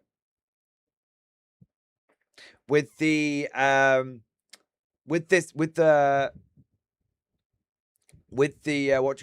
the Armageddon box set, one of the guys in our Discord said that what Games Workshop told his store, because they had quite a few people come back to them and say, we need help with this. They told that store that anyone who's had any issues, they need to bring all the models back, even if they've built some of them. It doesn't matter. Bring all the models back, give those back to the store, and then the store, once they've got proof of that, the store will then, GW will then issue a replacement to that store to then give to the customer, which is a very strange way about it. Basically, what they're saying is return the models you've already, return the defective box to the store. The store's probably going to be told, destroy that box, like they did with the Maelstrom Dark Eldar box, and then you'll get issued a replacement unit. I wonder how many of those destroyed boxes will end up on eBay, but that's by the by. But it's a very strange. They've definitely changed. In the past, they would have gone, here's a sprue of the intercessors. They don't do that now, and I don't really know why. But they've definitely changed their policy. Okay, well, I tell you, actually, I do know why. I bet you what's happened is it's one of the curses of going mainstream. I bet what happened was when Warhammer was a lot more niche, the kind of people that played it, generally speaking, would have been relatively honest and on the level. There would have been a small proportion of that guy, dickhead people who might have abused the system. Oh, yeah, my box was totally missing a sprue of intercessors. Wink. I did a blink then, fuck's sake. Wink. And then they end up getting a free thing, right? Yeah, return policy is getting gamed. Exactly. So I bet what's happened is when they were basically catering to a bunch of relatively mild-mannered nerds, the system didn't get as abused. I bet now that they've gone mainstream, I bet there's a ton of people that were gaming the system. Gaming the system, selling the replacements on eBay, multiple different accounts. Yeah, I bet that's what's happened. So I think basically the reason they do the return policy the way it is because the system's being gamed. But GW, you wanted to be this big. We were happy just being a little niche little guy. We were happy being a little niche. When you played old Dave down the club who's had the same witch hunter army for like 15 years. He just buys, every so often he buys an extra box. We were happy just being in our little niche, little bubble. And then you had to, but then you decided that wasn't enough for you, GW. You decided you needed more. And well, guess what you get. Yeah, I missed the niche days, man. We had something so comfy. Yeah, we did. We had to. Thing is, though, the community had to dole out a lot of vigilante justice to that guy. We don't have quite as much vigilante justice anymore, I guess, in the community. But it was still, in many ways, a good time. But yeah, basically, long story short, Armageddon box. There's a lot of instances of the missing sprues, duplicate sprues, parts being damaged. We're seeing this a lot with GW products now. And I think there's an element of GW absolutely producing more of these things. So the more they produce, the more incidents they have. I also absolutely believe there's an issue with this being them skimping on quality control. I think it's I don't think it's one or the other. I think it's a combination of both. And I think the number one sort of issue with it is that in the past, if there were issues with quality control, GW were quite generous in making the customer whole.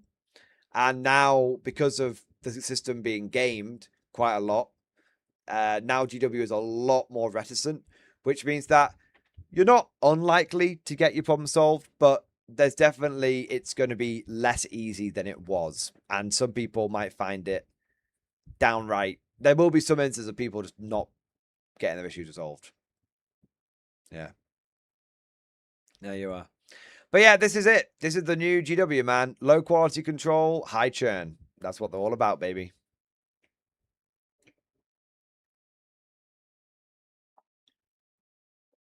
Look, at the same time, maybe GW wouldn't have so many people gaming their policies if they didn't game us. I mean, it's a great point. If the models were half as much and there was less FOMO, maybe people wouldn't try and game things as much. Yeah. Not to defend the billion-dollar corporation, people would absolutely game the company whether they gamed us or not. I think it comes down to size. I think the moment you go mainstream, see, the thing is, let me give you an example. Let's find general, and by the way, I do agree with you 100%. People will obviously game the system, right? But let me give you an example of how the perception from the public has changed with 40k going mainstream. So my brother once had his car broken into. And it was very obviously an opportunistic break-in because the car was parked in the car park of his apartment complex. And very clearly someone just saw what he'd done is he basically left like a for lack of a better term, like a tote bag. Like a bag for life on the parcel shelf of his car. And someone just saw it. And they smashed the back window and took the bag. But what was also what was really fortunate is also on his back seat he had so they could have got to this. Also on like his back seat and stuff, they had oh no, it was his backpack. He had his backpack on the partial shelf.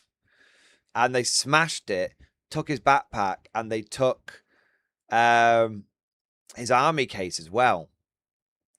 And my brother was obviously really upset because he thought, "Oh my god, he came down in the morning and found like his, this happened." He went, "Oh my god, like someone's taken." It was his Death Watch army in his army case.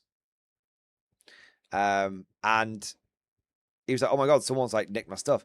And what happened is he looked, very fortunately, he looked around to see if he looked around, and at the exit to the car park, which wasn't, which is a few steps away, the exit to the car park was everything that had been stolen. His backpack had been torn open and turned upside down, and his codexes were all on the floor, and his Death Watch army case. They'd opened it up. It was a KR multi-case. They opened it up, and like half the models was like strewn on the floor. Now this was an 8th edition. This is when Death Watch were really good. The people who stole it didn't know what it was worth. There was probably 500. They probably could have got. There was probably 500 quid's worth of models new in box there. Probably selling it. Trading it into like a pawn shop or something, or model trading shop, or eBay, 250, 300 quid worth of models. They thought, they wouldn't have thought they found a gun out there because it's the UK, but they probably thought it was a camera. Because it's a KR multi-case, you got to think, you open it up, there could be like a nice camera in there.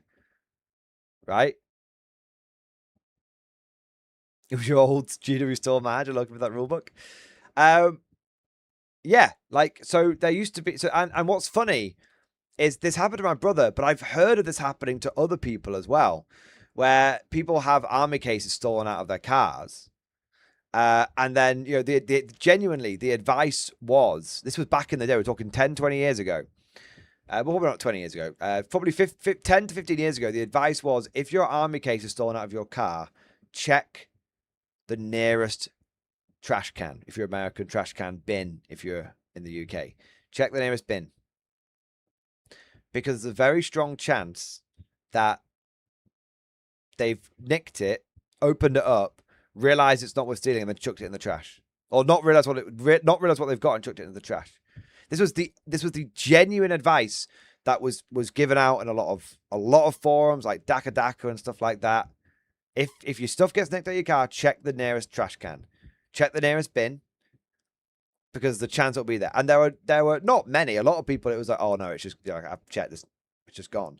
But there was more, you know, not an uncommon amount of people that went, oh my God, it was fucking in the trash can. Yeah, it was in the public trash can. It was in the bin. What the fuck? And people were like, yeah, people just steal it, but they steal it in America. They steal it thinking it's a gun case. Yeah. Yeah, remember hearing stories like that ways back. Yeah, exactly. People think that KR multi-case stuff are like gun cases, so they steal them, open them up, and they're like, "Oh, what the fuck's this? It's just a bunch of toys. Like, chuck it away." And that literally happened to my brother, like insane, right?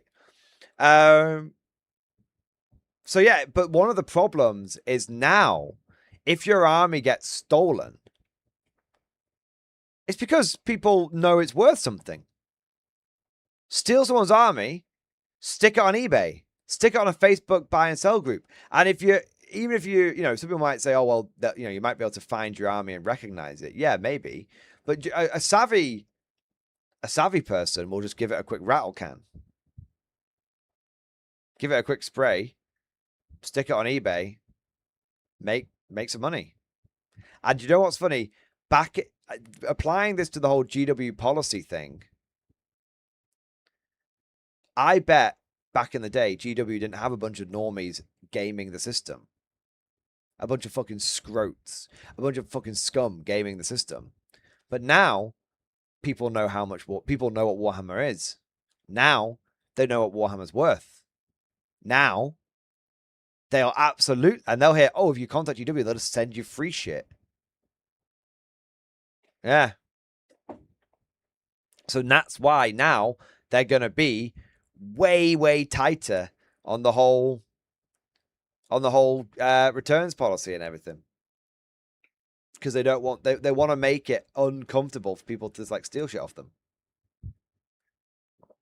That would be my bet. My bet is it's they've gone mainstream and they ended up giving too much shit away. I bet they was flying off the shelves. Yeah. Imagine stealing an army case and it's an Agents of Imperium army. Rip.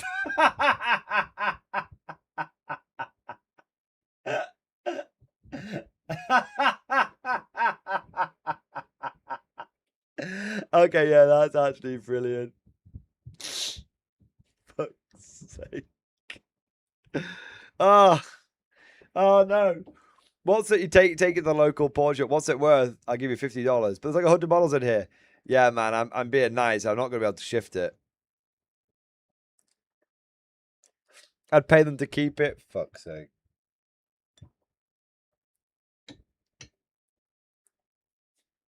Found the Land Raider for 20 quid in an antique shop recently. Young guy seemed a bit miffed and said they probably should have put more for it. Yeah, I once got an entire Space Marine army for like £115, brand new in box, because it was at a local charity shop. Like, it was, I did a whole video on it. People, you know, when people commented on it being like, you definitely got some dead dudes like Warhammer creation, Warhammer tournament. It was all a Warhammer army. Because it was, yeah, basically just like dumped at someone's charity shop. Yeah. Just remember that someone stole the GW Bits fan. What the fuck is the Bits fan? I never heard of the GW Bits fan. Keep it in Imperial Assault. I wouldn't mind as much as the store could verify that it's returned and then replaced on the spot. It's the fact that I have to make 3 trips to store. It's 45 minutes each way. Yeah. My advice for anybody, right? My advice for anybody buying anything, any Warhammer product, is if you buy it, you should open it in the store. Doesn't matter what it is. It's one box of Guardsman or a Armageddon launch box. Get it, buy it, and go, excuse me, I've heard there's some issues with quality control. I'm just going to check this right now. Open it up in front of the store, check all the parts, and if it's good, then go, all right. And if it's not, say, sorry, I need a different one. Yeah, no matter what it is. From the littlest box to the biggest. I think you've got to do it now. Yeah.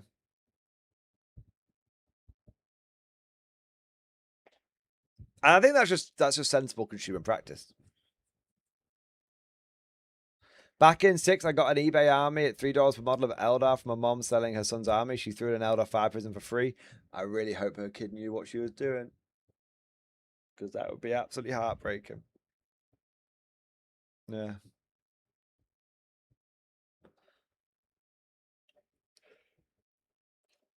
Yeah.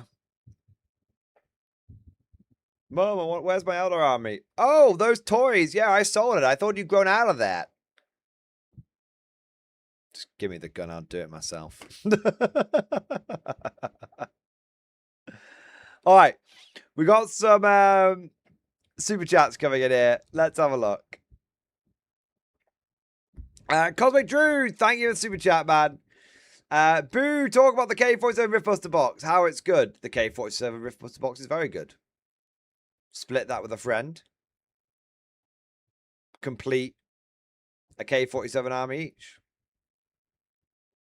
There you are. It's very good, Cosmic. It's expensive, but it's very good.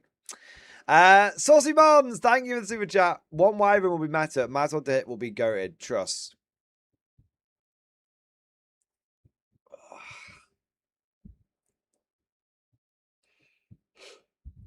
I want to believe you.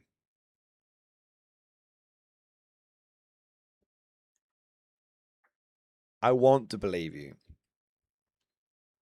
I don't, but I want to.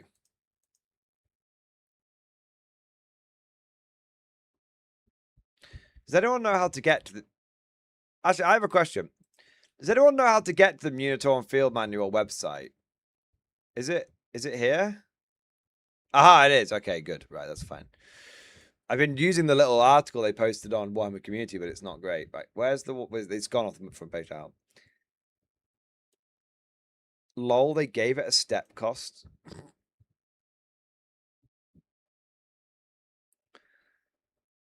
It's just so bad, though, man.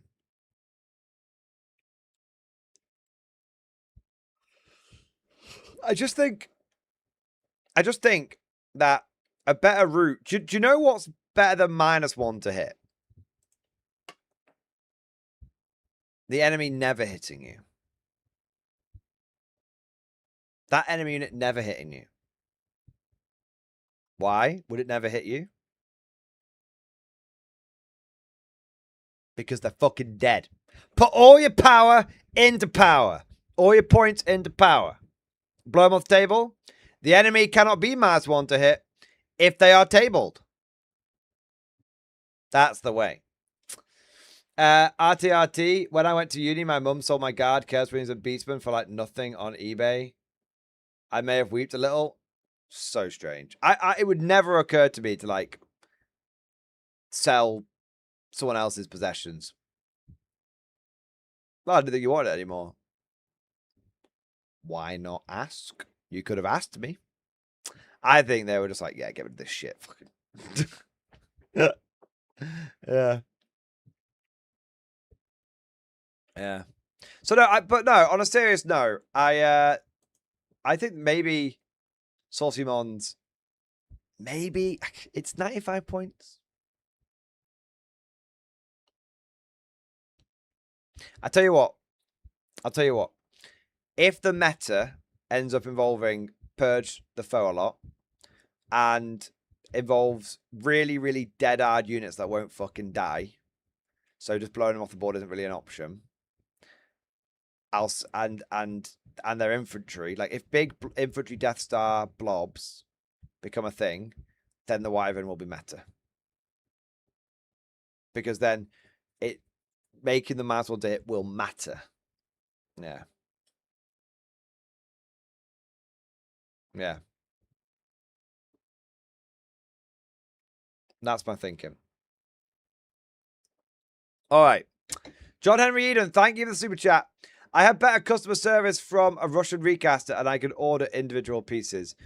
Yeah, I think that's the same Russian recaster everybody knows. I didn't think you could still get stuff from there, but maybe they're using the Shadow Fleet. Can you imagine like some Shadow Fleet tanker getting intercepted? It's like, there's no oil in here. What is all this? And it's just recasted models?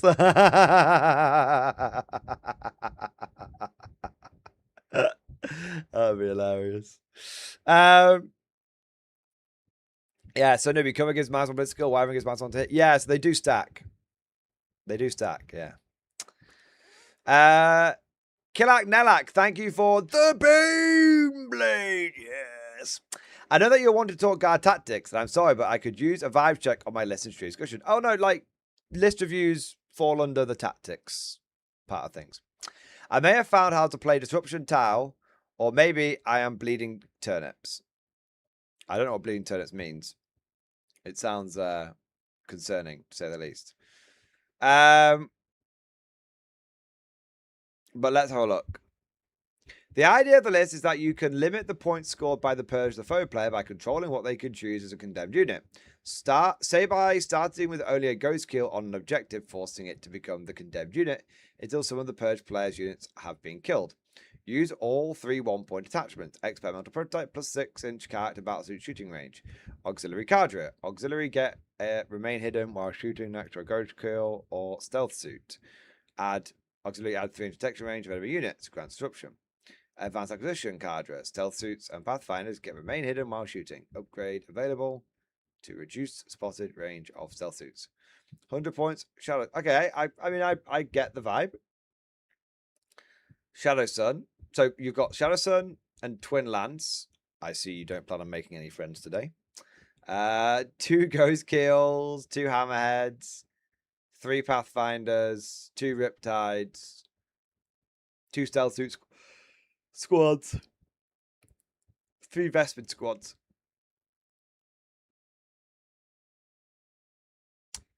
I guess Disruption does involve in doing a lot of actions as well.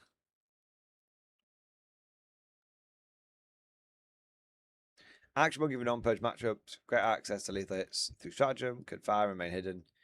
If within 6 inches of stealth suits or ghost kill, can add 3 inches to enemy units detection range. I think the idea has merit, and I applaud you for exploring outside of the go monk car, burn everyone to the ground mentality. Tau players don't have friends. Fuck Uncle Will, that's harsh. No, I actually think you've got something going on there. You've got damage output from the Riptides and the Hammerheads. You've got plenty of action doers from Vespids to Stealth Suits to Pathfinders. To hell, even Shadow Sun and the Twin Lance can do shit, right? Shadow Sun and Twin Lance kind of overlap on both being damage dealers and shit munchers. Yeah, I say with Twin Lance because they're so mobile. I say with Shadow Sun because she's quite cheap. And she's loan up. I think you are right. I applaud it. I don't know how good the list will be. Obviously, I think you need to go and play some games with it, but I fully support the idea of playing outside of the box. Yeah. Fully support it. Great to see it. The logic makes sense. The list feeds into the logic. I think the only thing that you need to do is play some games and then based on Battlefield data, tweak accordingly. If one unit doesn't perform, put a different one in, but the usual shit. But yeah, like I think generally you have got a sound plan and a sound theory and a sound list to enact it. Sometimes the best thing I can do, Kellak, is just 2 thumbs up and say, yeah, I like what you're doing. Yeah, really, I do. And I think, you know, you don't have to go fucking purge. It's, you know, it's good to mix things up a bit. Yeah. Good. Very good. Jenny Bratz, thank you for super chat. Hobby update, stream discussion. Hope you had a good weekend. I had a great weekend, man. Yeah, I had a great weekend. Let's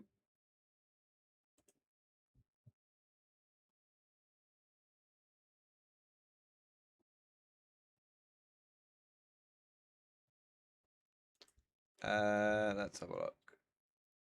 Aha. Weekend and today's hobbying. The mammoth is named the People's Glory after the best damn chat on YouTube. Yes. We are all the People's Glory. That is an absolutely jerry-rigged, ramshackle, battlefield salvage fucking mammoth, and I love it. It's the best kind of derpy in the world. That's cool as fuck. That's just a good conversion, that is. Nice. I love it. Yeah, I love it. That's so good. Kit Master Victory. That's what I say. And I love the paint job as well. That's awesome. Bro orcified their K-47 army and it looks dope. It looks dope and it's very appropriate for the Soviets in K-47 because they are the orcs of the faction. Because they don't have access to a rift themselves. They have to like scavenge everything from the battlefield and reverse engineer it. So they're very much the orcs. Ishmael, my boy! Ishmael, thank you so much for the Bane Blade! Yes, thank you for the Bane Blade. Tell Warlord to give me some regular mooks with special weapons, grenade, flamer, Tesla, and sniper. And some legally distinct vehicles so I can fully convert to K-47 and get past the sunken cost fallacy of 40k. Well, they have legally distinct vehicles already. And they have legally distinct and historically distinct vehicles. So so that bit they've already got covered. You know, with the mechs and the tanks and everything. As for the regular guys getting special weapons, I don't know if they're gonna get like special weapons as we kind of like know it in 40k, but you can give regular infantry flamers, which are basically special weapons. And the flamers are very, very good. So there's that. And secondly, also, it is worth mentioning that Warlord Games do want to give basic infantry an overhaul. They have been saying it for a while. I think it's on the list of things to do. It is slowly but surely like creeping forward. And evidence of this is 1 minute.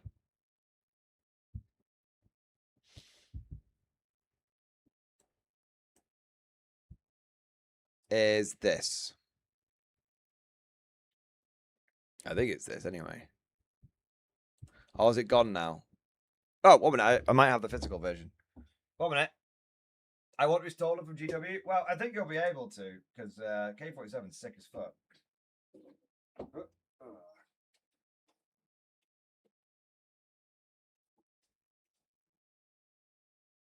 Oh, no, I didn't get it yet.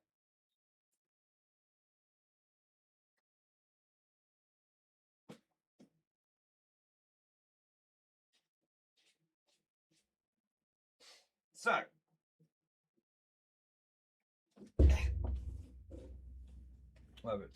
So, I don't have the picture of it, unfortunately, but the art print that comes with the Invasion American box is a bunch of regular dudes with the M1X1 Thompsons. So it looks like, and I spoke to Jim at Warlord, who said like the idea was that, well, now they've put it in artwork, they've got to make the models for it, right? So I think it's happening at some point. Who knows? But I think it's definitely happening at, I think basic infantry are going to get more toys in. Hopefully by the end of the year.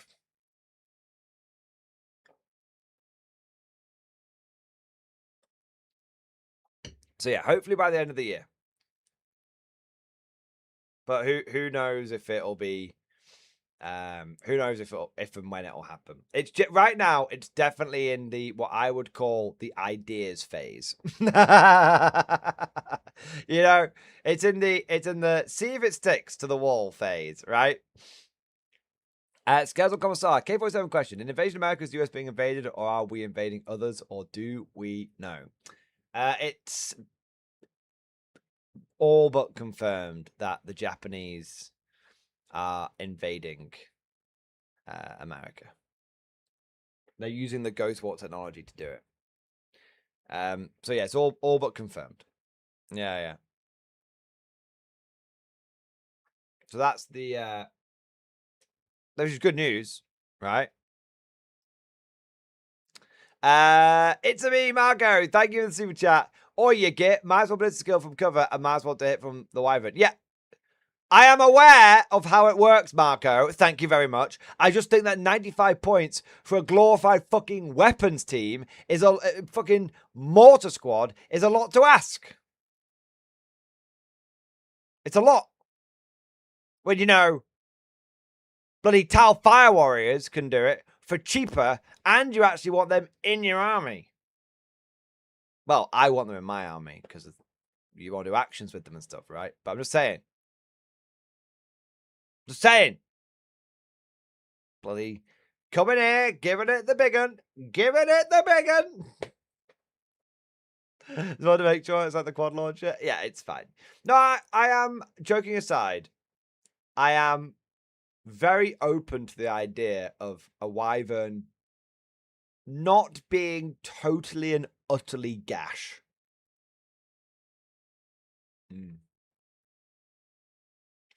Larry, Morden, do you think that Kazakin are just better than Battleline Infantry at this point? Because that's what I've been feeling at the moment. Yes. Yes, with a caveat. So the caveat is, it depends on how you build your list and what disposition you are going for. So if you plan on going for something like Purge, then it makes total sense to take Kazakin. In fact, you'd be a fool not to take Kazakin. Because you don't need any objective control in Purge. You just kill, and kill again.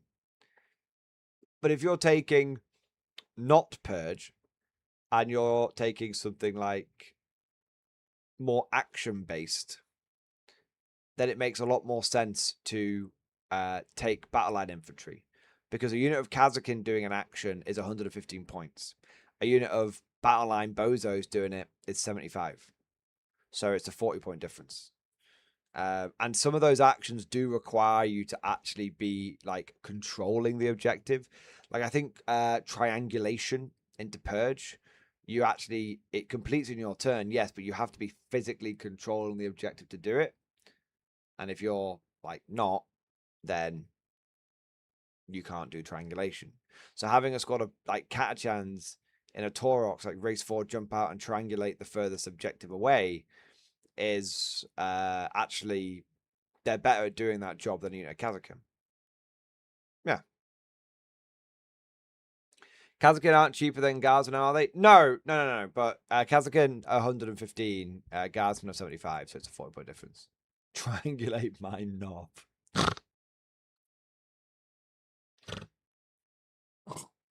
I don't know why I found that so funny. Fuck's sake. Cheese Marine, thank you for the super chat. Thoughts on IG purge list for annual Friends tournament? Listen to your discussion. I'll be going into Sweaty Army, so don't feel bad for the skew. I don't. 11th edition is all about skew lists. The more you skew, the better. 2,000 points. You've got a Bane Sword. So you're in Steel, Hammer, and British Strike. So Bane Sword, Lemurus Commander, Rogel Dawn Commander, Tech Priest. Hellhammer, Hippogriff, Vank. Okay, you need Hellhounds. They are not. I know you said the Dawn and the Hippogriffs are non-negotiable. Yeah, so are the Hellhounds. First thing that should go into every guard list is 3 Hellhounds.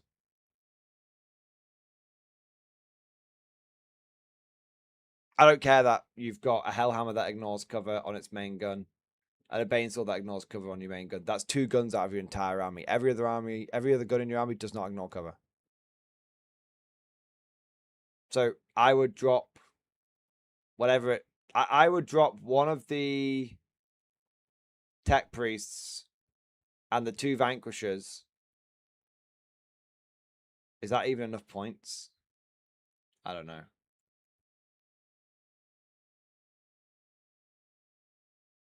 Probably not, actually. At the very least, you need to drop both Vanks to get 2 Hellhounds. Like, it's not even... Like, 2 is a minimum.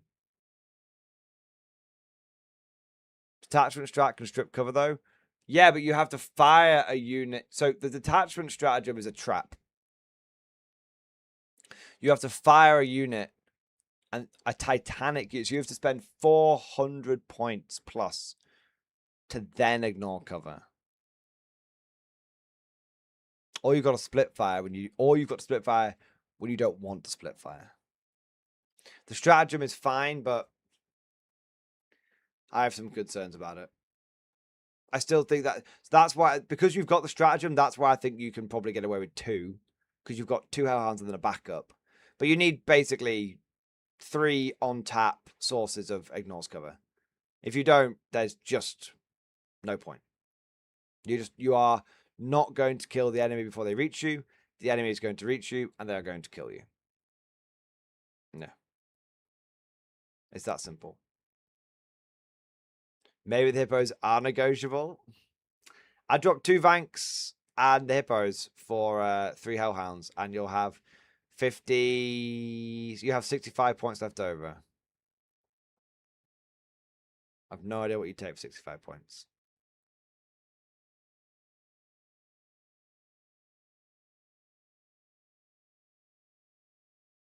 Could drop a Tech Priest and take 2 Armor Sentinels. I don't think you need 3 Tech Priests. I think 2 is probably enough. Oh no, it's 120 for Armor Sentinels. You only have 110 with that. Yeah, maybe a single Armor Sentinel then. Or Scout Sentinel. Or do that and take Scout Sentinels for reroll 1s. You could have 2, but the Scout thing is that Scout Sentinels will give up Purge to your opponent, so they're a bit of a liability.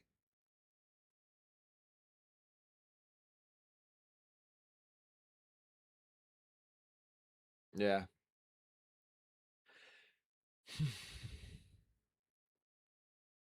Drop 2 Vanks, take 2 Hellhounds. 50 points left over. What can you spend it on?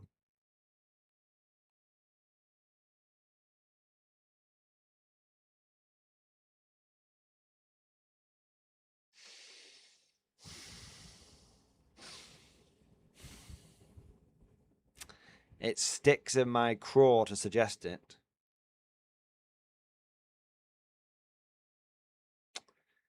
$50 points on its own doesn't go very far in the guard these days. But you could drop one of those Tech Priests, have 95 points, and you could take a Wyvern. It does give the enemy -1 to hit if you hit them with it. I'm just saying. Or Hydra. And have 5 points left over, right? Or Hydra. Either or, right? Either or. But I think you need the Hellhounds, man. They're not negotiable. The Bane Sword and the Hellhammer, with all of their las cannons and the Bane Sword's main weapon, and the Rogel Dawn will have to be your anti-tank. Yeah. There you go. All right. All righty ho ho. I think that's all the main bits. Oh. Pardon me, I've got a bit tired. Well, I was thinking of going to bed, but Flat Marzo voice is most definitely the bestest ever.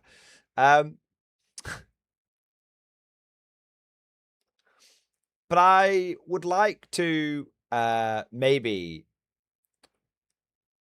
spend an hour now working out a list to take to my game tomorrow. Because I'm going to be doing a daytime stream tomorrow. So I think rather than I might not have the time tomorrow to do it, so I could do it on tomorrow's stream, I guess. But yeah, but I don't want it to be a meme list. I want to take a list that's what I would call relatively normal. Relative because I'm aware of the rampant, unchecked, militarized autism of the guard community, which is then put through a strainer of autism and diluted into its pure, most concentrated form, which is the MG community. But I do want to, so I know immediately I'm going to get like, take 4 Baneblades. But I was thinking of doing, I'm maybe trying to put together a relatively normal list. Siege attachment plus. I'm not against siege attachment. I'm not against it. But I was thinking a nice combined arms take and hold, motherfucker. Or armored infantry. Every camo choice that isn't a chimera, fuck's sake. Anyway, what I'm going to do is I'm going to get a drink and a snack, and then we can play around with the idea for an hour, and then go to bed. All right? All right. Give me a second. I've got to be very careful not knocking this lamp over. Give me a second. I'll be back with my drink and my snack. Oh, the chair has turned away from you. 1 minute. There you are.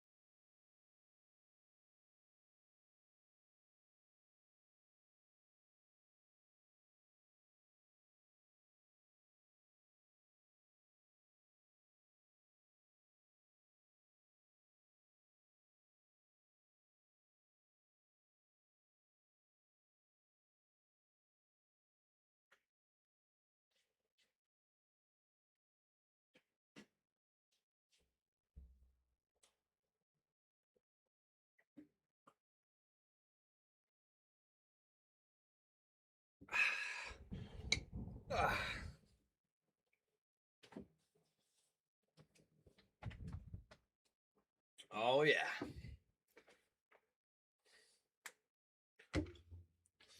All right. Let's have a look. X Iceberg, thank you for becoming a channel member. Thank you for your support. Thank you for doing your part. And welcome to his Imperial Guard, the Emperor's true finest. I also want to say a big thank you to Ishmael, my boy. Thank you for the super chat, man. Power World winning against Pokemon. K47 replacing 40k. All the lazy corpos in my life are being replaced one by one. And it feels good on the up and up. True. And look at some other examples. Blizzard. Shadow of their former self. Ubisoft. Basically, just a Chinese shell corporation at this point. Such is the life cycle of big companies. Bungie's dead. Yeah. You event or it's not like it happens to a lot of companies. They grow. Because of the growth, something changes, people leave, and you end up with the company of Theseus that eventually collapses because the great minds that had the vision are no longer there, and the only people are there are incompetent or selfish caretakers that squeeze it for every penny and then move on. Yeah, I mean, some people say like you should look at the careers that some CEOs have, and it's like they go from failing company to failing company. It's like why are they getting hired? It's like because they didn't fail. The company they were last at might have gone under, but they didn't fail because their job was to squeeze as much money out of the company as possible for the shareholders before it then fails. Yeah. Yeah. It's actually very strange that GW's had the same CEO for 10 years. Yeah. Anyway, shall we? All right. Gentlemen, it's time for us to do what we do best, and that's strategize. Let's build a list. First thing I'm going to check is, has new recruit updated yet?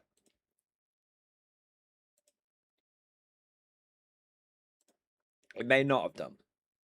We may have to old school this bad boy. It has not. Okay, well, you go when you want, Rocky. That's fine. We'll just do it the old-fashioned way. The way our forefathers built lists. With pen and paper.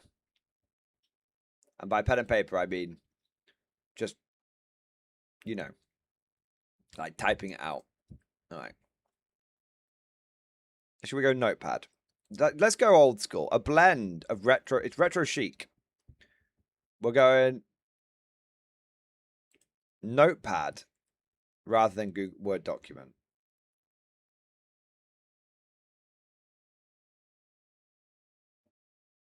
Modern list. Let's build a spreadsheet. I mean, I could do. My PC's completely shit in the bed right now. I need a new PC. Like, my PC.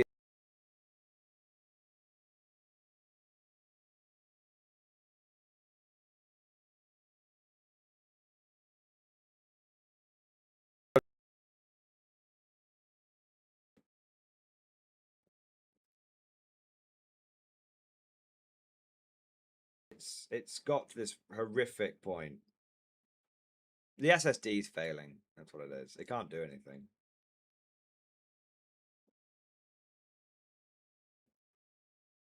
I was going to see if it's...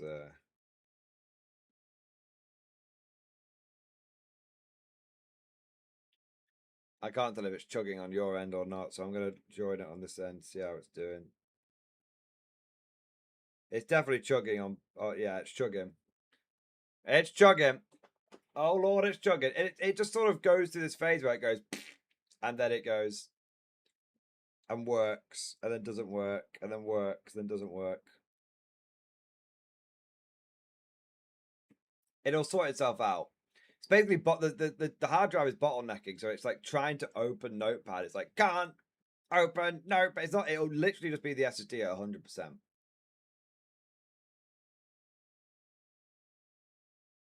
But it'll eventually sort itself out. It's very frustrating. I think I'm just gonna go and buy a pre-built PC. I had this one for a couple of years, but the SSD's has given up on me. I was kind of hoping to get a Steam machine, but that seems to be delayed again. So I'll have to get that later. Yeah. It's still not open Notepad, by the way. It's trying. Oh, it's trying. It hasn't figured it out yet, though. There you go. Master Pef, thank you for the super chat, baby. Take you for the Bane Blade. Take you as Scout Sentinels. Let them ride once more to battle, if not for the last time. I mean, I think Scout Sentinels are okay, right? I'll happily put them in my list if I can find the points for them. Yeah. To the pen and paper, we might have to. I mean, I can build it on my phone just using a calculator, but I was kind of hoping to show it off on screen. Like, I think, is it just decided? Oh no, it's still trying. It's still juddering. It's still trying. Oh my god, it's done it. My god. Oh no. Okay, no. Notepad is not responding now.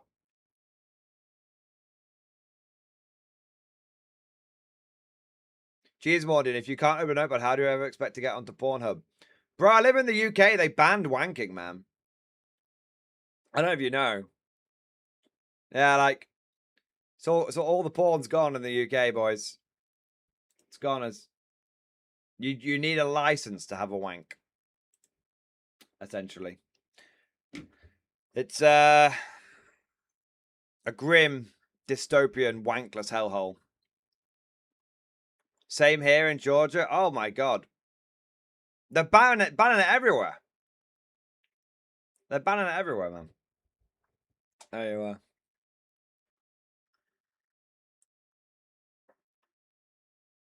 They do it in Texas as well. I think it's ironic because I feel like I don't know much about American politics, but I imagine Texas and I mean I know for sure Texas, but I imagine Georgia probably vote red, probably. But in the UK, our government would be considered blue. So it's like, it doesn't matter who you vote for. They're coming for the porn. Like, they're coming for it. And not in that way.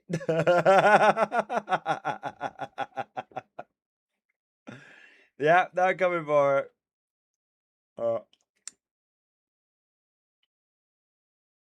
Yeah, but VPNs aren't illegal in America. They're not illegal in the UK. Yeah, they're working on it. They're working on it. Yeah.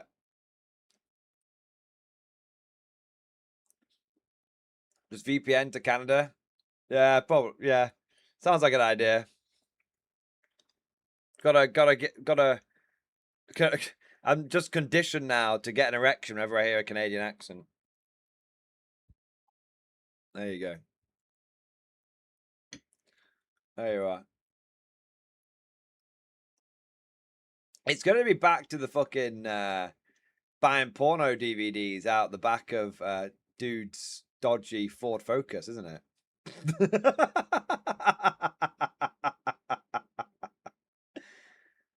You need age verification for it in Florida now. They got you, man. They got you. They got you, bro. Yeah.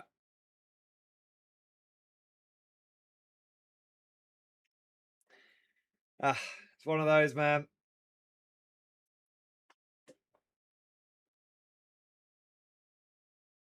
I tell you, they can prize my porn from my warm, sticky hand. Get all the porn we need in Canadaland. Apparently so, yeah. Easier to get a gun than to wank some porn now. I don't even have that. Hey, at least if I could fucking take my frustration out down the range, that'd be awesome. But I can't even do that. I have no porn or guns. My life is bereft of enjoyment.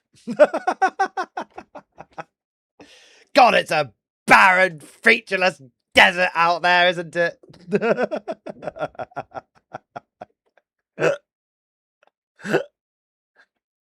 Oh, there you are. I use range as for the sake of the bit, D-Mac. I appreciate you could probably go out into the wilderness and the world is your range. The hills, the trees, the rivers, those are your range, depending on where you live. Yeah. There you go. More next time you come to the US, I'll give you the true Appalachian experience.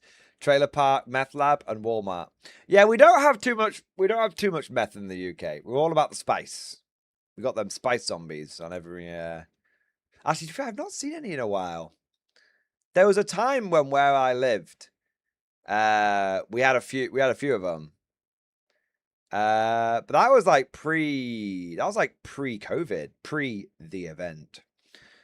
It was quite funny. Me and Mrs. Mordian were walking down the street, and there's like a main road and like a sidewalk because there's pavements everywhere. There's sidewalks everywhere in the UK, so it's not as weird as it sounds.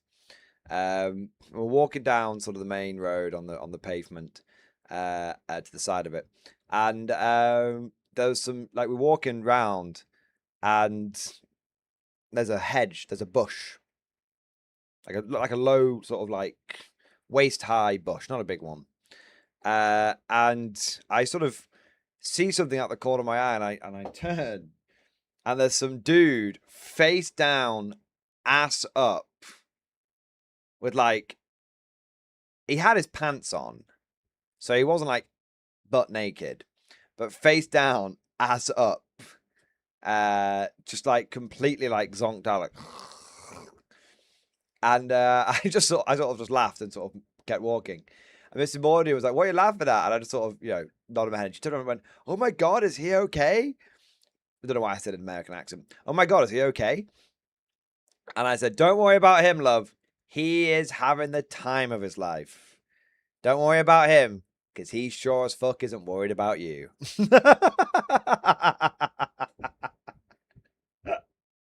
It's true. He was just great. He's just like, it's like, yeah. He's having a great time. Yeah. So, Newbie, you need to be 16 plus to own a phone in the UK now. 21 plus to buy beer. Can't wank without a VPN. Can't own guns. You don't need to be 21 plus to buy beer, do you? That's a lie. I'm sure it's still 18. You just need to look 21, don't you? UK age to buy alcohol. It's 18. But they have a challenge 25 policy where you have to look 25 or you have to provide ID. Yeah. Yeah,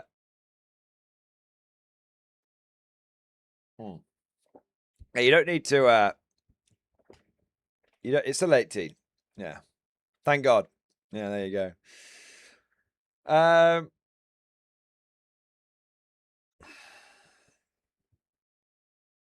George Orwell's book was a warning, not a guide. Psh, that's just like your opinion, man.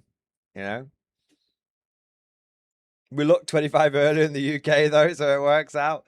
Yeah, it's all of the relentlessly depressing weather that and current affairs that does that. Welcome to the US. I can go to war, but I can't buy whiskey. Yeah. UK is genuinely an anarcho-fascist state, lol. I would suggest that perhaps you have only ever I don't know where you're based, Kieran, but I would suggest that perhaps you've only ever seen things about the UK online. It's not great, and I don't talk politics on here. It's not great, but it is certainly not quite as bad as X would make you believe. But we do have some things that need fixing. We do. We have some serious things that need fixing. We just need to figure out how we want to fix them. So there you go. But we won't dive too much into it because obviously it's just not appropriate for this channel. Let us go to the list building, because I don't mean you're based in Ireland but getting arrested for tweets is crazy work.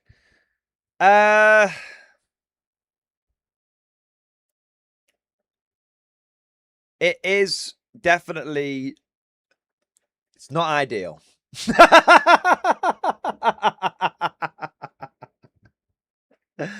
It's not ideal. Yeah. I have an opinion on this, by the way, which I believe is a non-political opinion, which I will share. It's my conspiracy theory on it, which is, and it's only a quick one. It's only a very, very quick one. And like I said, it's not politically aligned one way or another. It's just a general statement of fact. Well, not fact, a general statement of a conspiracy theory.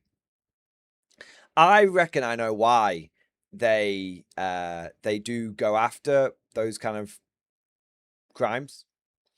And I think it's because the police have a really, really low crime solve rate, but they do everywhere, right? Like, this is not a problem unique to the UK. Like, there's a lot of crime, and a lot of it, you know, doesn't get solved. Unfortunately, I wish it did. Obviously, we all do, right? And that's one of those problems that probably we need fixing at some point. But what I think it is the police in the UK are all measured. Well, a lot of police forces are measured by KPIs. Essentially, they have to look to be meeting certain. They need to be looked to be solving a certain amount of crime. If they don't, then they get told off. And so I think if they can go out, so I think the problem is that was kind of done to try and like, okay, we need to fucking incentivize people to like incentivize the police to go after crime. But I think the sort of knock-on effect it's had is actually it means the police go after crimes which are easy to solve rather than crimes that are necessarily need to be solved. Again, this is complete conspiracy theory. I have no evidence of it. It's just sort of like my idle thoughts whilst having a shower or a shit. So that's why I think you've seen an uptick in it, because it means the police can go, oh look, we met our quota of like percentage of crime done, number of cases closed, that kind of thing, right? So I think I'm that's my conspiracy theory, but I think it's basically what's happened. It's kind of like an unintended knock-on effect. But that's like my guess. I don't know. I'm not informed on this. Do not take that as gospel in any way, shape, or form. That is my complete guess. And if I am wrong, then I am wrong. And I'm wrong. Yeah. There you go. But anyway, we are definitely going off the wrong track here. And I'd rather not, rather not go down it, if that's okay. So, ticket quotas. Yeah, exactly, right? You see it all over the place. So I think if they've got to issue a certain amount of ticket. Yeah, you see it all the time. Couldn't disagree more, but can't discuss here. Yeah, Procure Survive. I'm totally willing to accept that I'm totally wrong. Like I said, it's only an idle thought that I've had, or maybe why they've done it. But it could be, look, man, there could be a lot of other reasons why it is the way it is, you know. Anyway, let's move on. So let us instead build a list. And I don't mean to alarm you, but 1 minute. Oh shit, 1 minute. I don't mean to alarm you, but Notepad has opened. Fuck yeah. All right. So let us begin. Now, I think we need to begin with... 1 minute. We'll bring this down to here. So I'm mostly just going to type it out and then just check things against the Munitor Field Manual as and when I need to. Bring the Stuggerlisk. I might bring a Stuggerlisk. I might. I'm going to start off, though, with the auto includes. Okay? So the first thing... I'm not bothered about doing it in order of or anything. I'm just typing it out. The first thing I think we need is... Hell... Can we even see that? There you go. Hellhound. Inferno. Cannon. Heavy. Flamer. 1 minute. HKM. And I think we want... And that's going to come to... 125 points. So I think we need... We're going to go with... We're going to go all in. We're going to go 3 of them, but obviously we need to change this one's points. All right. Then I think I need to... I think it needs to be done. Whether we... I think it needs to be done. I think we need 6 times Bulgrin. And that's going to come to 200 points. Obviously, Maul and Brute Shield. Okay. So those are the... now, I don't have 12 Bulgrin, but I do have another 3 Bulgrin. So I'm going to take another 3. I'd love to have more, but we'll take another 3. And I believe they're 105 now. I don't need the PTS. I believe they're 105, but I'll double check. Yeah, okay. Because the second unit is still got the step cost. Yeah.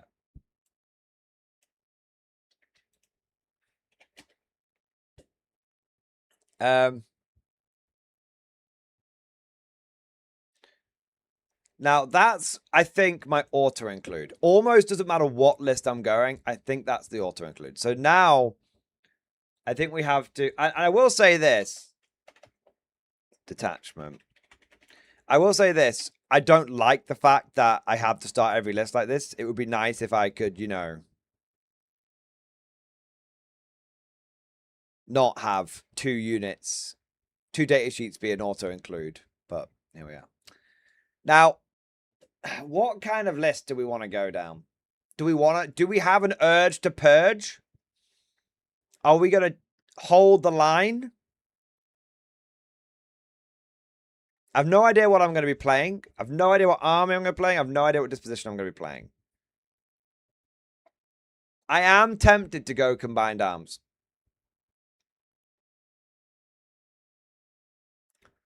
That's what I'm doing now. I'm picking the detachment now. I am tempted to go combined arms. And the reason I'm tempted is because I think it's the standard, isn't it? Standard issue. What are the Bulgars supposed to do? They're still tough to kill, man. You still got to kill 2 out. You still got to kill 3 Bulgars. It's 9 Bulgars in total. It's all the Bulgar I have. Yeah. I think if I'm going Mech Assault, I probably don't need the Bulgrin.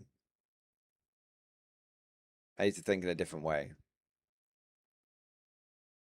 Combined arms. Was there cheap spamming actions? Like, maybe. No lethals for the must-take units, though. But everything else is going to have lethals.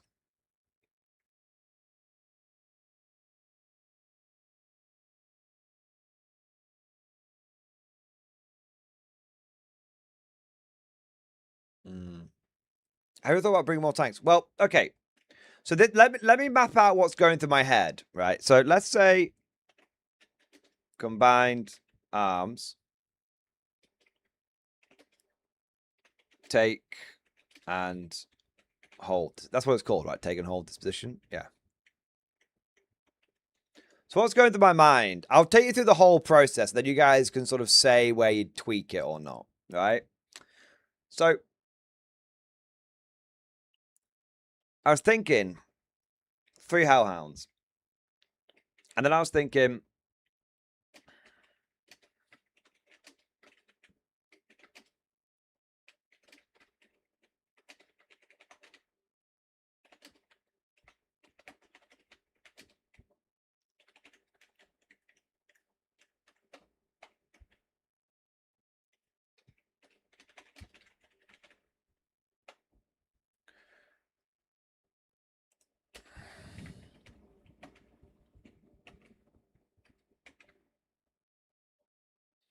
then I was thinking another one of them.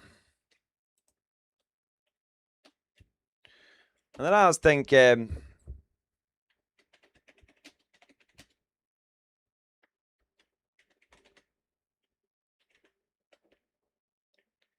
exterminator. I think that's right.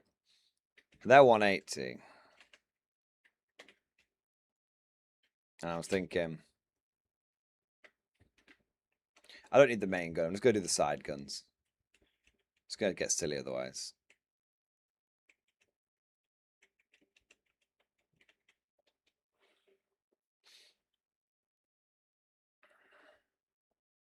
Oh, that needs an extra B, doesn't it?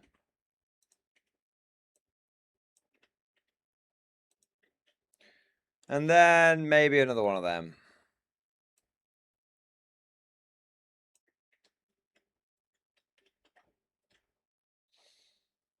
And then I was thinking, I'm not sure what I'd do after that. Let's work out how many points that is.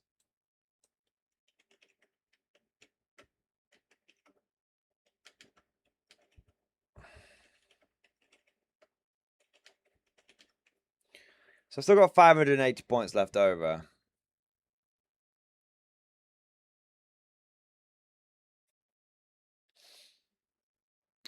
I feel like I need something that can, I need more shit that can hold ground. And I need orders for the tanks. See, this is where I start to become disheartened. And this is where my list building has begun to fall apart. Because I've got this point, and now I think to myself, well, I need more stuff that can hold ground. And I need more stuff that can, and I need orders for the tanks that I don't have yet. And so this is where I start being like, I don't know, I don't know. The points are too damn tight.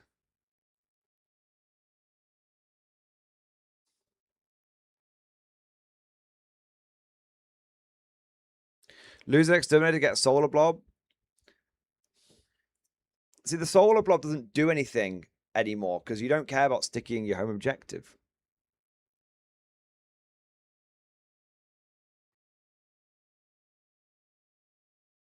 Yeah, I don't know. I just don't know if this is the way to do it.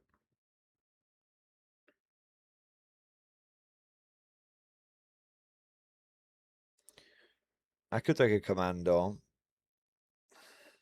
I don't have Dreer or the horses painted up. Otherwise, that would be a relatively good shout. Typhus, that would be very helpful. Yeah, go Death Guard instead. I do have a big Death Guard army and I have a lot of Plague Marines, so that would be a good place.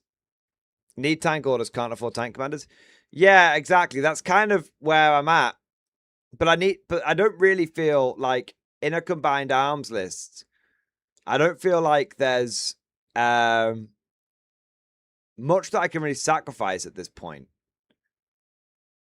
Like, so, you know, because I need to be able to ignore cover. And I need to be able to do secondaries. Which I currently don't have much that's good at doing that. Put Style Trooper in.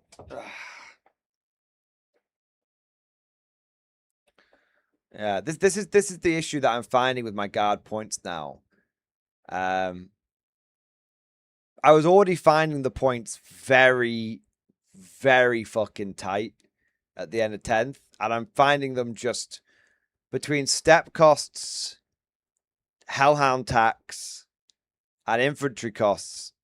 I am finding it very hard to build a guard list that I feel like has what it needs. Yeah.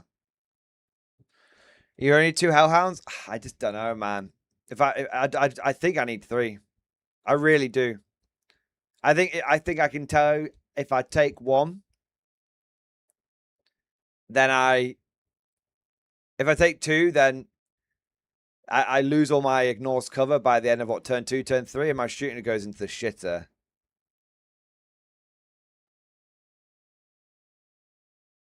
Two is the litmus test.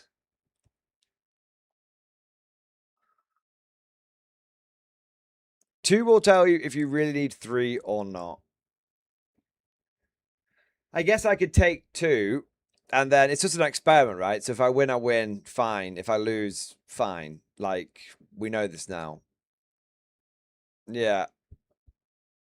Swap the LRBTs for pair of Gladiator Valiants. That would be very nice.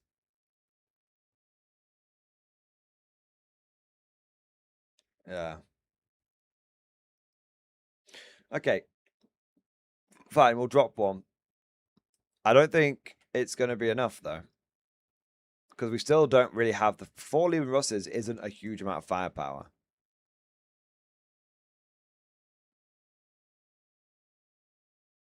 Do we think we drop one of the Bulgrin squads as well? Like the little one? I think we're going to struggle to hold objectives without it.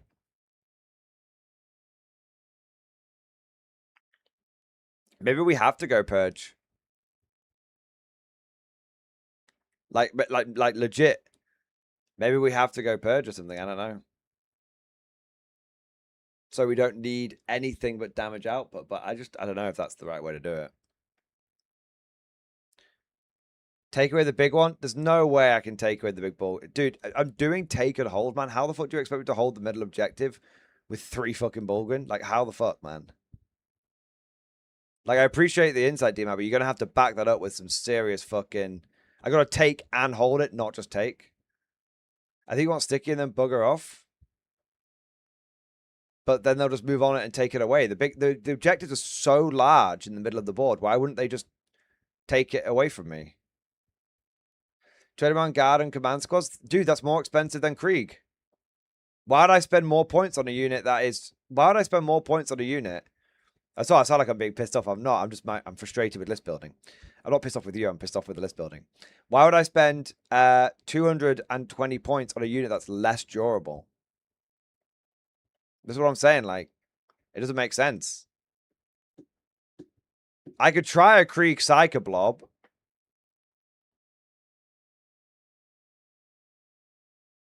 I could try a Krieg Psycho Blob. Krieg Weapons on my list to build, but I don't have them right now. I could proxy them maybe, but I'd rather not ask that of my opponent. I don't know. It's a semi-pickup game, so I don't know. Drop Exterminator, go Dawn Commander. So we definitely need orders. We need orders. Go priority assets have taken Bulgrin. Why? I'm not saying no. I'm saying why. Bring one of each, see what sticks. I think I am going to do that, D-Mac. I think I'm going to take 20 Kriegers and but I'm going to go for Primaris Psyker. Because I think I want the 4+ invulnerable save. Use a single Exterminator too. See, I'm not thinking of the Exterminator as a damage buffer. I'm just thinking that the Exterminator just brings the kind of firepower that I want. I don't care about its Withering Hail ability.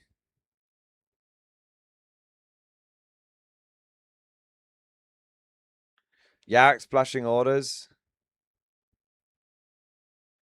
See, we're a bit paralyzed, so let's try.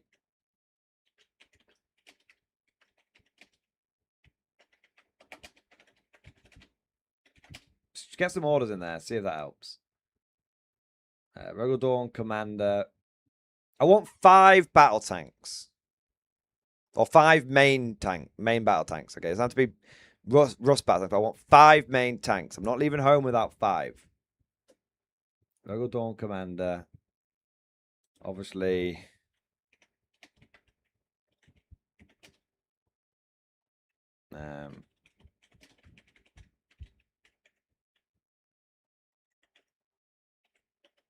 I'm going Dakar Dorm. But Pulverizer Cannon. Fucking spelling's got this shit. I don't care. I don't know if I spelled that correctly. People in chat can correct my spelling. I want that. Now, the thing is, I kind of want another tank commander. But I'm going to put the enhancement on. I kind of want another tank commander. And my instinct is to go for the Liam Russ tank commander. But I'm just not convinced the Liam Russ tank commander has a good main weapon anymore.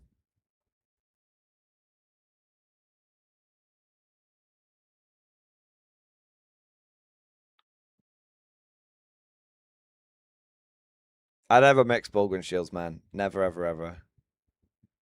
Don't type too fast when you're 4 PC. I'm sorry. I never take ball. I never mix shields. I'm morally against it. Liam tank commander isn't worth it wherever costed. It's cheaper.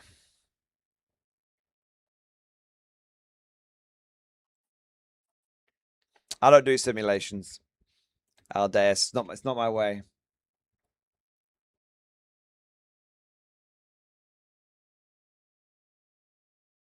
Use the plasma cannon on the TC. I mean, it's okay, but it's only strength 7. Does that matter though? I mean, I get it's only I'm losing out on damage 3 to damage 2. Disagree. Lima tank commands where it's at. I can take one of each. Okay, let's take one of each, right? What gun do I put on the tank commander? I've got every variant, so you can just whatever you suggest. What gun? I mean, I'm tempted by Exterminator Autocannon for twin linked. Vanquisher.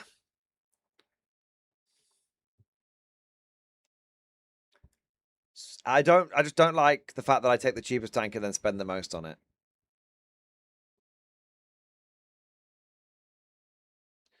A-Prime's Ward Ignore cover Eradicator. I tried the Eradicator in the practice game versus Simon on the tank commander, and it was decidedly mid. Like decidedly. That's my concern. I'm gonna try it with an Exterminator autocannon, you know. I think I am. Good volume of shots. AP1 now matters. Twin linked. Don't really care about Wither and Hail as much now because AP1 is fine. Can always get it pseudo AP1 by using Combined Arms Stratagem Fields of Fire, right? So, are you having second guesses about the value of the Eradicator in general now? Yes and no. I did a video on it. I think the Eradicator is fine, but it's a very specialized unit still. Let's go for a Liam Ross tank commander. And just try some shit. Let's just try it with the Exterminator. Because let's go through it, right? Let's go through it. Demolisher Cannon. 2 swingy. Gone. Vanquisher. So it just feels wrong going from 150 to 235 for the same gun. Gone. Punisher. Gone. Eradicator. Tried it. Didn't feel it. Gone. Battle Cannon. Fine. But the main thing in the Battle Cannon is the rerolls to hit. Tank Command doesn't have that. Gone. So that leaves us with Plasma and Exterminator. Plasma, Plasma Cannon, I'm thinking, like, it's a fine option, don't get me wrong. But it's only strength 7. The AP2 is fine now, because AP2 is basically the equivalent of AP 3 in 10th, so I don't care about that. Damage 2 I don't like. Basically has the same problem as the Eradicator, where it's just a little anemic. Okay, gone. Exterminator Autocannon is the only one that's left. You're not really missing out with Withering Hail. And it's not a big jump up. It's got the strength plus the 4 rerolls. And it's got the flat damage 3. I'm gonna try the Exterminator Cannon on it.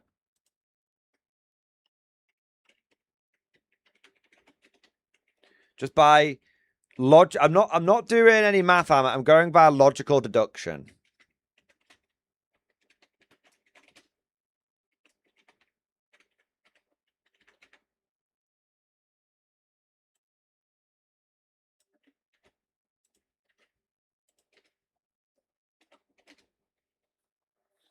I'm going by logical deduction. Now, let's bin off these 2 exterminators for now. We can always add another tank back in. Let's bin off these exterminators for now and see what points we're looking at. Oh, I need to... that's going to be 305. I'm going to zoom out slightly. Because I'm going to have Grand Strategist here. There you go. And that's going to be 235. Okay. 305 plus 235 plus 125 plus 125 plus 200 plus 185 plus 185. Okay. Okay.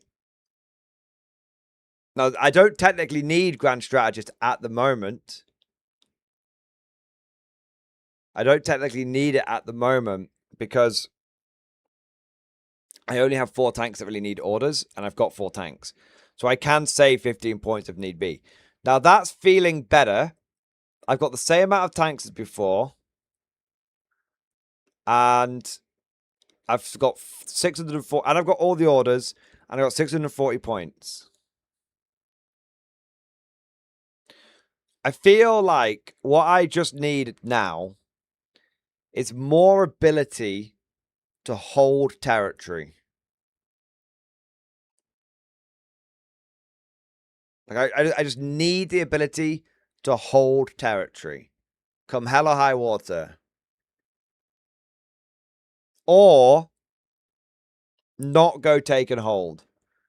I feel like right now, I almost feel like I'm saying I'm taking and holding, but I'm kind of feeling like maybe I am in fact purging.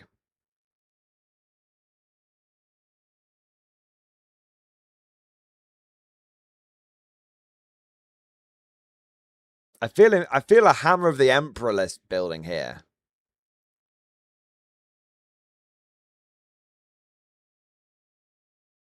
Three times Krieg Psychoblobs. So I'm open to the idea of taking a single Krieg Psychoblob. At least one. I could take 2. It would be easy to take a hold if the enemy doesn't exist. That's a good point.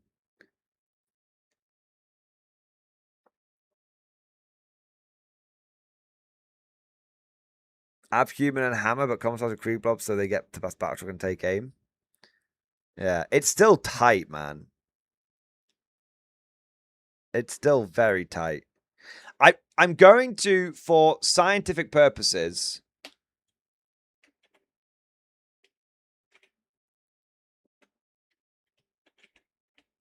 take a Krieg Blob. 2 times plasma pistol and power sword.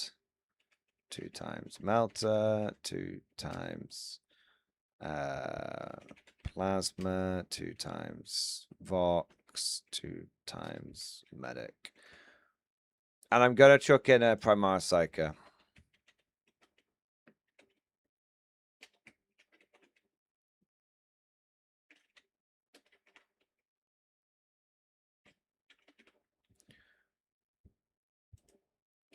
I don't feel overly confident about this, but I don't really care if I lose this game. I don't really care, but so it's more about like, hey, let's try holding with Bulgrin. Does that work? Hey, let's try holding with Krieg Psychoblobs. Does that work? Do you know what I mean? Like that's kind of what's going through my head. Let's try and let's throw a bit of shit at the wall, see what sticks.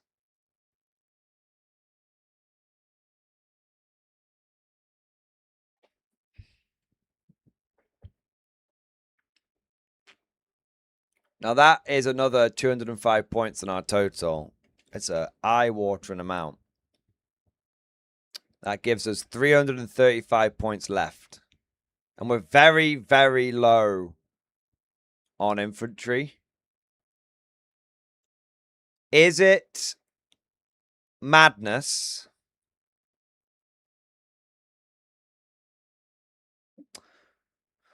to basically take another blob and another tank and done?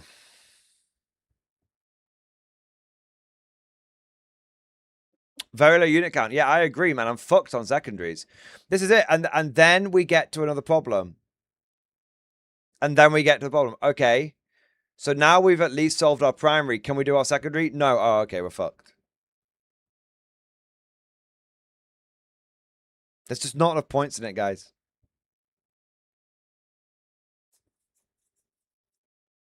There's just not enough points in it. I think guard are too expensive. Like, we're going to try things, but I think guard is too expensive.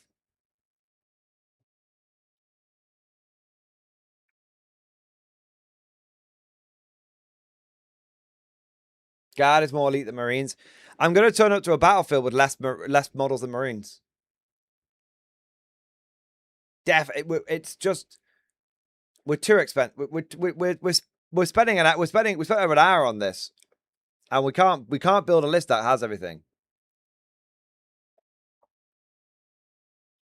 It's very painful. And all we're trying to do is build into our disposition. It's tough. This is why I think, as crazy as it sounds, I think we almost have to go purge. I think right now we don't even have... Right now, I wouldn't even be confident in holding that objective, that middle objective, for one turn. Maybe I'd get one turn out of it, and then I think I lose.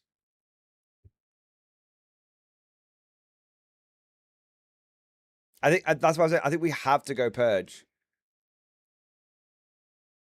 I just go recon disposition.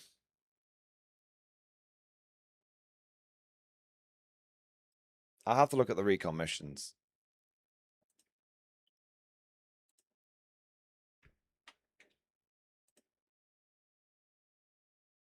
I have a list that I thought of yesterday, but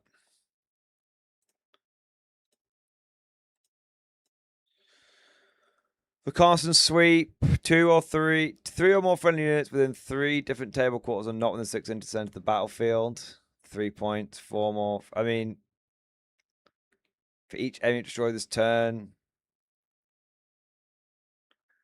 3 points because only 1 more objectives. I don't know, man. Just yeeting units out, hiding and yeeting. Not sure on that one. Triangulation, I know. Well, triangulation, fine. Shit.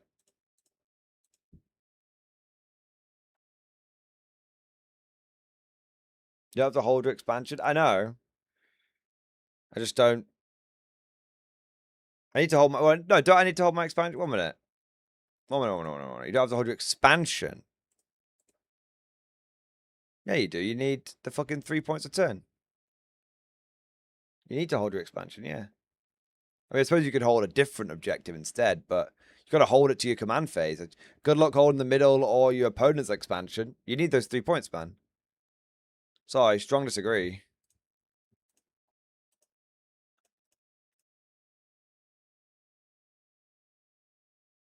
Same with that one.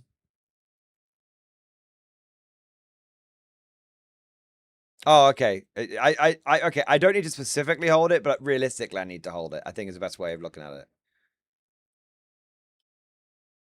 What the fuck is surveillance?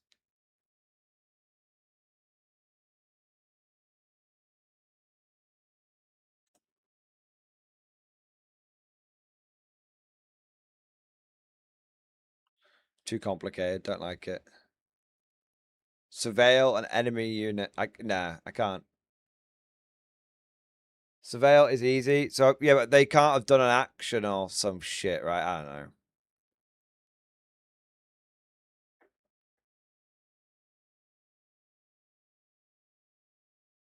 I'd have to look what they were doing.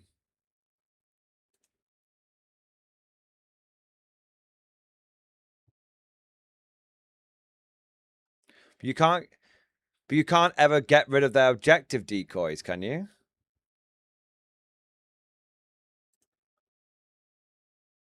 So you're never gonna get. They're gonna decoy one thing, and then you can never get your 5 VP. Right? That's stupid.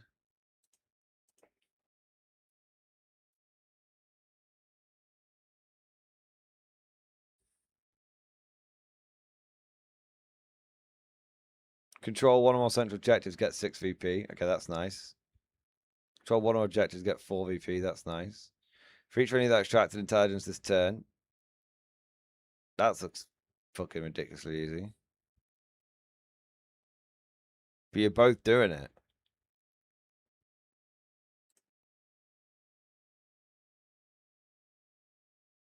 Oh, yeah. Okay, no.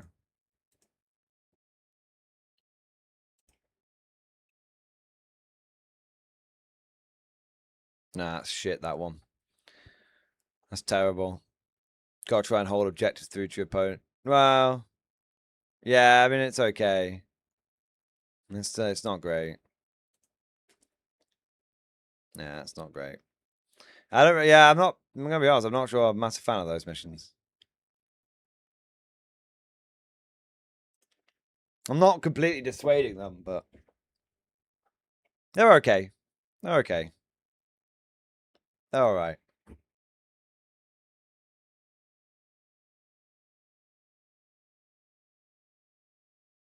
A max Surveil with fucking demons guard can do it.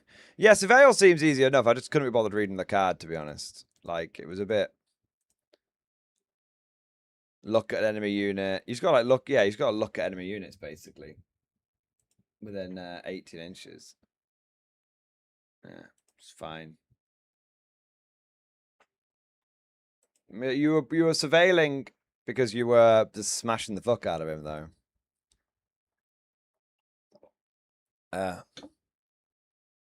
Why take a tank commander when Yarrick gives you tank orders for much lower price? The difference in price will also let you take more ball control objectives. It's a good point, Larry. The reason why is because tanks do orders and do damage, whereas Yarrick only does orders. So if I take Yarrick, I then need to take another tank to do damage. At which point I'm then spending more points. So if I take Yarrick, he's 100. If I take a Lemur's tank commander, he's 235 points. He does 2 orders and he does damage. If I take Yarrick, he's 130 points. But now I've saved 105, but now I need to spend points to take a tank. So the cheapest tank I can get is a Vanquisher, which is 150 points. So now I've spent 280 points instead of 235. So I've made a short-term saving, which has actually cost me in the long run. That's why I don't think Yarrick's the answer. Now, Yarrick versus the Rogal Dawn Commander is a different question. But the Rogal Dawn Commander, because I'd save 10 points. But I don't think it's worth it for the loss of firepower for the Rogal Dawn Commander. So, yeah. I had a Beezer Nurgle with binoculars doing recon. I love it. Swordsmith. I love it. Yeah.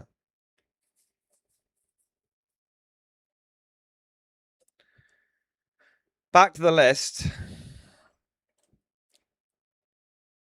I'm going to put that one to one side. I had another idea for a list.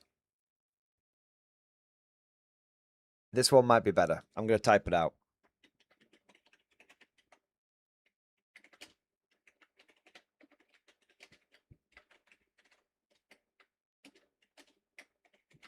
I haven't decided the attachment yet.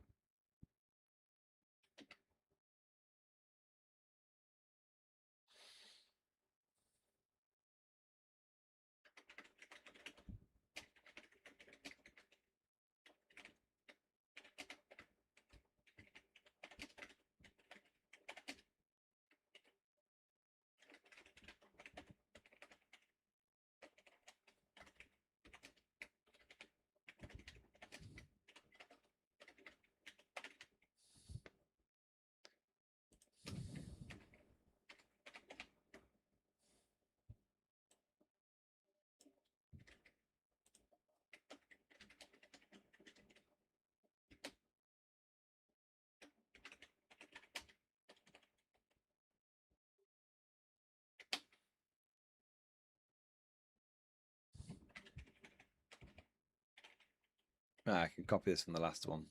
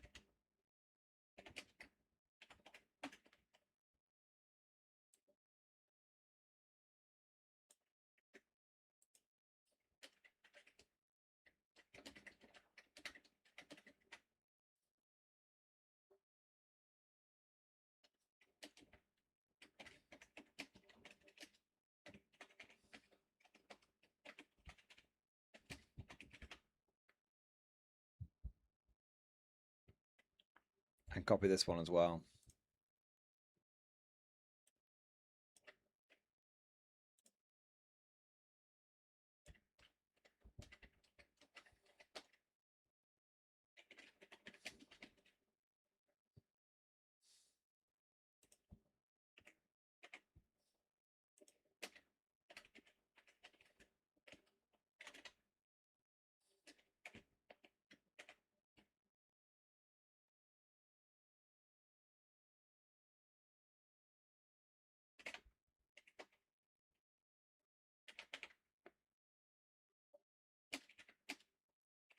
I might change my mind on this actually.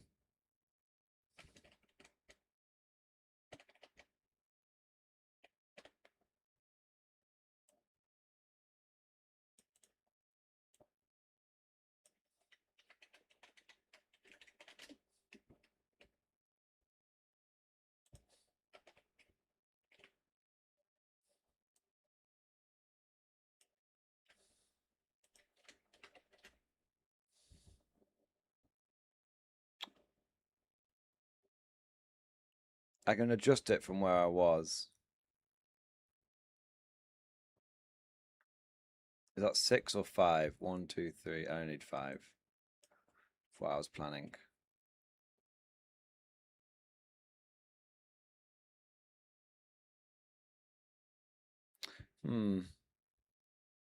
I could refine the list. Well, I'll take you through the whole thing first, and then I'll decide.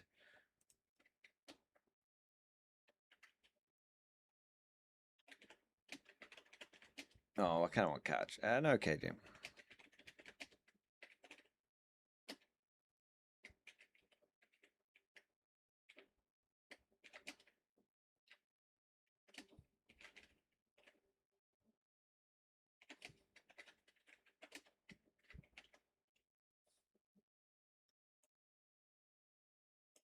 That's for the other command score, the other chimera.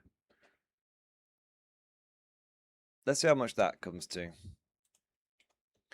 So 60 plus 60 plus 60 plus 65 plus 65 plus 125 plus 125 plus 125. Oh, no. plus 10.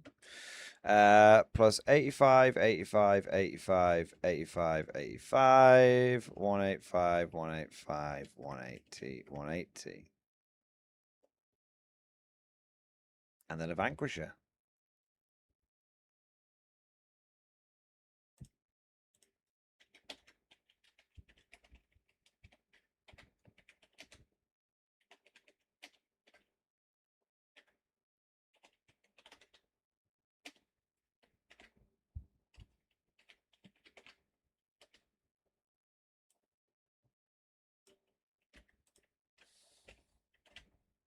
There you go.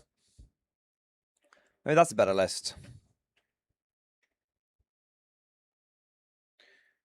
5 Armored Fist squads, 3 Hellhounds, 5 Lehman Russes.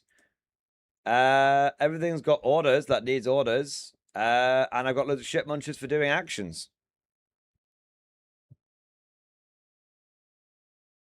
You think I'm one short? We'll go through it again.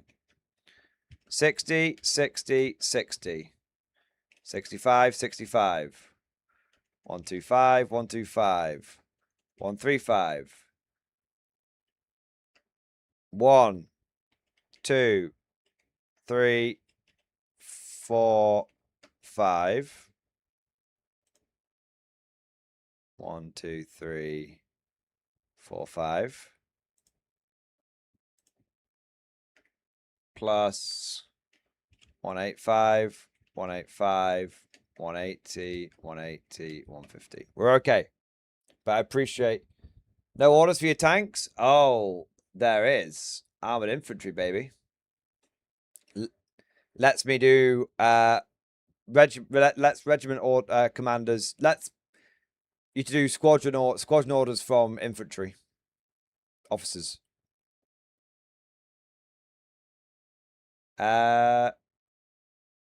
Yeah, that's kind of that's a list I've sort of been playing around with. I don't really have anything that the only reason I'm sort of taking armored infantry is to basically get orders, but it also in a cheap and efficient manner. It's also there's some decent stratagems in there as well. If we take a look, I think a lot of my army quite likes those stratagems. Let's have a look. New 40k, Ashmanatarum. Give it a second. That's the chest there. And what does 1 DP give you? The disposition you want? I mean, it gives me a choice of disposition. So if we go down to... So I could go Designation Force, which then gives me Recon, which is what Swords and Smith was suggesting earlier, which I quite like. You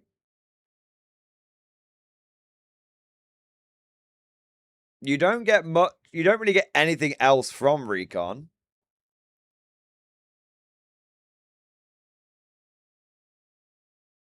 I don't get anything else from Recon, so definitely worth bearing in mind. I'm literally taking it for its disposition. But armored infantry,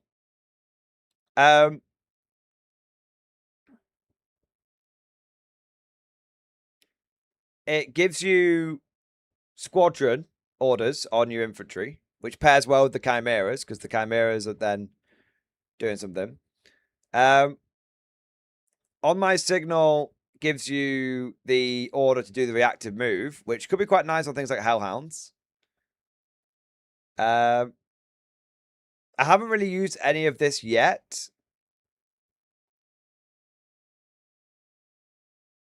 I don't really think I need anything but maybe Exemplary Officer, but even I don't think I need that either. So really it's stratagems. Order the advance. I can reroll advanced rolls. That's quite good. I guess I can't be in my Chimera and do that, though. I can always get out the Chimera, though. Or no, I don't have to start in the Chimera straight away. So there's some play with that. Mobile Firebase, Armored Skirmisher. Fall back and shoot. That's pretty much my entire army is Armored Skirmishers, apart from the Lehman Russers. So that's great. Burst of speed. That's great. That's got play. Just get an extra D6. Move. Can't complain about that. Supporting ordnance. Armored skirmisher. Until in the phase, each time one of your unit makes attack that targets a visible monster or vehicle, you can reroll the hit roll. That doesn't actually help me. Because all my armored skirmishers auto hit. So maybe that one, we need to think of a different one for that one. Combined fire. Your shooting phase after an armored skirmisher is shot. Select one unit hit by one of those attacks within the phase. That enemy unit cannot have the benefit of cover. And each time an armored skirmisher unit from your army makes an attack. So this basically turns one of my chimeras into an extra hellhound. Because I can... basically, the chimeras are armored skirmishers. So then I can go, okay, this is my 4th hellhound. Now, interestingly, does that mean I can save points? I didn't even think about that stratagem. Does that mean I can save points and take a hellhound out of my list? Because basically, any one of those 5 chimeras is now a hellhound.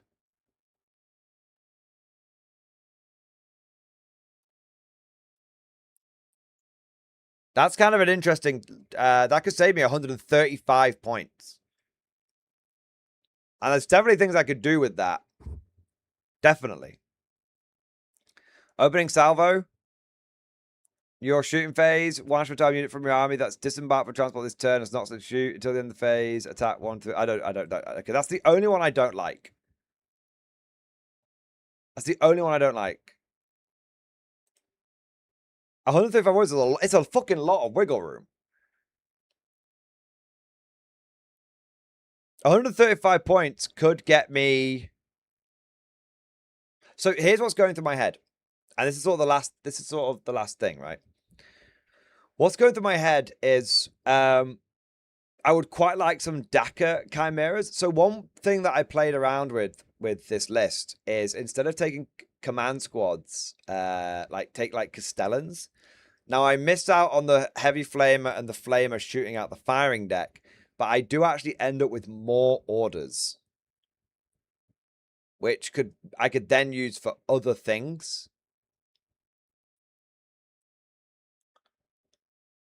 Like having my chimeras also get orders. Now, if my chimeras are also getting orders, then I'm tempted to switch from heavy flamers to heavy bolters. Because right now, the only reason the chimeras have got flamers is because they're order agnostic. A Death Strike costs 125 points.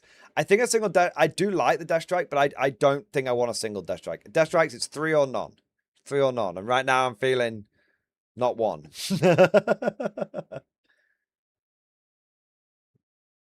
You could drop a Vank and take 2 quick flavor teams. I don't have them. It's a great suggestion, but I don't have them. Get 2 more Hellhounds and drop an Overwatch threat if needed. I can't quite take 2 more Hellhounds because I've already maxed out. Gets a whole matter weapon and it's an armored skirmisher. The fact it's an armored skirmisher is brilliant and I do love it. And I love you for suggesting. I absolutely love you for suggesting it.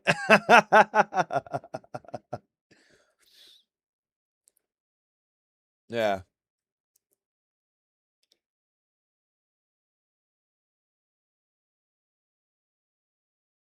I like the chimeras, but I'm very concerned about the short range on them.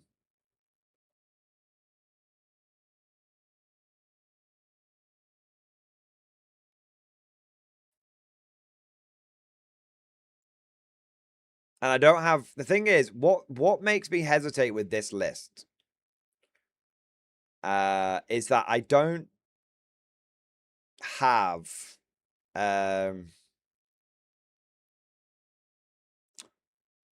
I don't have any lethal hits.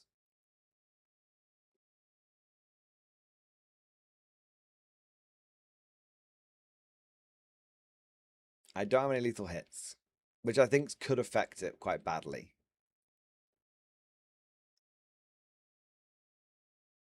But I like the idea of it. It feels very mech guard.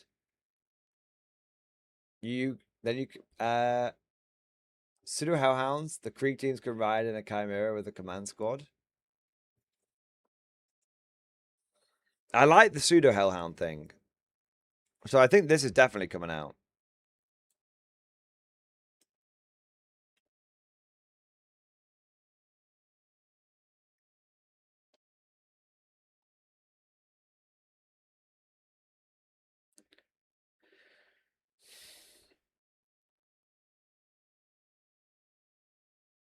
And then it's a case of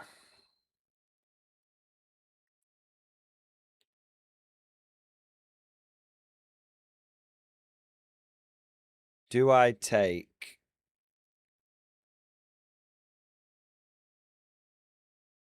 so I'll have three chimeras with all deflamers. And then what if we go 2 Daka ones instead? I'm playing with fire here.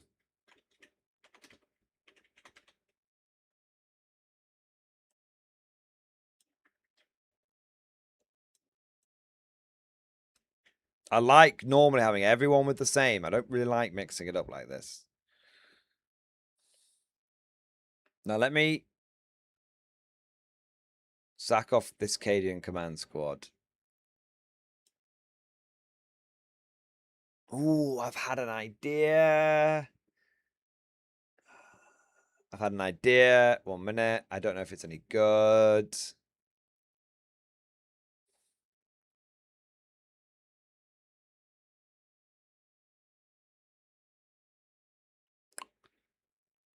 Combat engineers are 65 points. They get 2 flamers. They get a flame and a flame pistol. I don't think it's worth it. I think I'm wasting my time. I want Daka, not shitter.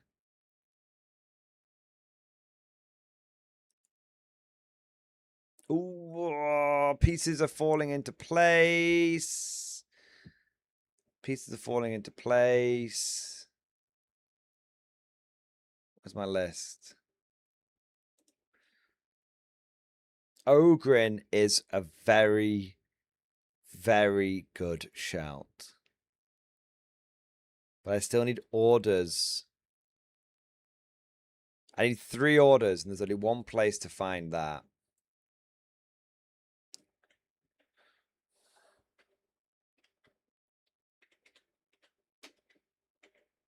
Audrey, to be fair, but I want her in the Chimera.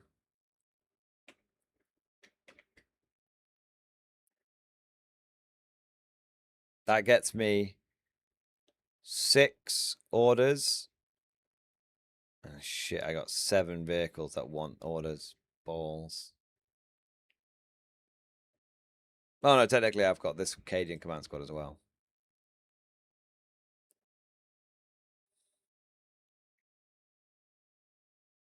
Stellans do help.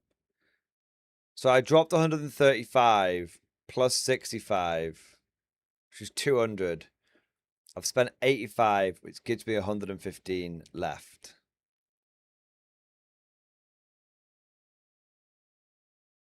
See, I can't help but wonder.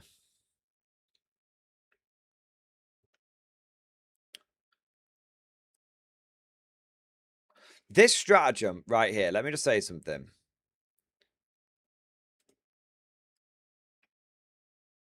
Where is it? This stratagem right here. Where is it? No, it's not that one. This one. Combined fire. This stratagem right here, I feel is the best stratagem in the game right now. I might need to go to sleep and think on this. This stratagem right here turns any unit, Chimera and below, into a Hellhound.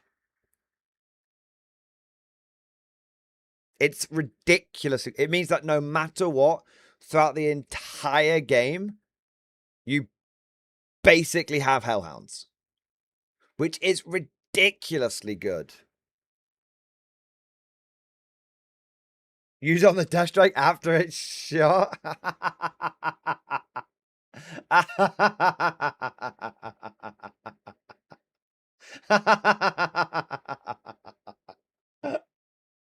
That's fucking brilliant. Nukem Rico. Stogalisk is 150. Yeah, they are armored skirmishers. Yeah, they are. I'm gonna go to sleep. I've got the makings of a list, and I think combined fire might be the best stratagem in the guard right now. Just on-demand hellhoundification of anything you want. It's really good. And we've got the makings of a list. Like, it's just making me think. I just need to figure out a way of getting, like, I need to figure out a way of maybe what would kind of be perfect? What would be perfect to me is every single one of those chimeras could be Dakka chimeras. That would be perfect. And every single squad shooting out the top of those chimeras were Dakka chimera, you know, were firing like plasma grenade launcher or something, right? That's what would be ideal for me. And the reason that would be ideal is because I feel like that's more punchy firepower. And I don't know if I'm going to be able to get that, but that's what I would like. That's what I would like.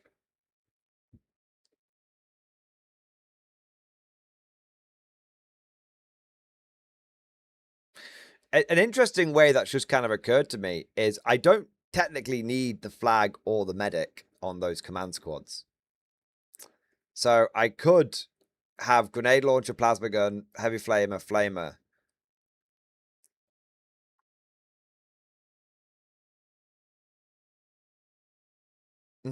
It's a bit much. We're getting there. Commissar would take aim for 1 DP might work. The Commissar's a very good shout. Legitimately very, very, very strong shout. He can, and it does let me. The thing is, though, that's another take and hold disposition. I'm not even sure I want to go take and hold. Disposition right now, I'm on take and hold. I'm kind of operating on the assumption if I can blast the enemy off the board, I can take and hold later in the game. I want to leave it open for me to take recon, because recon's quite action intensive and this army's quite good at doing actions. Scion's coming out with +1 to spicy. I will build a list of Scion, of Bridgehead plus Mechanized Assault. That will be happening, but not today. That'll be happening soon. Armor Sentinels are a good shout. You almost want 2 hippos. Yes. 38, absolutely. Like 110%. I would trade a lot. I would trade 2 squadrons of 2 tanks for 4 hippos. I don't know what tanks it would be, but I would really be tempted. Like, this is actually an idea. Actually, fucking Syria, you might have the answer. I just might not have the models to do this yet. But let me just but doesn't mean that other people can't benefit from this potentially, right? So let's go back to where we were. Okay. We've just saved 135 points, and all we've done is drop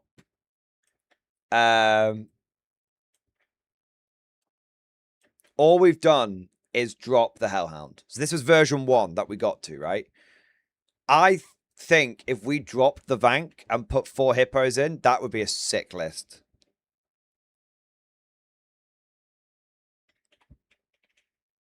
That would be the list that I... Is it with an I like that, or is it with a Y? You guys can tell me.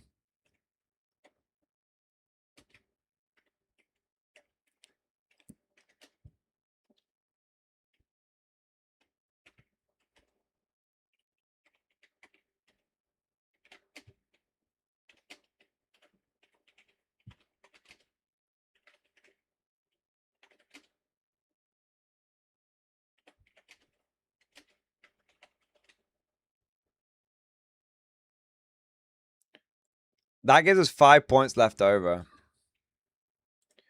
And that basically is my Dakka Chimera fetish satisfied as well. In a big way.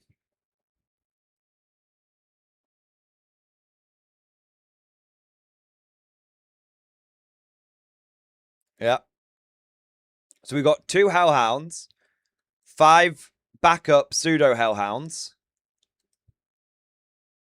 2 battle tanks, 2 exterminators, 2 hippogriffs.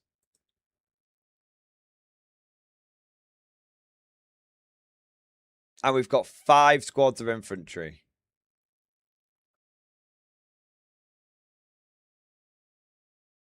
This is more like recon than hold. That's fine. Then we just what's that shitty detachment fucking called, man? Let me find it. Designation force. There you go.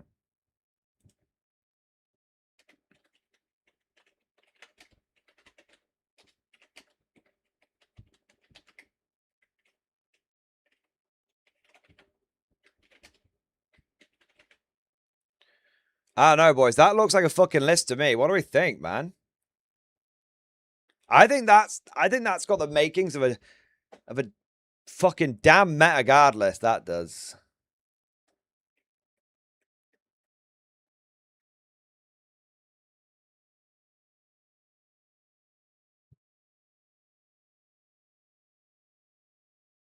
I'm feeling that. I don't have 4 hippogriffs. I can't run this list tomorrow. I don't own them, right? I mean, how big is a hippogriff next to a? But I can get 4 hippogriffs. I have to run something slightly different. This is definitely. It's in the wheelhouse. I feel I'm a little light on anti-tank. That's my main. That I think is my main concern. I don't have a lot of proper anti-tank. We're fishing for 5s, but such is the meta of 11th. So the Taurus Venator, I don't have one of those, but I have an. So I don't think a Goliath truck would be close enough, would it? I've got loads of them. 4 times Sentinel for tomorrow with Lads Cannon. Whoa. Oh, that's such a fucking shout. That is such a fucking shout. That's a good shout. Let's fucking bang this into the next version.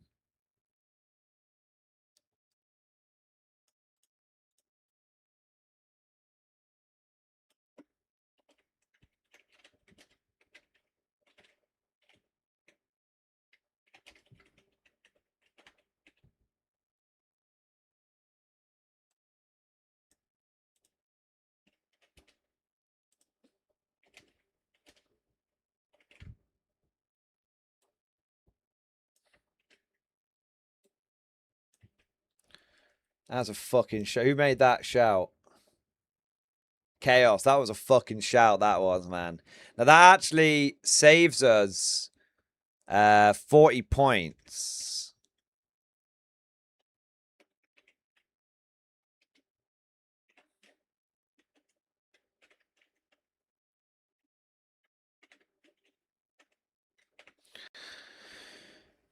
But we need orders for them.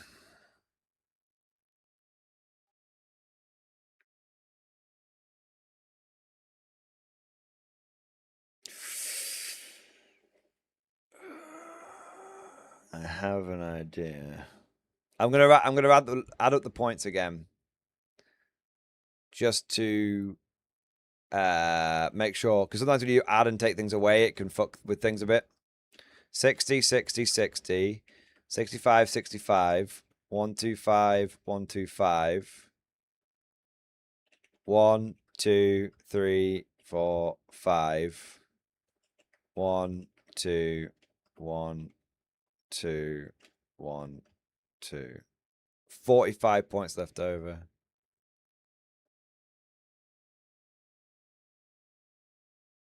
Gentlemen, I have an idea.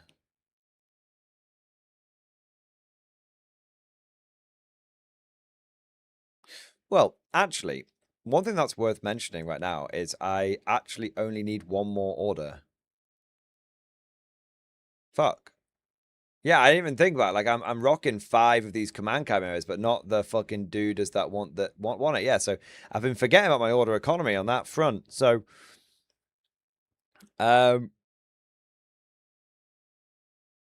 it's like a Cadian Castellan jobby kind of thing. I'm 50 points short, but I could probably swap something around.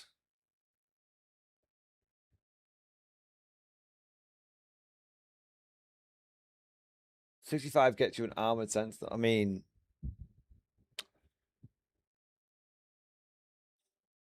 I've got it. What if we change this to this?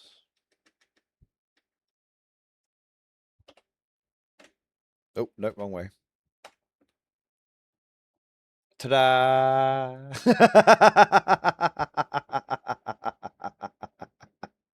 Now we have 55 points. That's Acadian Castellan.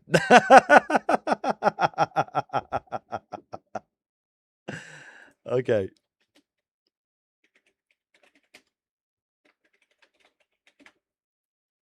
Are there 100 now? Shit, man. That's even more. That's even better. Yeah, you're right.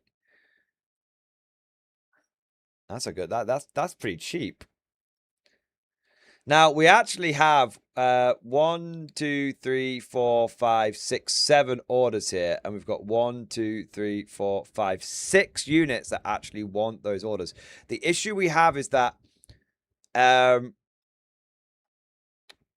Chimera can only allow 1 officer at a time to use its command ability. So you can't have 2.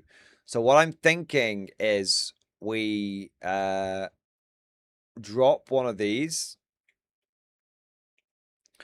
and we go for a unit of Ogre instead.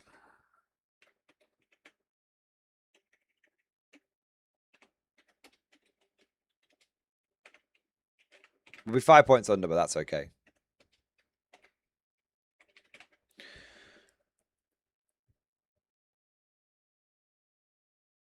Yeah. Ogre and Castellan in a metal box. Exactly. Who's on the Lean Russes? The Chimera, the command squads can because the detachment that I'm in. Armored infantry. That's a list for. That's a pretty good list for tomorrow. Now that actually, I've got 5 points left over. I can't really do anything with it. But yeah, that seems okay. That seems okay. I am still worried about the anti-tank situation, like majorly. I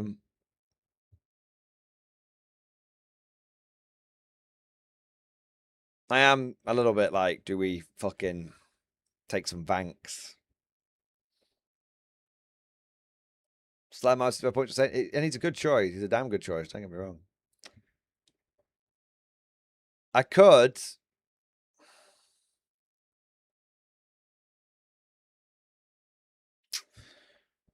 This list is starting to get quite fruity. He doesn't need to lead the Ogre. He could just be in the same vehicle as them, man. No need to lead him. He can just be there. Sharing a hole, but not sharing a squad.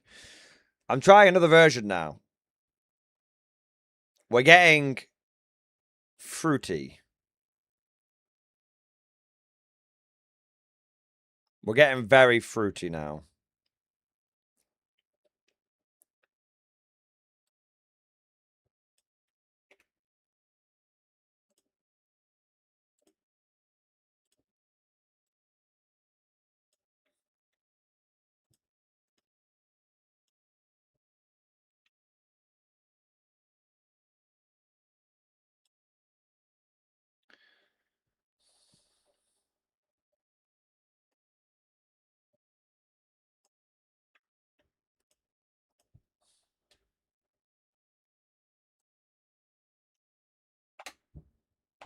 I think that works.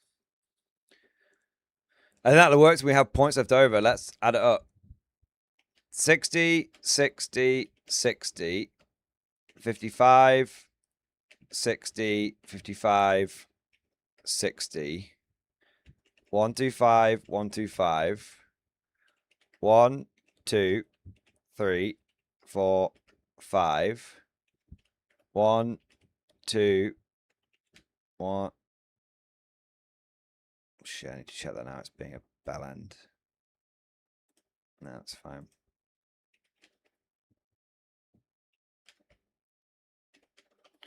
There's 25 points spare. Fuck. I might have to double check the maths on that. That would essentially allow us to turn the scout sense back into armored sense.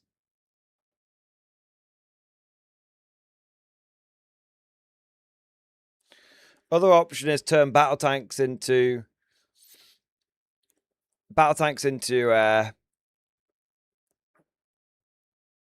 exterminators. Save us 10 more points, but I don't know what we can do with it. How many orders are we on now, by the way? 1, 2, 3, 4, 5, 6, 7.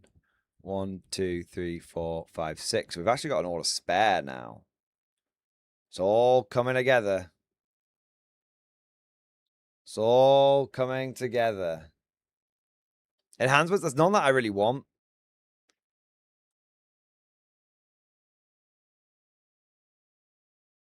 There's none that I really want.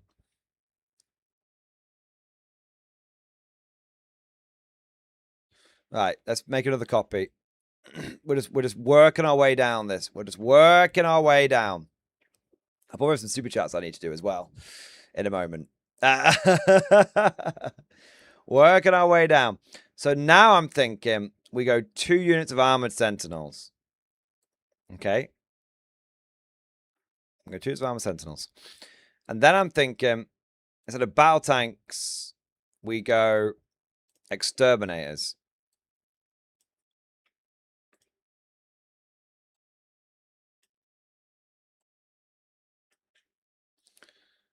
And that, I think, means we can do another one of these.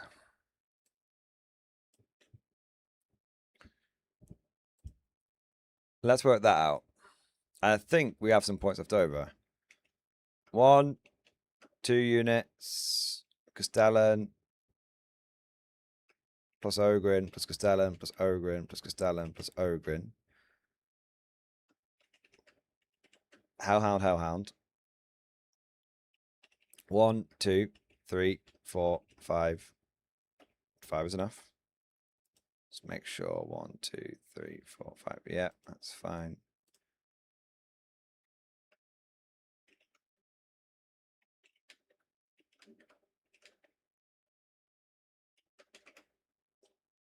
Bam. Bam! Right in the fucking pocket. 1, 2, 8. 8 orders. 8 orders.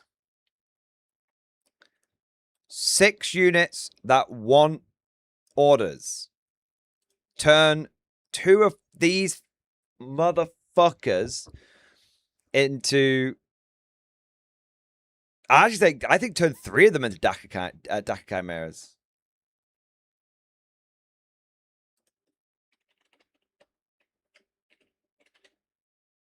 And just accept that, you know, one of the scout sentinels, one of the units, one of the tanks might not need an order. So you're 1 tank order short, but that's it.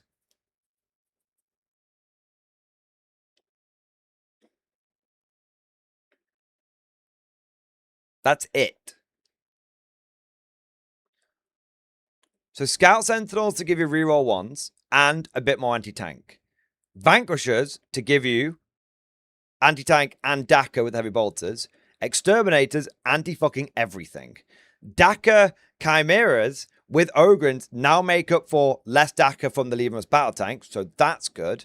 And then we essentially have 4 fucking Hellhounds in the list.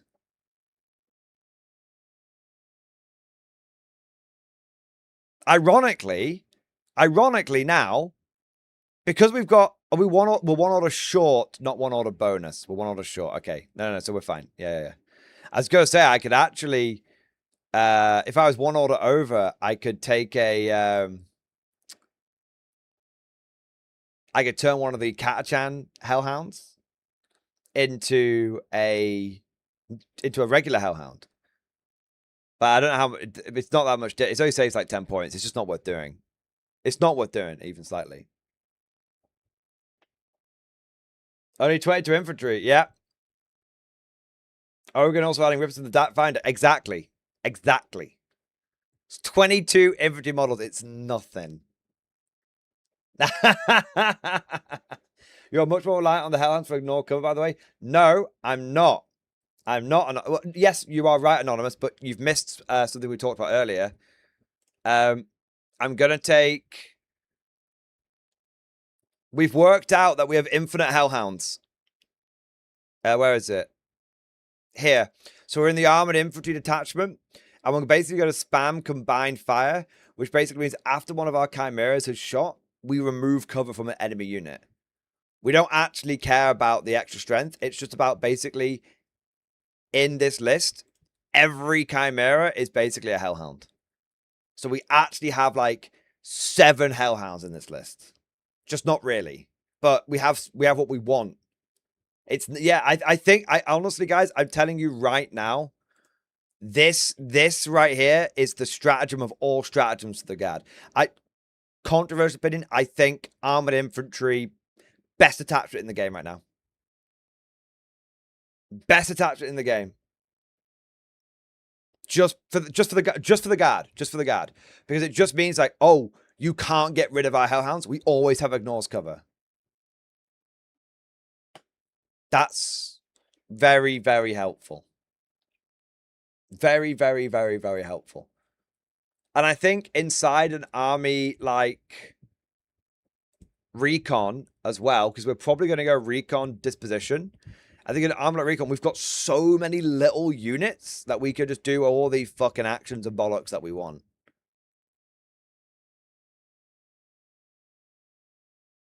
We're doing it. Yeah, we could go for Eradicators, but we only saved 10 points. They've gone up to 170 Airsoft Ninjas. So if they were 150, I'd be taking Eradicators. They're 170, so I'm not taking them. Don't get too crazy with it, though. Don't let the Jews fight to get rid of this and make it 2CP. Or nerf models. They'll never keep us down. They'll never keep us down. Gentlemen, I think that's the list for tomorrow. I think that is the list for tomorrow. I'll save it. There you go. Look at boys. And can I just say, thank you. This is why I wanted to do it on stream. Because I don't know about you guys, but I was kind of doom spiraling on the list building front. Right? I don't know if anyone else was doing that. I was kind of doom spiraling on the list building front. I was like, I can't get any of this to fucking work. That feels like it works now. I don't like the fact... if in a heartbeat, if I could switch those Ogrins and command squads out for good old infantry squads, you know, I would. I don't like the fact that I'm rocking 22 infantry models or something ridiculous. You know, obviously, right? Obviously. But it's something. And I might wake up and change my mind. Like, I might see how I can basically adapt this list, but for like combined arms. You know, there is a thing here where I could end up with, you know, I can still see myself playing around with this. Like Scout Center, you know, I can still see me playing around with it. But right now, I'm really happy with that particular list. For Recon. Yeah. I'd like to basically take another stab using the list we've just built as a template to then build a combined arms list. I'm just not quite sure how I do it yet.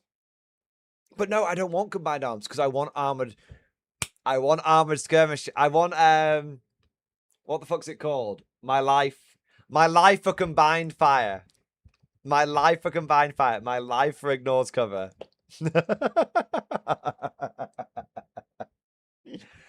Tomorrow we figure out a list without Hellhounds for us poor bereft boys. I mean, honestly, Marco, you don't even need Hellhounds in that list. Just Anything could be a hellhound in armored skirmishes, baby. Or in armored infantry. I just think we need that's only one stratagem, so you can only remove cover from one unit at once. But yeah, it's interesting. The armored that combined fire stratagem is just.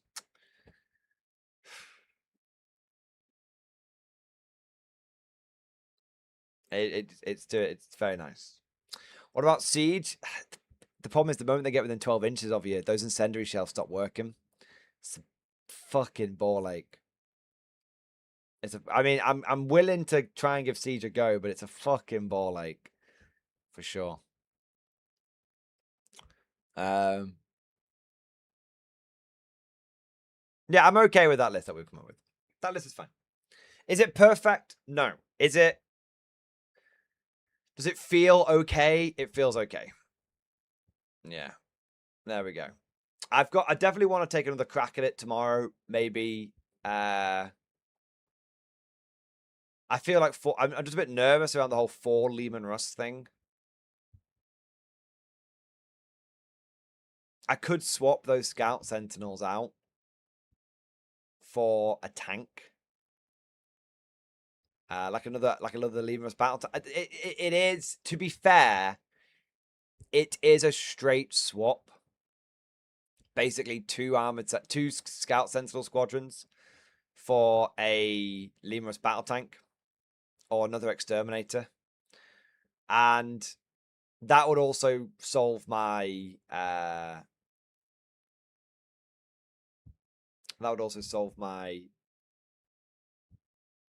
order economy, because I'm 1 under at the moment. Yeah. I mean Exterminator autocannons. Exterminator autocannons, because of the twin linked, is really helpful. Yeah. What of secondaries and actions? I mean, I have a lot of units in that list. I've got 1, 2, 3, 4, 5, 6, 7, 8, 9, 10, 11, 12, 13, 14, 15, 16, 17, 18, 19, 20, 21 units. I think I can go down to 20. Probably be all right. I fucking hope so anyway. It's just armored infantry and designation force. Yeah. But but Dominus Plexus, it's a very valid question, so don't think I'm poo-pooing it. I'll put a link to that. I'll copy and paste that list right there and put it in stream discussion for those of you who might want to have a crack at it. Maybe improve on it yourself or use it as a template, but it's in there in the Discord now. Now, speaking of members and stuff, I've got some super chats which I've completely and utterly disregarded. So lambast me. Let me catch up on those, and then I'm going to go to bed. Into me, Marco! Thank you for the super chat. Let's have a look. Oh, a minute. No, sorry. I've got... Wait, there's more. Oh, my God. I've gone so far. I'm so far behind. I'm so sorry. Master Pef. Oh, no. Done Master Pef. Cosmic Drew. Cosmic Drew is the first one. Cosmic Drew, thank you for the super chat. Take everything I've ever sent you. It's your only hope. Cosmic, the thing is, you're not even wrong. There's absolutely a viable list here with the Shatter Lord, with the Bulgrin inside it. You sent me a Hellhound.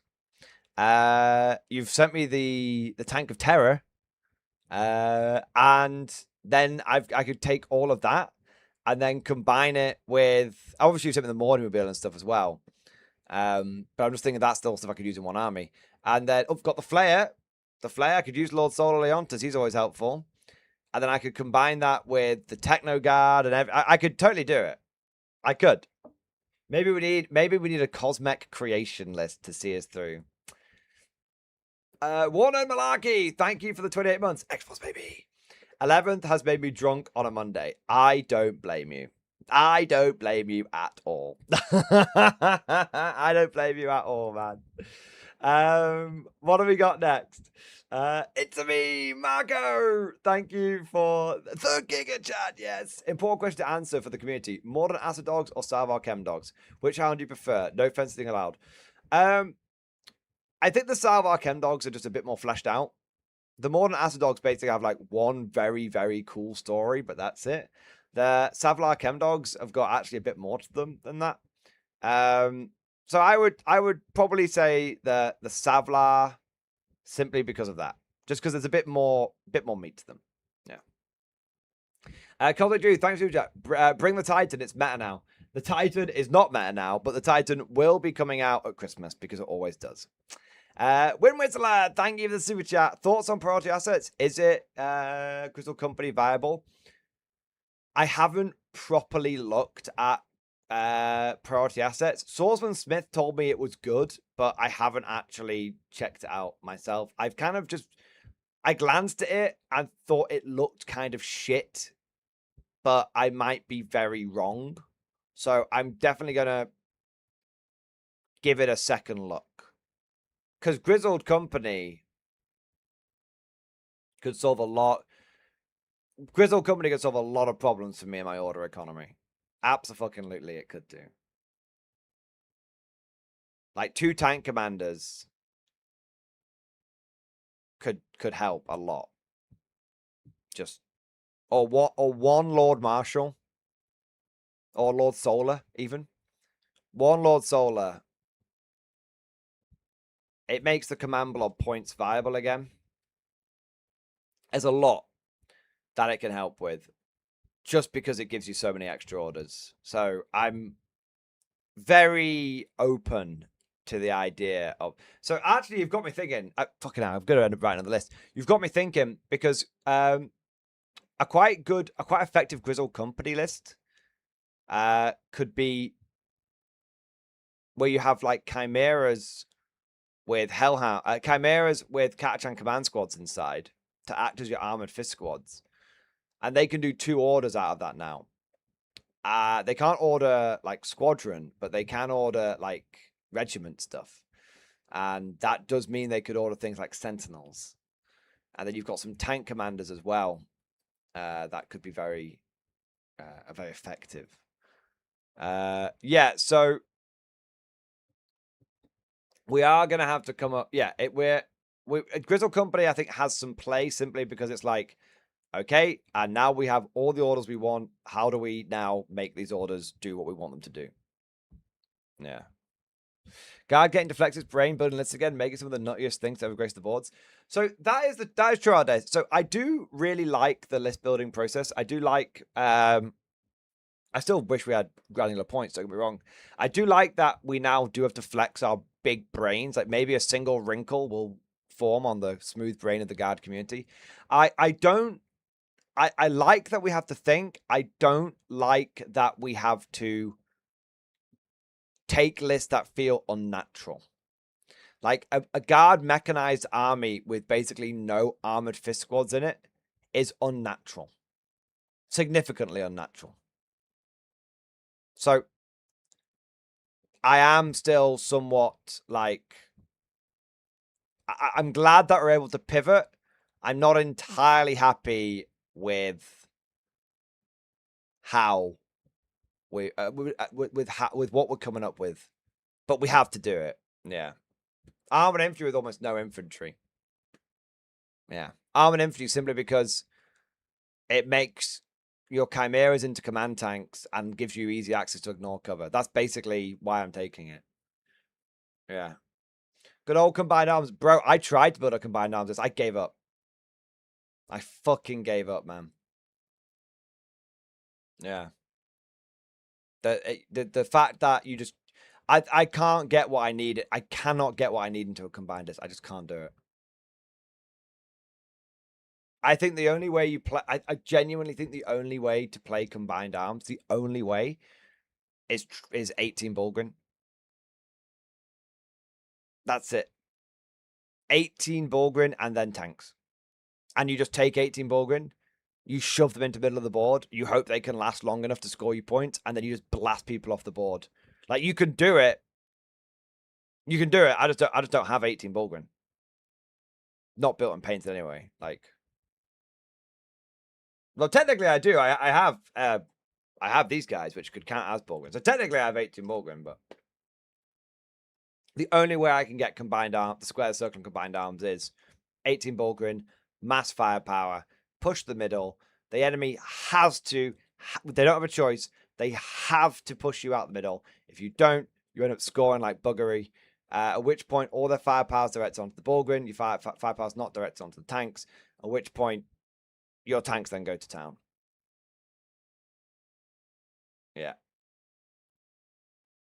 Need to replace the Dawn with the Land Raider Redeemer? Fuck me. Land Raider Redeemers are cheaper than Rogal Dawns, mate. Like, what world are we living in, lads? What fucking world are we living in? It's crazy times, boys.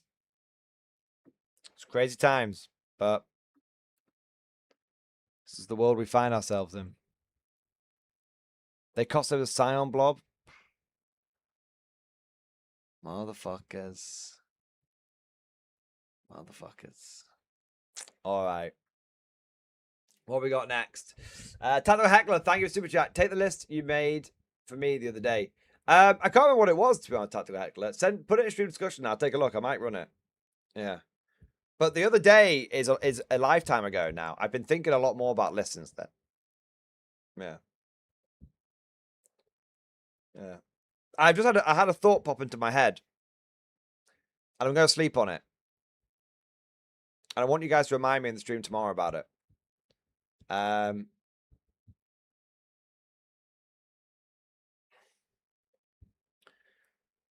Rogal Dawns. Just standard Rogie Ds.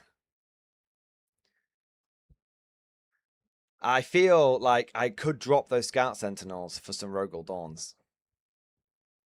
Literally, drop 2 Scout Sentinels, upgrade both Rogal Dawns to upgrade both Exterminators to Rogal Dawns.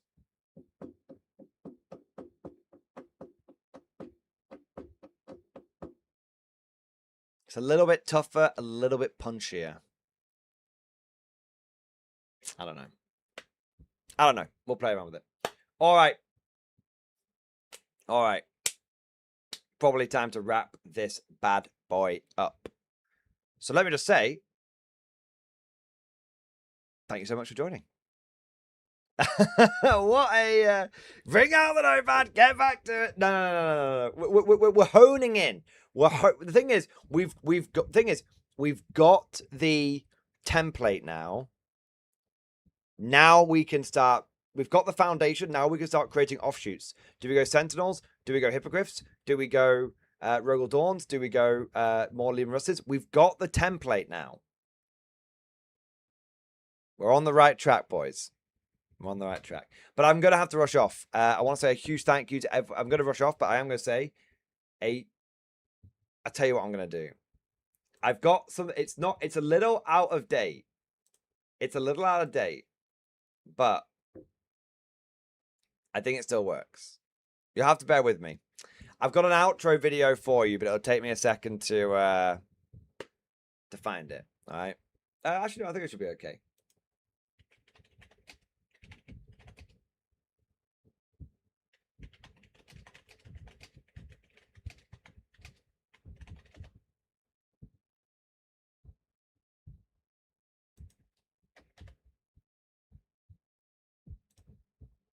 Right, I've got it. Okay, it's a little out of date. We are working on updating it for the future. Hopefully this week, Evan's working on it. But this'll see us out. It's a good note to end on. It's a very good note to end on. All right. Gentlemen, thank you so much for watching today's stream. Thank you for chatting away. Thank you to everyone who liked and subscribed. And of course, a massive thank you to everyone who went above and beyond the Call of Duty, coming in with all the super chats and the member flexes and the gifted memberships and all of that amazing stuff. Thank you also to all of you for being patient with me today. We had a little bit of beat to get through, but we ended on a bit of hype. And I want to say, I appreciate that. And I'm actually excited to play Guard now. I want to say thank you to all of you who helped contribute to the list as well. Like, I'm feeling like I'm ready for my game tomorrow. So there we are. But yeah, thank you so much. I really hope you guys enjoyed the stream. I hope you guys are also feeling a bit more hopeful now. It's some dark days ahead of us, boys, but the Emperor protects. He'll see us through, all right? He's never let us down yet. He'll see us through, all right? But on that note, thank you so much for watching. Hope you enjoyed today's stream. And of course, as always, I'll see you guys next time.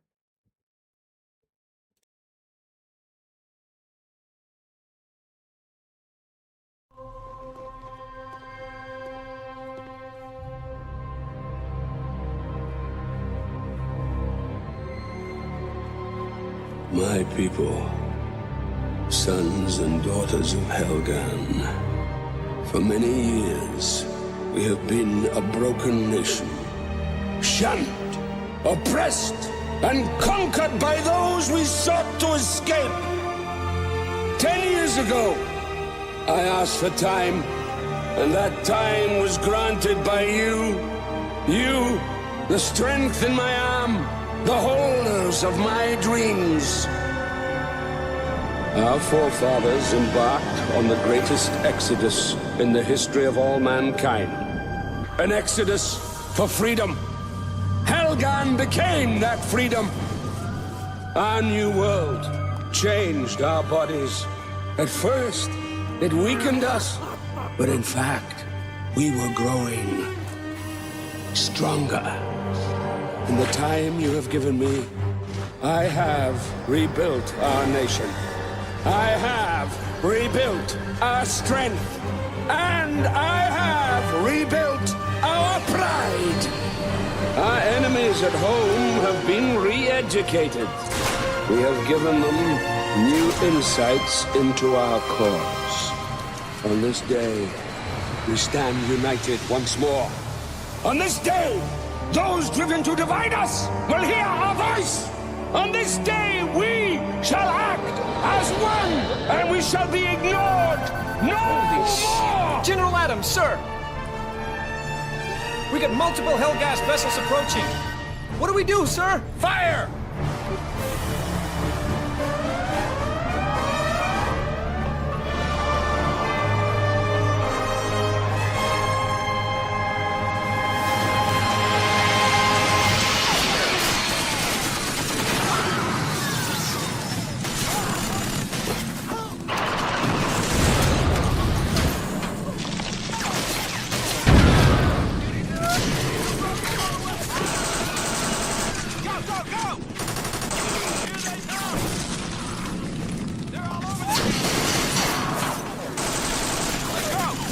Defenders of the Hellgas dream, now!